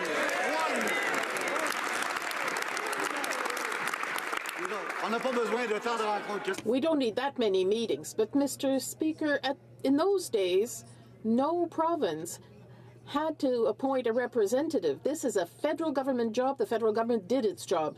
Today, the provinces don't trust the federal government. Alberta went to Gary Dewar, the ambassador to the U.S. They're showing leadership. When will the federal government do the same? The Honourable Minister. Mr. Speaker, it's important to remember that it was the Conservative government that let the accord expire. This tariff imposed by the Commerce Department is punitive and unjust. We will go before the tribunal and we will win, as we always did. With regard to the provinces, we are working closely with them and their representatives. We want a good agreement, not any agreement. The Honourable Member for Lac-Saint-Jean. Mr. Speaker, the exact facts are that the agreement transpired during the election campaign in October 2015. The former minister had already started discussions with partners. We didn't wait. We were on the job. We are living in a virtual world. Doesn't matter if you have you promise a $10 billion deficit and you think that budgets balance themselves. They're not talking about balanced budgets anymore. They're shoveling the spending of today into tomorrow. When will they take into account the future of our youth instead of mortgaging them? The Honourable Minister. Mr. Speaker, the priority of our government is to make judicious and responsible investments in order to strengthen the middle class and grow the economy, preparing Canadians for the economy of tomorrow. There are encouraging signs that our plan is working. There are 250,000 new jobs created. When you look at unemployment, the unemployment rate dropped from 7.1 to 6.7%. Our plan is working, and we are continuing forward. Thank you. Mr. Speaker, this Liberal Prime Minister believes that there should be one set of rules for him and his rich friends and another set of rules for the rest of us. Middle-class Canadians and those working hard to join it don't get free Broadway tickets paid for by taxpayers. Ordinary middle-class Canadians just get stuck with the bill.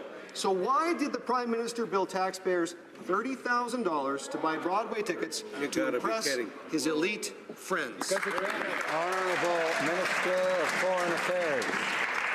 Let me tell you, Mr. Speaker, who were some of the government's guests at Come From Away. One of them was Claude Elliott, the mayor of Gander, who oversaw the setup of the emergency operations.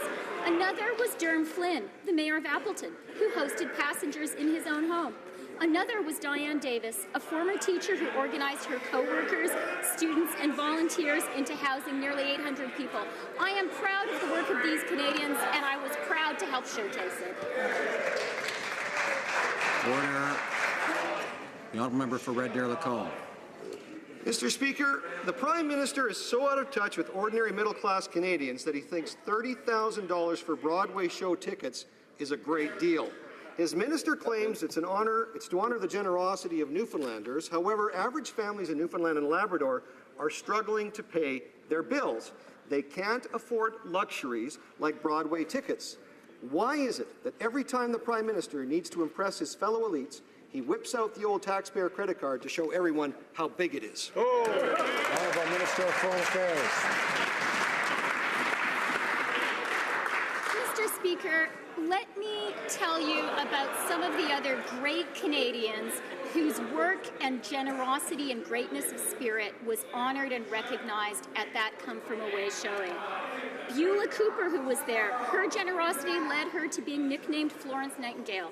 Oz Fudge, he's the municipal police officer who recreated Disney World for stranded, terminally ill children. And Brian Mosher, he's a high school teacher who put together 12 live shows for local cable. I was proud to stand with these Canadians and see their greatness honored. Honourable member for Huron-Bruce. Thank you, Mr. Speaker. After the Prime Minister spent hundreds of thousands of dollars, taxpayers' dollars, on his personal travel, $30,000 on Broadway tickets. Worse yet, yesterday we find out the Prime Minister spent $2,000 on cardboard cutouts of himself. I mean, what's next? The cardboard cutout of the Defence Minister? The Prime Minister needs to get serious, he needs to cut the waste, and he finally needs to get to work for Canadian families. Honourable Minister of Foreign Affairs. Mr. Speaker, I'll tell you what getting serious means. Getting serious means working incredibly hard in a whole-of-government approach, in an approach which has been bipartisan, to reach out to our U.S. allies and neighbours and to be sure they understand our Canadian values and they understand the history of our close relationship. That is getting serious, and getting serious is honouring the great people of Newfoundland. Thank you, Mr. Speaker. Hello. Honourable member for Barrie Innisfil. $2,000 of taxpayer money for life-size cardboard cutouts of the Prime Minister. The laughable excuse given by the Minister of Foreign Affairs for the Vanity Project, cited the need to champion the values that Canadians hold dear. Does anyone buy that these two-dimensional cutouts somehow champions our values? Other than this laughable excuse of an answer, will the Prime Minister commit today to putting these cutouts to good use? Place them in his seat during question period 5 days a week, and maybe then Canadians will get answers to their questions. Honourable Minister of Foreign Affairs. Mr. Speaker, our government is absolutely committed to working hard to advance the Canadian national interest and Canadian values around the world. We have focused in particular over the past few months on our relationship with the United States with a huge effort involving, yes, our colleagues on the other side of the House in reaching out to our American partners and neighbours. Canadians know that this effort is absolutely essential, and I want to thank our diplomats for the hard, creative work they're doing to support us. Honourable member. Sainte-Marie. The Honourable Member for Laurier-Sainte-Marie. Mr. Speaker, I have two very simple questions for the Defence Minister. Did he himself make the decision to not hold a public inquiry on Afghan detainees, knowing there would be a conflict of interest because of his role as an intelligence and liaison officer in Afghanistan? And if he did not take that decision himself, did he also withdraw from talks, since he would have been a major witness during a potential investigation? The Honourable Parliamentary Secretary. Canada is proud of the work of the men and women in uniform, as well as the civilians who served in Afghanistan. Throughout these operations in Afghanistan, Canada committed to make sure that all detainees by the Canadian Forces be treated or transferred in accordance with our legal international obligations. Canada's policies and procedures about detainees have already been the subject of various examinations, including by the Federal Court of Canada and internal mechanisms of the armed forces. Mr. Speaker, Canadians deserve clear answers about this decision not to hold a public inquiry into the transfer of detainees.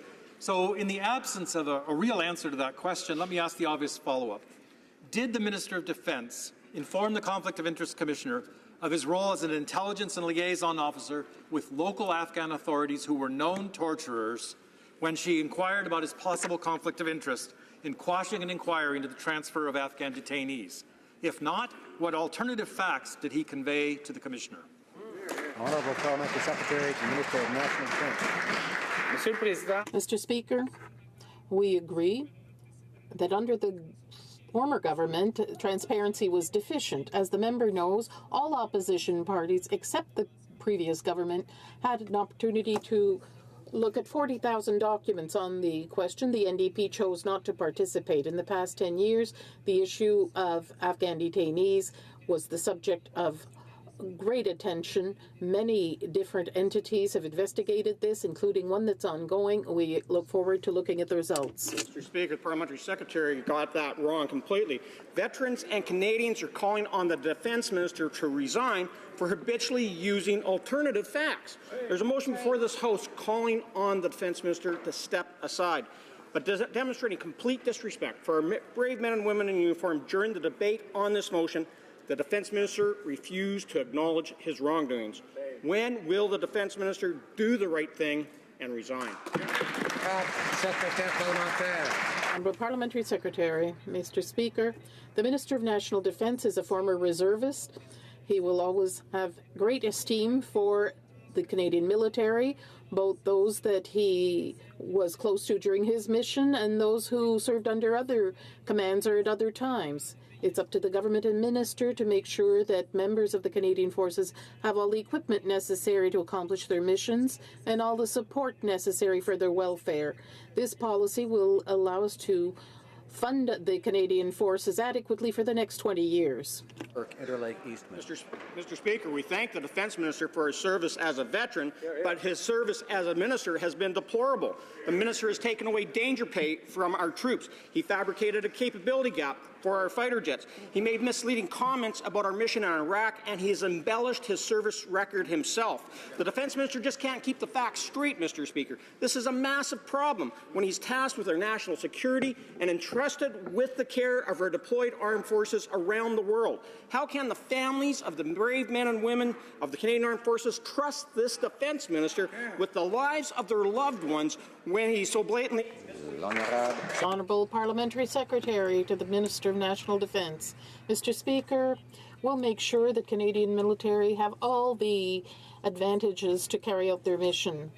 This government has retroactively remedied the danger pay as well as the tax credits under Operation Impact. We are examining pay scales and pay policy. We are trying to ensure a fair and equitable system for all. The Honourable Member for Charlebourg-Saint-Charles. I'd like my colleague to listen to the question before so he can have the right answer. Yesterday, the Minister of National Defence did not answer questions about his integrity, so let me try again. The Minister violated the Code of Ethics and Values of the Canadian Forces. The code says that in order to be honest, you are to avoid any kind of scheming and respect high ethical standards. That's what the minister did not do. The minister has no more integrity left. When will he resign? The Honourable Parliamentary Secretary. The minister underscored his prime responsibility, and that of the government is to make sure that the troops have the support and training and equipment they need to carry out their various missions. For a year and a half, that is the objective of the minister, and that is what he endeavors to do every day. One of the key elements of his mandate is to give our country a new defense policy. We are ensuring that this is properly funded and that costs are rigorously established for the next 20 years. The Honourable Member for Charlebourg-Saint-Charles. Since he became a Liberal, the Minister of Defence has forgotten what truth is all about. He's a master of alternative facts. That's concerning since he's at the head of the Royal Military College in Kingston, whose motto is truth, duty, and valor. He cannot give an example to recruits. If he has 1 ounce of dignity and honour left, his duty is to resign, because he's the laughingstock of the Canadian Forces. It's unfortunate for him, but he's gone from a hero to a zero. The Honourable Parliamentary Secretary. Mr. Speaker, the Minister of National Defence received a broad mandate that he is carrying out. Soon he will unveil a new defence policy that will mean that our military will have proper equipment and everything they need when they're sent on a mission. In the past year, we have listened to Canadians across the country. We've had an in-depth analysis to have a model that responds to the needs of our military. West Kootenay, South Okanagan, West Kootenay, that's it. Mr. Speaker, a state of emergency has been declared in the community of Grand Forks, British Columbia, because of flooding. The surrounding boundary region has also been put under emergency watch, and homes and farmlands are being flooded by the rising water levels. The situation stands to get worse by the end of this week. Can the Prime Minister reassure constituents in my riding that his government will provide the necessary resources and assistance if and when needed? Thank you. The Minister of Public Safety. Absolutely, Mr. Speaker. The Government Operations Centre in my department is closely in touch with their counterparts in the province of British Columbia. The situation is being monitored very carefully, and we have indicated to the province of British Columbia if they need federal assistance, it will be provided, and we'll give our answer instantly. The Honourable Member for Abitibi-Bay James Nunavik.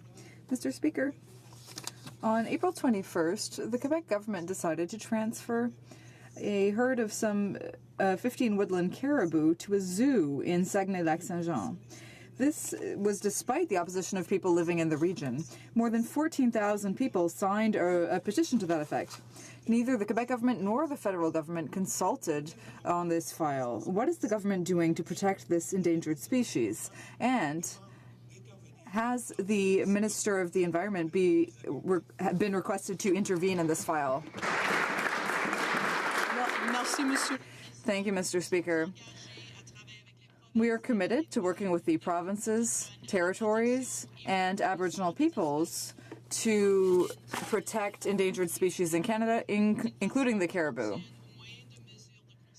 We are using conservation measures based on solid plans that are science and evidence-based. The provinces and territories are responsible for managing these lands and the species that live within them, and we support their efforts to develop conservation measures that are based on best practices. For Davenport.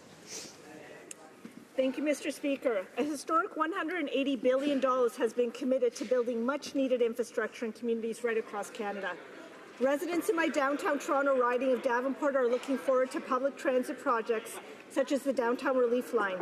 They're also looking forward to more bike infrastructure, such as the further expansion of the West Toronto Rail Path and the creation of the Green Line.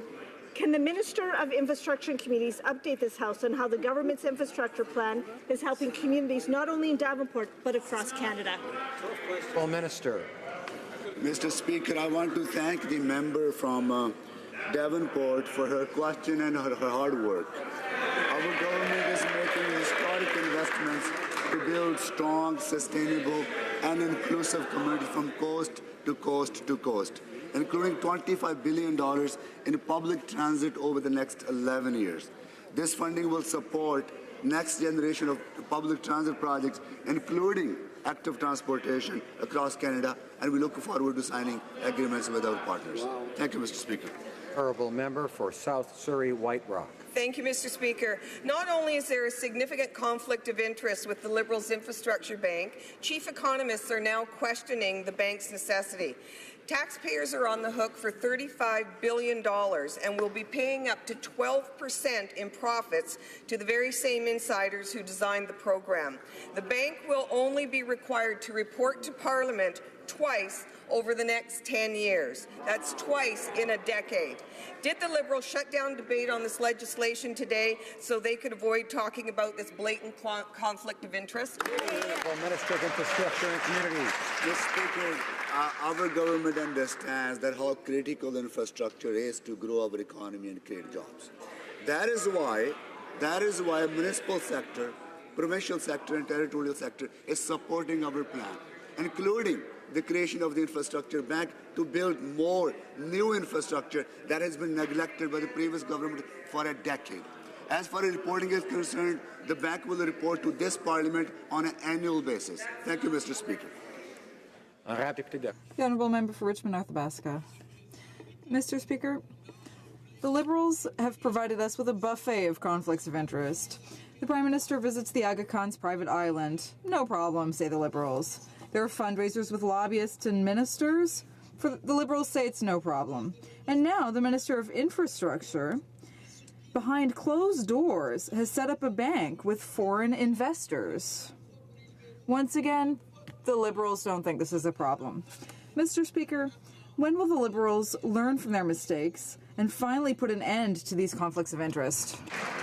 Honourable Minister of Infrastructure and Communities. The presentation that was made to institutional investors is publicly available. I hope the member get to read it. Right?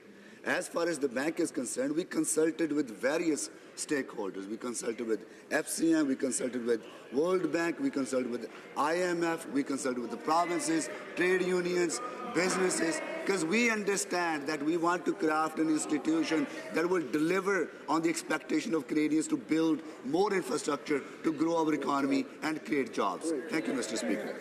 Honourable Member for Carleton. Well, they say in their budget that there's roughly $2 trillion worldwide in private sector investment looking for infrastructure projects. If that's true, then why do they need $35 billion more from taxpayers? Well, look at Division 18 of the budget. It will tell you it's for loan guarantees. That means the billionaires get all the profits off user fees, while taxpayers get all the losses off of revenue shortfalls and cost overruns. Why do the billionaires get all the profits while taxpayers take all the losses?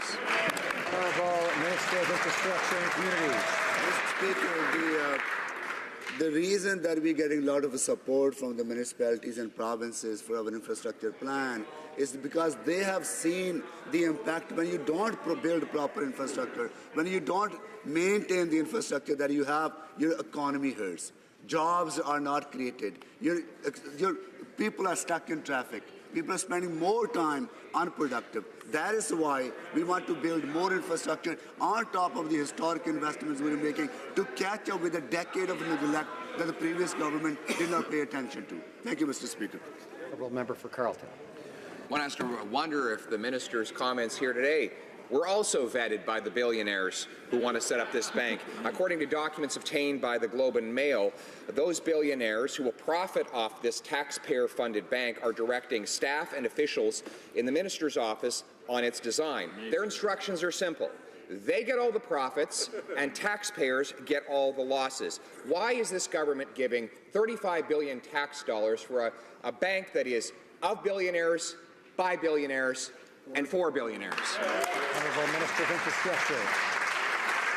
Mr. Speaker, I am amazed at the lack of understanding on the part of the honourable member how the infrastructure plan works in Canada.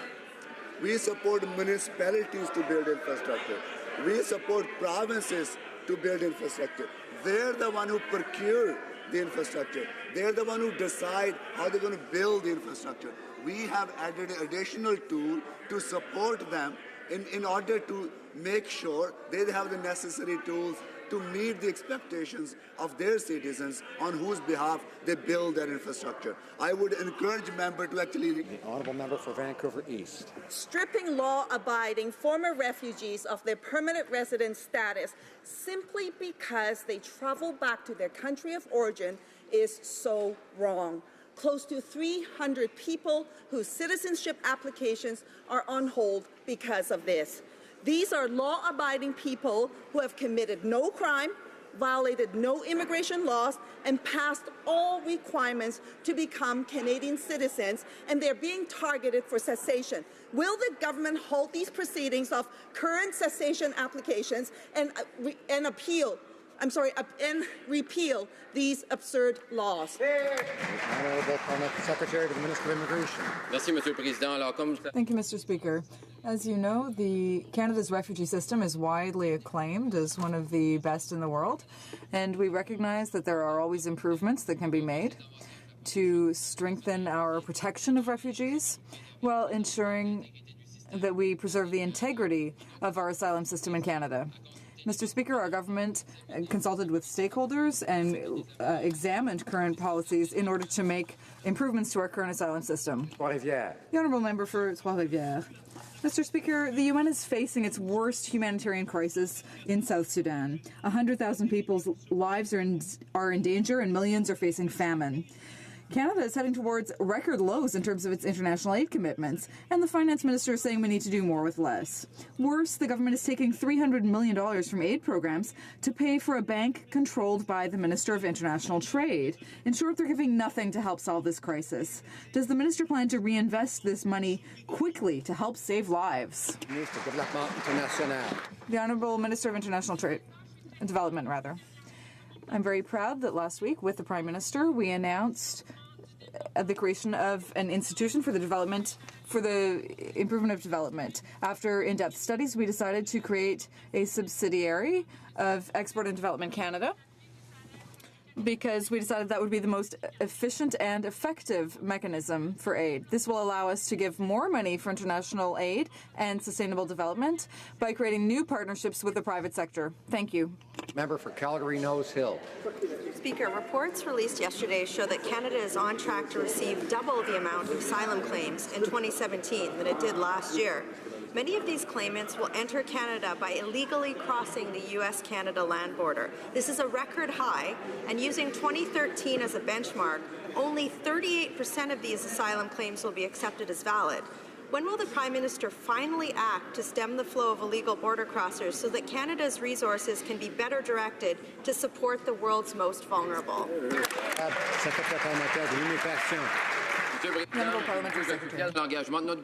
I'm proud of our government's commitment to help those who are fleeing war, terror, and persecution. As you know, our government is committed to setting up a fair and equitable asylum system, and the Commission recently received new measures and instructions about having shorter and more effective trials. This will lead to greater productivity. These measures are being put in place without compromising the integrity of the program. Eagle Creek. Mr. Speaker, it is now being reported that the government will not renew the lapsing measures of the Fair Rail for Grain Farmers Act before they sunset on August 1st. Shippers are getting very nervous as they are being forced to negotiate contracts while the law is in flux. The Transport Minister keeps telling them that legislation is coming, but shippers continue to be pushed down the line. Why are the interests of grain farmers so low on the Liberals' priority list? Parliamentary Secretary to the Minister of Transport. Mr. Speaker, our government understands the scope and importance of the grain sector, and that's a strong rail-based supply chain system is absolutely essential to all Canadian producers and shippers so they can remain competitive in domestic and international markets. As such, we carefully consider any actions required to further strengthen the safety, efficiency and competitiveness of Canada's transportation service. Consultation and collaboration with stakeholders has been key to help develop a solid agenda for transportation in Canada. Member for Cypress Hills Grasslands. Well, Mr. Speaker, last year the Transport Minister and the Ag Minister stood in front of a microphone to tell Canadians how important an efficient and reliable grain transportation system was. That's why the Fair Rail Act was put in place in the first place, to make the system work for more than just the railways. Now the Liberals have deliberately delayed until important provisions for Western Canadian grain farmers expire. Why didn't they tell producers a year ago that their idea of efficient and reliable was giving the railways all the powers and taking it away from the producers? Honourable Parliamentary Secretary. Mr. Speaker, I'll reiterate that we understand that this is very important to Canada's economy and to our grain farmers and to our shippers. What we needed in the past, we had this adversarial relationship. Now what we're trying to do is get the people to the table, consult, collaborate, and come up with a solution that works for everyone. That is what we're going to do, Mr. Speaker. Thank you. The Honourable Member for Rivière-des-Mille-Îles. Mr. Speaker, as we know, flooding has devastated many parts of the country, including in my riding, Rivière-des-Mille-Îles. I would like to thank all of the volunteers and first responders who have provided help over the last few days to ensure that citizens and communities were kept safe. Can the Prime Minister inform the House of the most recent measures taken by our government to deal with this emergency? Thank you. The Right Honourable Prime Minister. Mr. Speaker, I thank the member for Mille-Îles for her work both in this House and in her community with all of the help that's necessary there. We're thinking of all Canadians affected by these floods, and we thank all volunteers and first responders. Over 1,000 members of the armed forces were deployed to Quebec, and hundreds of thousands of sandbags were distributed in Ontario. In addition to our work on the ground, we have announced that $1 million will be donated to the Red Cross to help provide emergency support. We're pleased to announce that the federal government will allocate $1 million to the Red Cross to help with immediate relief. Honourable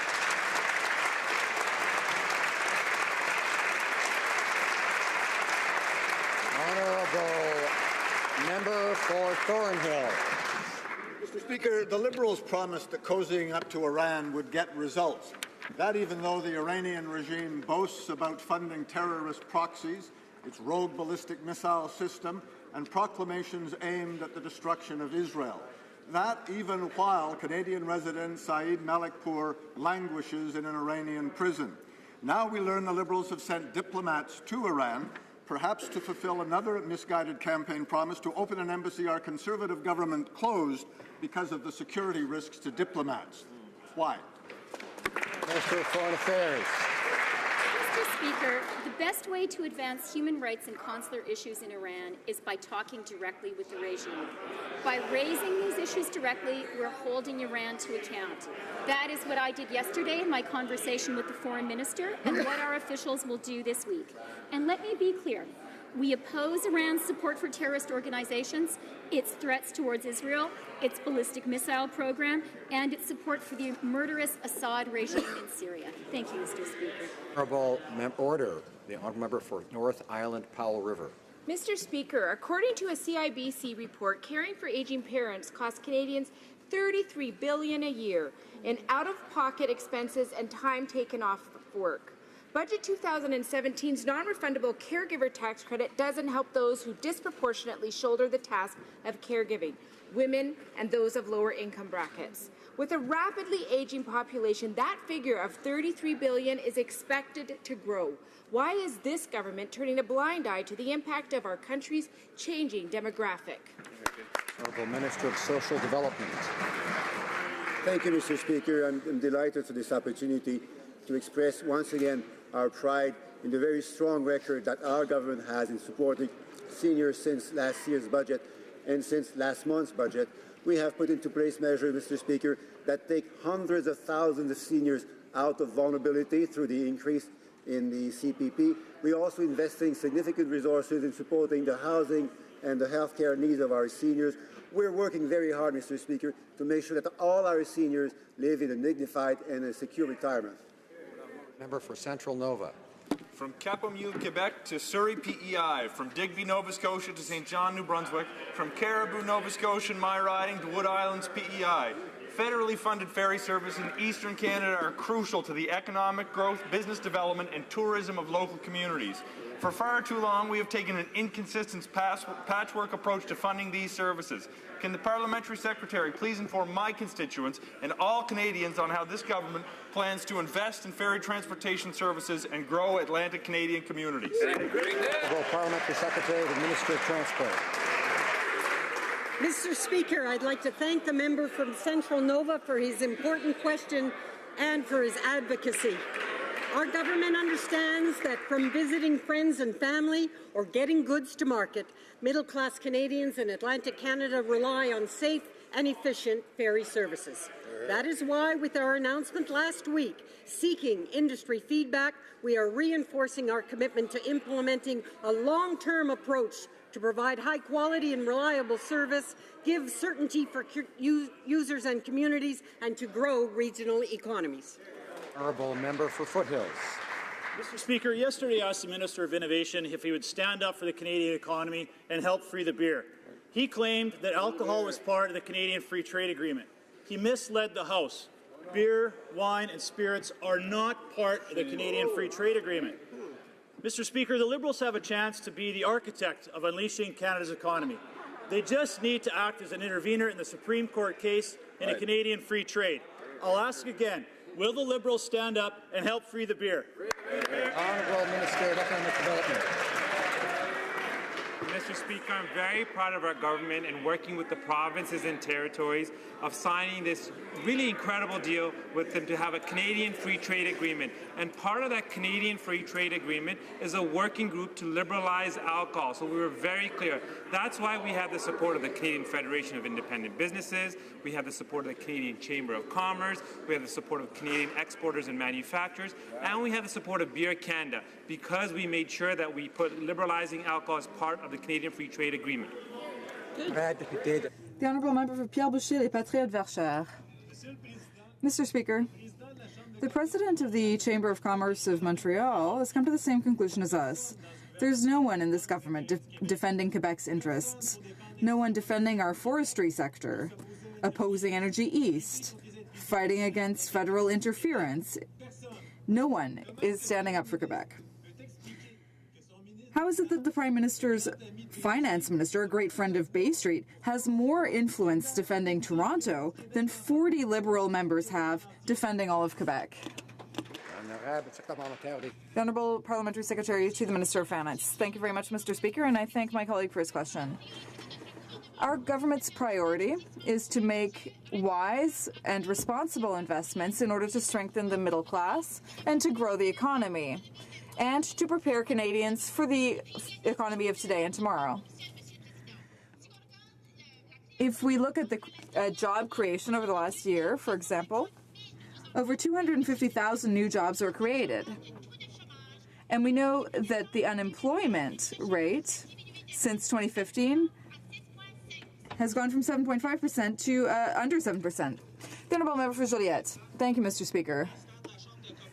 The president of the Chamber of Commerce of Montreal said there is no one defending Quebec in the federal government. My colleague just said this, and this applies to nearly all files. Will anything change? Will the 40 Liberal members from Quebec stand up and be heard, or will they simply defend Toronto's interests? Thank you. The Honourable Minister of Heritage. Thank you, Mr. Speaker. We're very proud of our investments in infrastructure, $1.1 million over the last year. 224 projects were financed. And the most important thing is that Quebec has money from the federal government. Thank you. It being 3:05, pursuant to an order adopted on Monday, May 8th. The member for Grand Prairie Mackenzie is standing on a point of order. The Leader of the Official Opposition made reference to a particular document. Now, it's a very large document, and I'm not sure that every member has yet had a chance to review it. Now, it is, as is the practice in this House, I would ask for unanimous consent to table in both official languages the document that was referred to.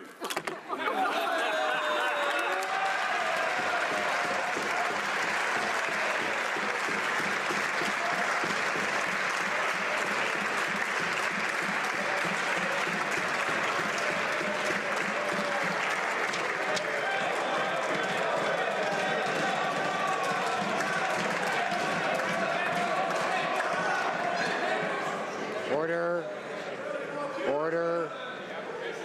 I know the honourable member for Grand Prairie Mackenzie is a stand-up guy, and that he won't want to break the rules by using props in the future. As I was saying, Order. As it is 3:07 p.m., pursuant to the order made Monday, May 8th, 2017, the House will now proceed to the taking of the deferred recorded division on the motion of Mr. Bazin regarding the business of supply. Call in the members.